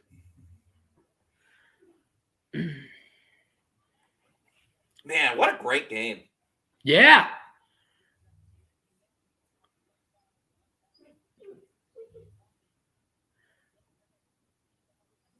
Bucs are one of the highest scoring teams this year. I'm going to, if you don't mind, I got to let my dogs out real quick. I will be right back. I will put up a graphic of the Pewter GameDay show, which we are on right now. I'm going to mute his mic as well. There we go. All right, the play still is under review. I'm still here. Just Josh is off camera for a little bit. Logan with a very funny comment. Matt, when you get excited, it's hilarious. Crazy eyes Matera. That's funny. Hey, if you can't laugh at yourself, then can't laugh at all. Yi Jinping says Nelly's clutch. Teddy with a great comment. List Frank Lenny. Oh, that is great. I love our commenters. Does that say Liz Frank Lenny? Yeah. All right. I think it's saying Leonard Fournette was short of the line. So all that excitement for nothing. Liz Frank Lenny. That's funny. You know, the other cool thing about, well, all right, I'm not assuming anything. We figured out what happens when I assume things earlier today. Yeah, please don't. I'm going to wait for about 141 seconds of game clock to go down before I say what's in my head right now. Now, if you're the Bucs, does the clock stop because they went to review? You're going to say the clock should start running again. Yeah. Couldn't you just let this go down to the 2-minute warning? They should be able to. Yep. They've got about a 4-second change. There would be no reason to run a play here. You can try and get Carolina to jump off sides. Right, but and get what, an inch?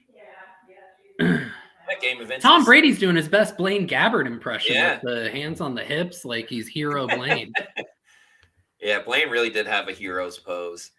That is the 2-minute warning, ladies and gents. So we are going to take a quick break. I'm going to refill my drink. In the meantime, we are going to hear a message from our friends at the Seminole Hard Rock Casino in Tampa, Florida. Me and my wife decided we'll have some fun. I was playing a 2-cent machine. 6 bets in, I hit a jackpot. $117,000. Hi, my name is Tara, and I won over $500,000 playing slot. I do this full time, and I would not change it for the world. I'm Gloria. I won over $2 million at Seminole Hard Rock Casino. I went and bought a bunch of jewelry. My name is Mike, and I won over $350,000. I love playing baccarat because it hits different. When you pull in that car and you flip over that 9, beating that 8, can't miss. I'm Jimmy. I won $500,000 in a slot tournament at Seminole Hard Rock in Tampa. Even a blind squirrel can get a nut sometimes. My name is Philip, and I won $215,000 on Blazing Sevens. Put my last $40 on the table. Next thing you know, bam, $215,000 jackpot. I hit that bad boy. I didn't realize how much it would change my life. You only live once. Have fun with it, right? Anybody can win at Seminole Hard Rock in Tampa. You never know when you can win big over at the Seminole Hard Rock Casino in Tampa. You need to go back there soon.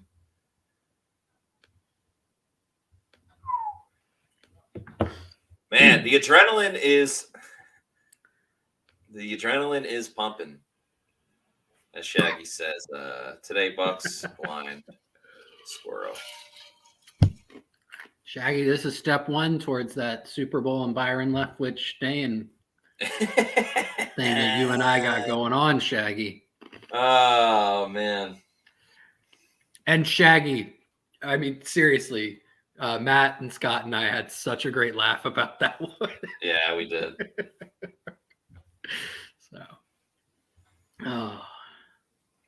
All right, so here's the interesting thing. So, do the Bucs just try and get the touchdown, or do you, if you're the Bucs, do you try and get a play or two to run clock? Like intentionally run a play that doesn't work. Yeah. Oh, they got plenty of those. No. No, I think you just you go for it. Yep. You punch it in right here. Brady with the QB sneak, and he's He in. did it. Sick data. Sick data.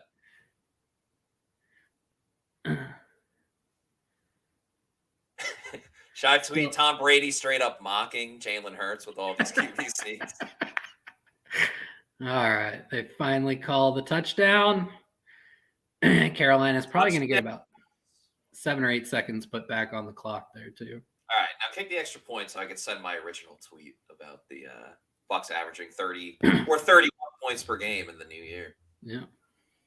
I think that'd only be behind the Giants for the amount of points scored. Oh, here, I'll give you a live update on that. The Giants, they got 34 points. They demolished the Colts. Falcons have 20. Chiefs have 27. Patriots have 23. Damn it. Really want Lions have 41. Damn. Okay. So Jaguars at 31. They're just one of the highest scoring teams. Yeah, you could say tied for the third highest scoring team in 2023.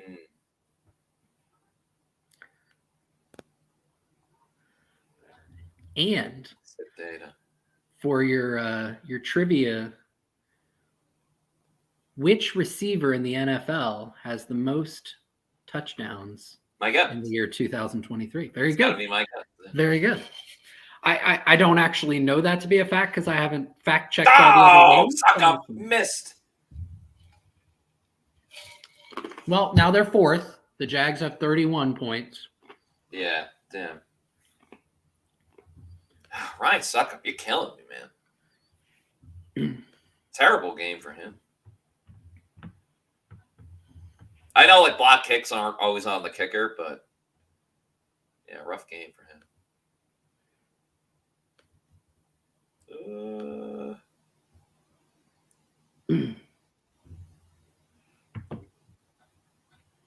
Where is there? So it's 30-21.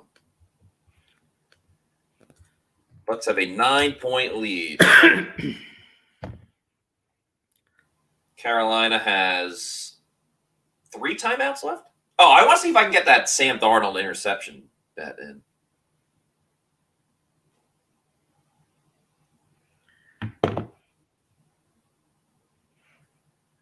Tell me something new.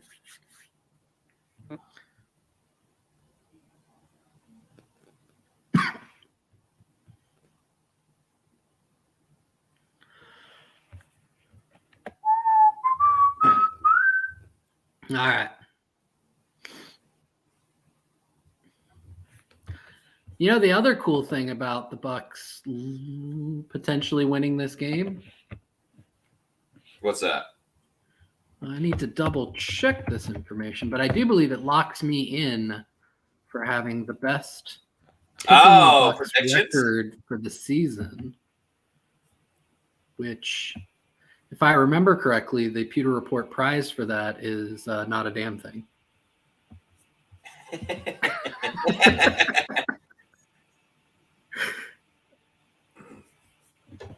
Darnold in shotgun. The minute 58 to go. Bucs send some pressure. Bucs Friend of the bringing program, pressure. Pat O'Connor. Oh, get out of here. Don't you dare. Don't you dare call Hit him roughing with a the roughing. passer. I think it's going to be a roughing. Not Pat O'Connor, friend of the program. That penalty came back like far back. Holding, yeah. Oh, the announcer messed it up, and I love this announcer, Kevin Burkhardt. He said instead of Joe Tryon Troyinka, he said Joe Cheyenne Troyinka. Mixed up the team. Yes. Maybe that's how we discern whether he's having a good game or not. Yeah. When we pronounce shying away from the spotlight. Right. It's that Troyinka kid, but Troyinka, he's a real showman. I'm going to be watching Logan Hall intensely for these last couple plays, see if there's some development from the kid. Friend of the program, Pat O'Connor, so close to getting a sack. Wow. And yeah, the hell was that? Hall got pressure, along with a slew of other Bucs. Kudos to Sam Darnold for Houdini-like moves, juking not one, not two, not three, not four Bucs, and then still finding a way to get an outlet pass. Man, that ended up with a pretty solid game. That's a tough one. And the Panthers keep all their timeouts. This game is far from over. And, of course, Ryan Suckup missing that freaking extra point. Darnold down the middle, off the hands of known ball hawk Mike Edwards, who goes limp on the field. Still feeling the effects of watching the Kentucky game. They say if you get ejected from an arena, you should just go limp, make like all the security guards like carry you out, you know? Oh, man. All right, 2nd and 10, a minute 37 to go. Panthers almost at midfield. Again, they have all 3 timeouts. Bucs are sending a blitz to the side. Darnold's got a scramble, and he gets out of bounds and gets the first down. Carolina quickly moving down the field.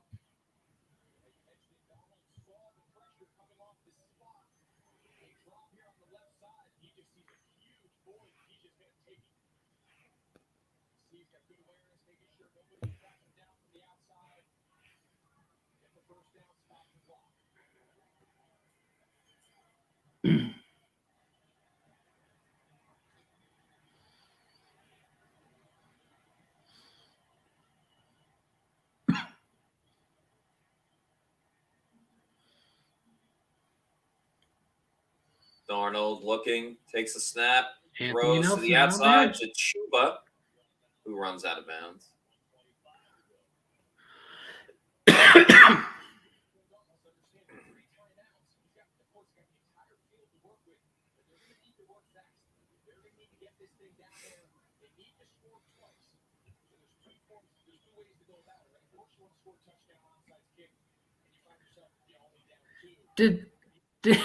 Did the announcer on your end just say they need to score points? I had the volume down very low. I couldn't really tell. Sometimes you hear some of this stuff and you go, what are we doing? Yeah. Bucs going with another 4-man rush. That ball looked like got tipped. Yeah, Akeem Hicks got his hands up and defended that put pass. both. We'll make it 3rd and 6.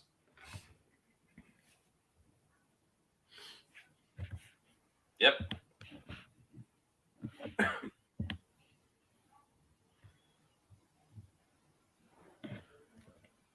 Close up on Todd Bowles, then over to Coach Wilkes. They had to push away from Bowles real quick because he was showing too much emotion. Yeah.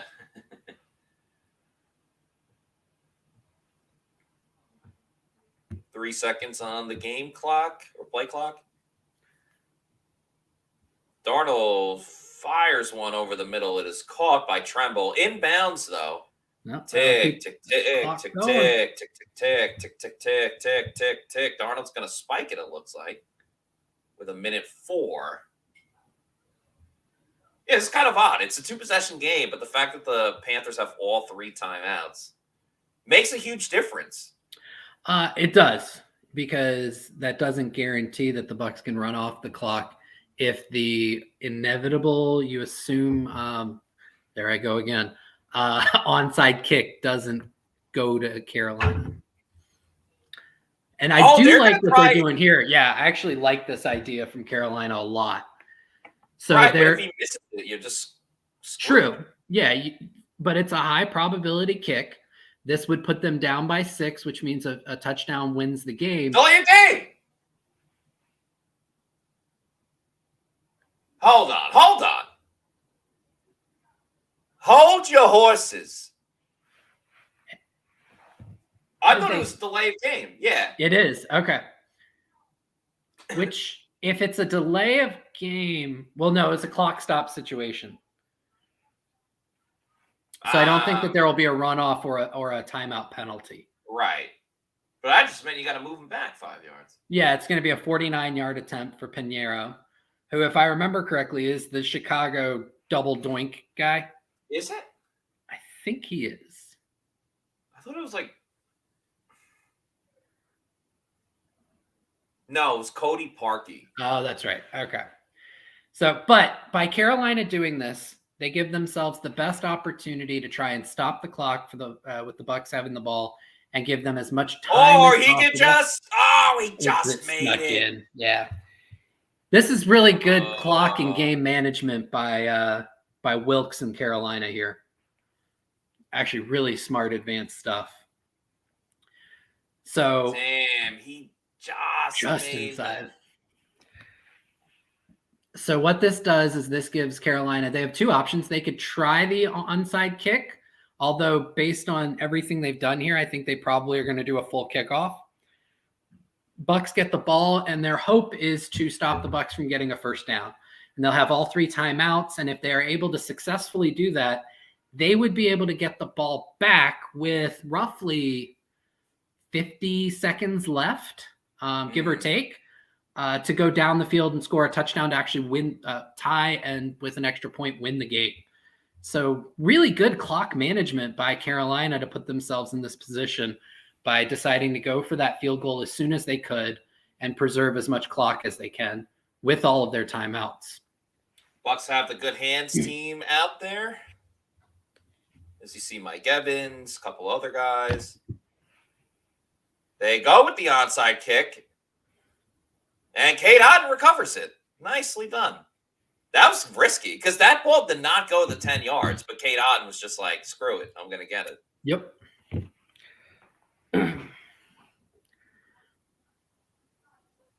Again, Carolina does have all 3 timeouts. But the Bucs are already like in Carolina's zone. So yeah, I mean, it all comes down to a first down at this point. The Bucs don't need extra points, and they're not in a position where Ryan Succop can hit anything close to this range. It's all about the first down at this moment. If Byron Leftwich can create 10 yards, this game is over. And if he can't, then just try a field goal with Ryan Succop. Yep. Whoever said earlier that started with their nails, now they're at their fingers. So they'll be moving on to their elbows. Rachaad White able to break some tackles. Oh, wow. And a great job by going down inbounds. Yeah. I thought he was going to go out of bounds for just a second. No, very heady play by White. I mean, great job making a couple guys miss, getting some yards, and then getting down, forcing Carolina to use their first of their 3 timeouts. By the way, if the Bucs hold on to win, and you want to celebrate after, celebrate at Walk-Ons. Great establishment, one in Midtown, one in Wesley Chapel. Awesome food. It's Cajun style themed. If you like that, they also have a lot of other great food as well. Multiple TVs all over the place, and their happy hour deals are fantastic. Especially, they have happy hour deals every single day, but if you go on Tuesdays, the happy hour deal is all day long. So you can get 22-ounce beer for the price of a regular beer. A lot of money off other drinks and apps and everything else like that. So go to Walk-Ons. We'll have the Pewter Report tailgate show from there next week as well in Wesley Chapel. This week it was in the Midtown. Walk-Ons. Check it out. Okay. Bucs ran it again with Rashad White on 2nd down for a short gain. So it sets up 3rd and 4.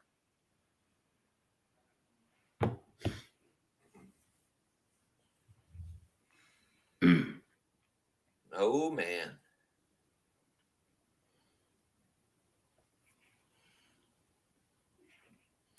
The Bucs are going to play the Cowboys in the first round. All right, what do you do here? You run it up the middle? You get creative? I run the ball. I want to make sure Carolina does not have that timeout on the other side. O'Keefe in motion. They're going to run it with Lenny. He gets stopped. Carolina uses that final timeout.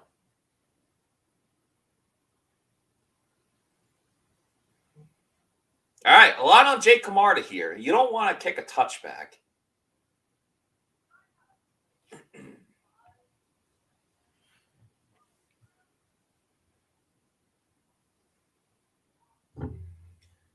Oh, the drama.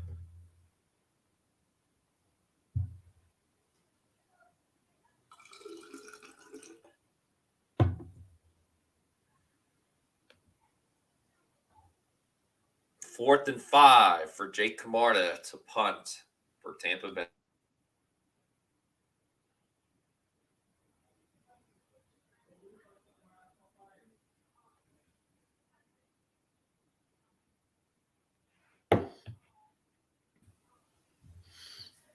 Panthers looking for the block.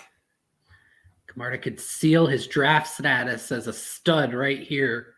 He can pin Carolina back on the 3. Going to be a delay game on the Bucs. Looks like they were trying to see if they can get a free first down. Not a bad idea.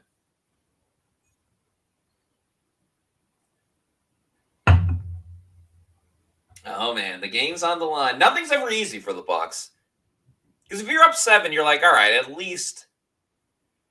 I mean, they could go for 2 in a situation where they scored, but it's like at least you still feel pretty good about what you got. Yep. No fakes here. Oh no! The snap's low. Camarda picks it up. Oh my goodness! Camarda's gonna run. Then he punts it. Oh my God! And Diamond picks it at the 2-yard line. What? Is that legal? I have no clue, but there's a flag. I'm stunned. I'm stunned. What the hell happened? I need to turn up the volume for this one. Jake Camarda. I mean, that effort was unbelievable. That was a disaster, and Carolina would have been in a pretty good spot. I mean, watch this. Where's the guy off the edge? How do they not edge this? Ineligible player downfield, number 41. 5-yard penalty. It's O'Keefe. So they got to run it again? Yeah. All right, that's fine. That's all that, and they have to run it again. Jake Camarda is potentially pound for pound the best athlete on the Bucs team. But he punted it down to the 1-yard line, and he's running left, and he's a right-footed kicker. That was remarkable. I mean, that. I don't sound dramatic. I was just joking when I said he could seal his Stop draft status. assuming, man. I said joking, not assuming. I know. Yo, that actually kind of worked out perfectly for the Bucs because they killed a bunch of time and then they just got their like that. Yo. Special teams has been a real freaking trip. Not just this season, this game. I just got tagged in a tweet, so I think something good's about to happen. And a great punt by Camarda. There it is. Okay. Holy mother of God.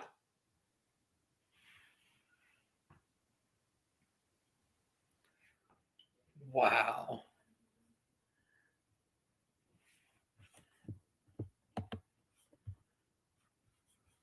This team, man, nothing comes easy.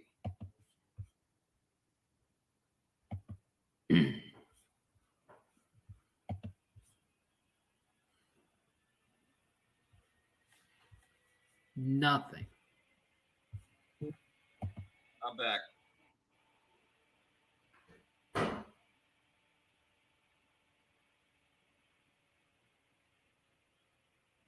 First ball is thrown over the middle. Oh, there's a flag. Get out of here.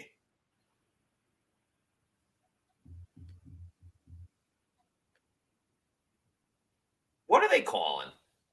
Oh, that's got to be on Carolina.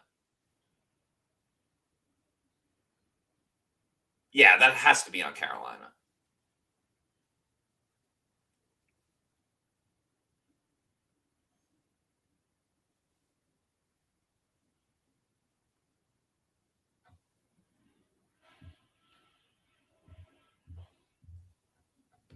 Okay, 1st and 14, 21 seconds to go.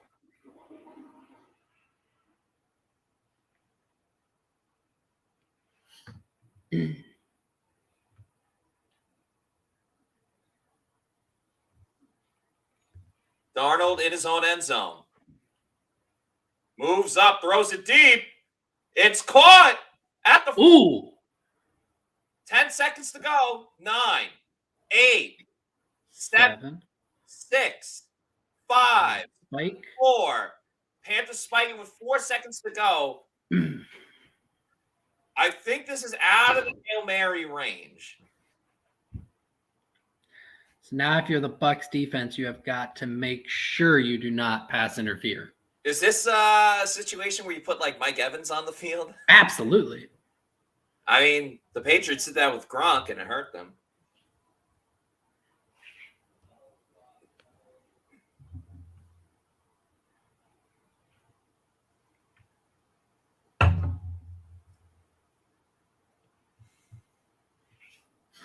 Last play of the game.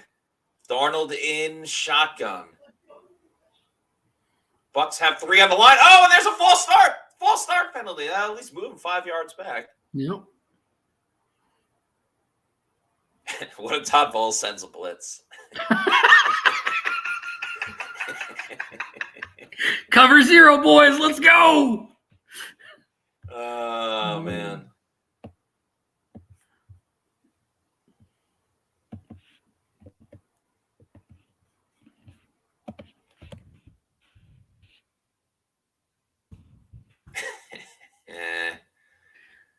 Wow. 4 seconds, and the Bucs will be NFC South champions, hosting a home playoff game. Wow. Darnold drops back, steps up in the pocket, running around. Devin White's chasing him. He throws it. It's caught. Here comes a bunch of laterals. Going to the right, that's Hubbard. Hubbard's to the 40. Still moving. Still lateraling it. Goes to a lineman. The ball's on the ground. It's still loose. The ball's still loose. A lineman picks it up, and that is going to do it. Ladies and gentlemen, the Bucs win the ball game. They win the NFC South by defeating the Carolina Panthers 30-24. The Bucs are going to the playoffs for the 3rd year in a row. It's Just the 2nd like- year in a row they're NFC South champs. Just like everyone drew it up at the beginning of the season, right? Yep, as we all expected. As we all expected, they are going to the playoffs as a division winner. Fantastic. Some people in the chat saying division champs. I need a beer. Unreasonable things. Where are you? Most complete game of the season. That's awesome. Chris did not expect a Buccaneers win, but they did win.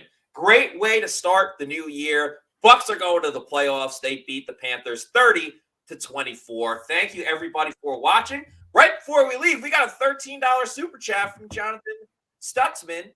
$13. He says $13 because Mike Evans is my Patronus. Thanks for amazing content in 2022, guys, and Happy New Year. Also, Josh, if you need any kids' books for your daughter, I'll send some signed copies of mine. That would be amazing, Jonathan. Thank you so much. You can hit me up on Twitter at Josh_Capo QUEIPO. Hit me up in my DMs. I would love to take you up on that offer. She loves to read. That's awesome, Jonathan. Thank you so much. Appreciate the super chat. Really appreciate the kind words. We love putting on a show for you guys through the good and the bad. And right now, it's some good. The Bucs are going back to the playoffs. With a division hosting a game. So we know we will at least see the Bucs 2 more times this year. And we'll see what's going on next week because none of their starters have to play. Yep. Now, but I'll be at the game next week, but this means there's a good chance that you and I might get to do another live in-game stream for the wild card round, bud. Yeah, that would be awesome. I definitely want to do that. Thanks again to everybody in the chats. You guys were awesome. A lot of fun stuff today. Thanks for the super chats again to Jonathan. We had one from Tony earlier. Thank you to you guys. I really appreciate it. We'll have the Pewter post-game show in a little bit, so stay tuned for that. So for Josh Capo, I'm Matt Matera saying thanks everybody for watching another edition of the Pewter Game Day show, and Happy New Year. Out.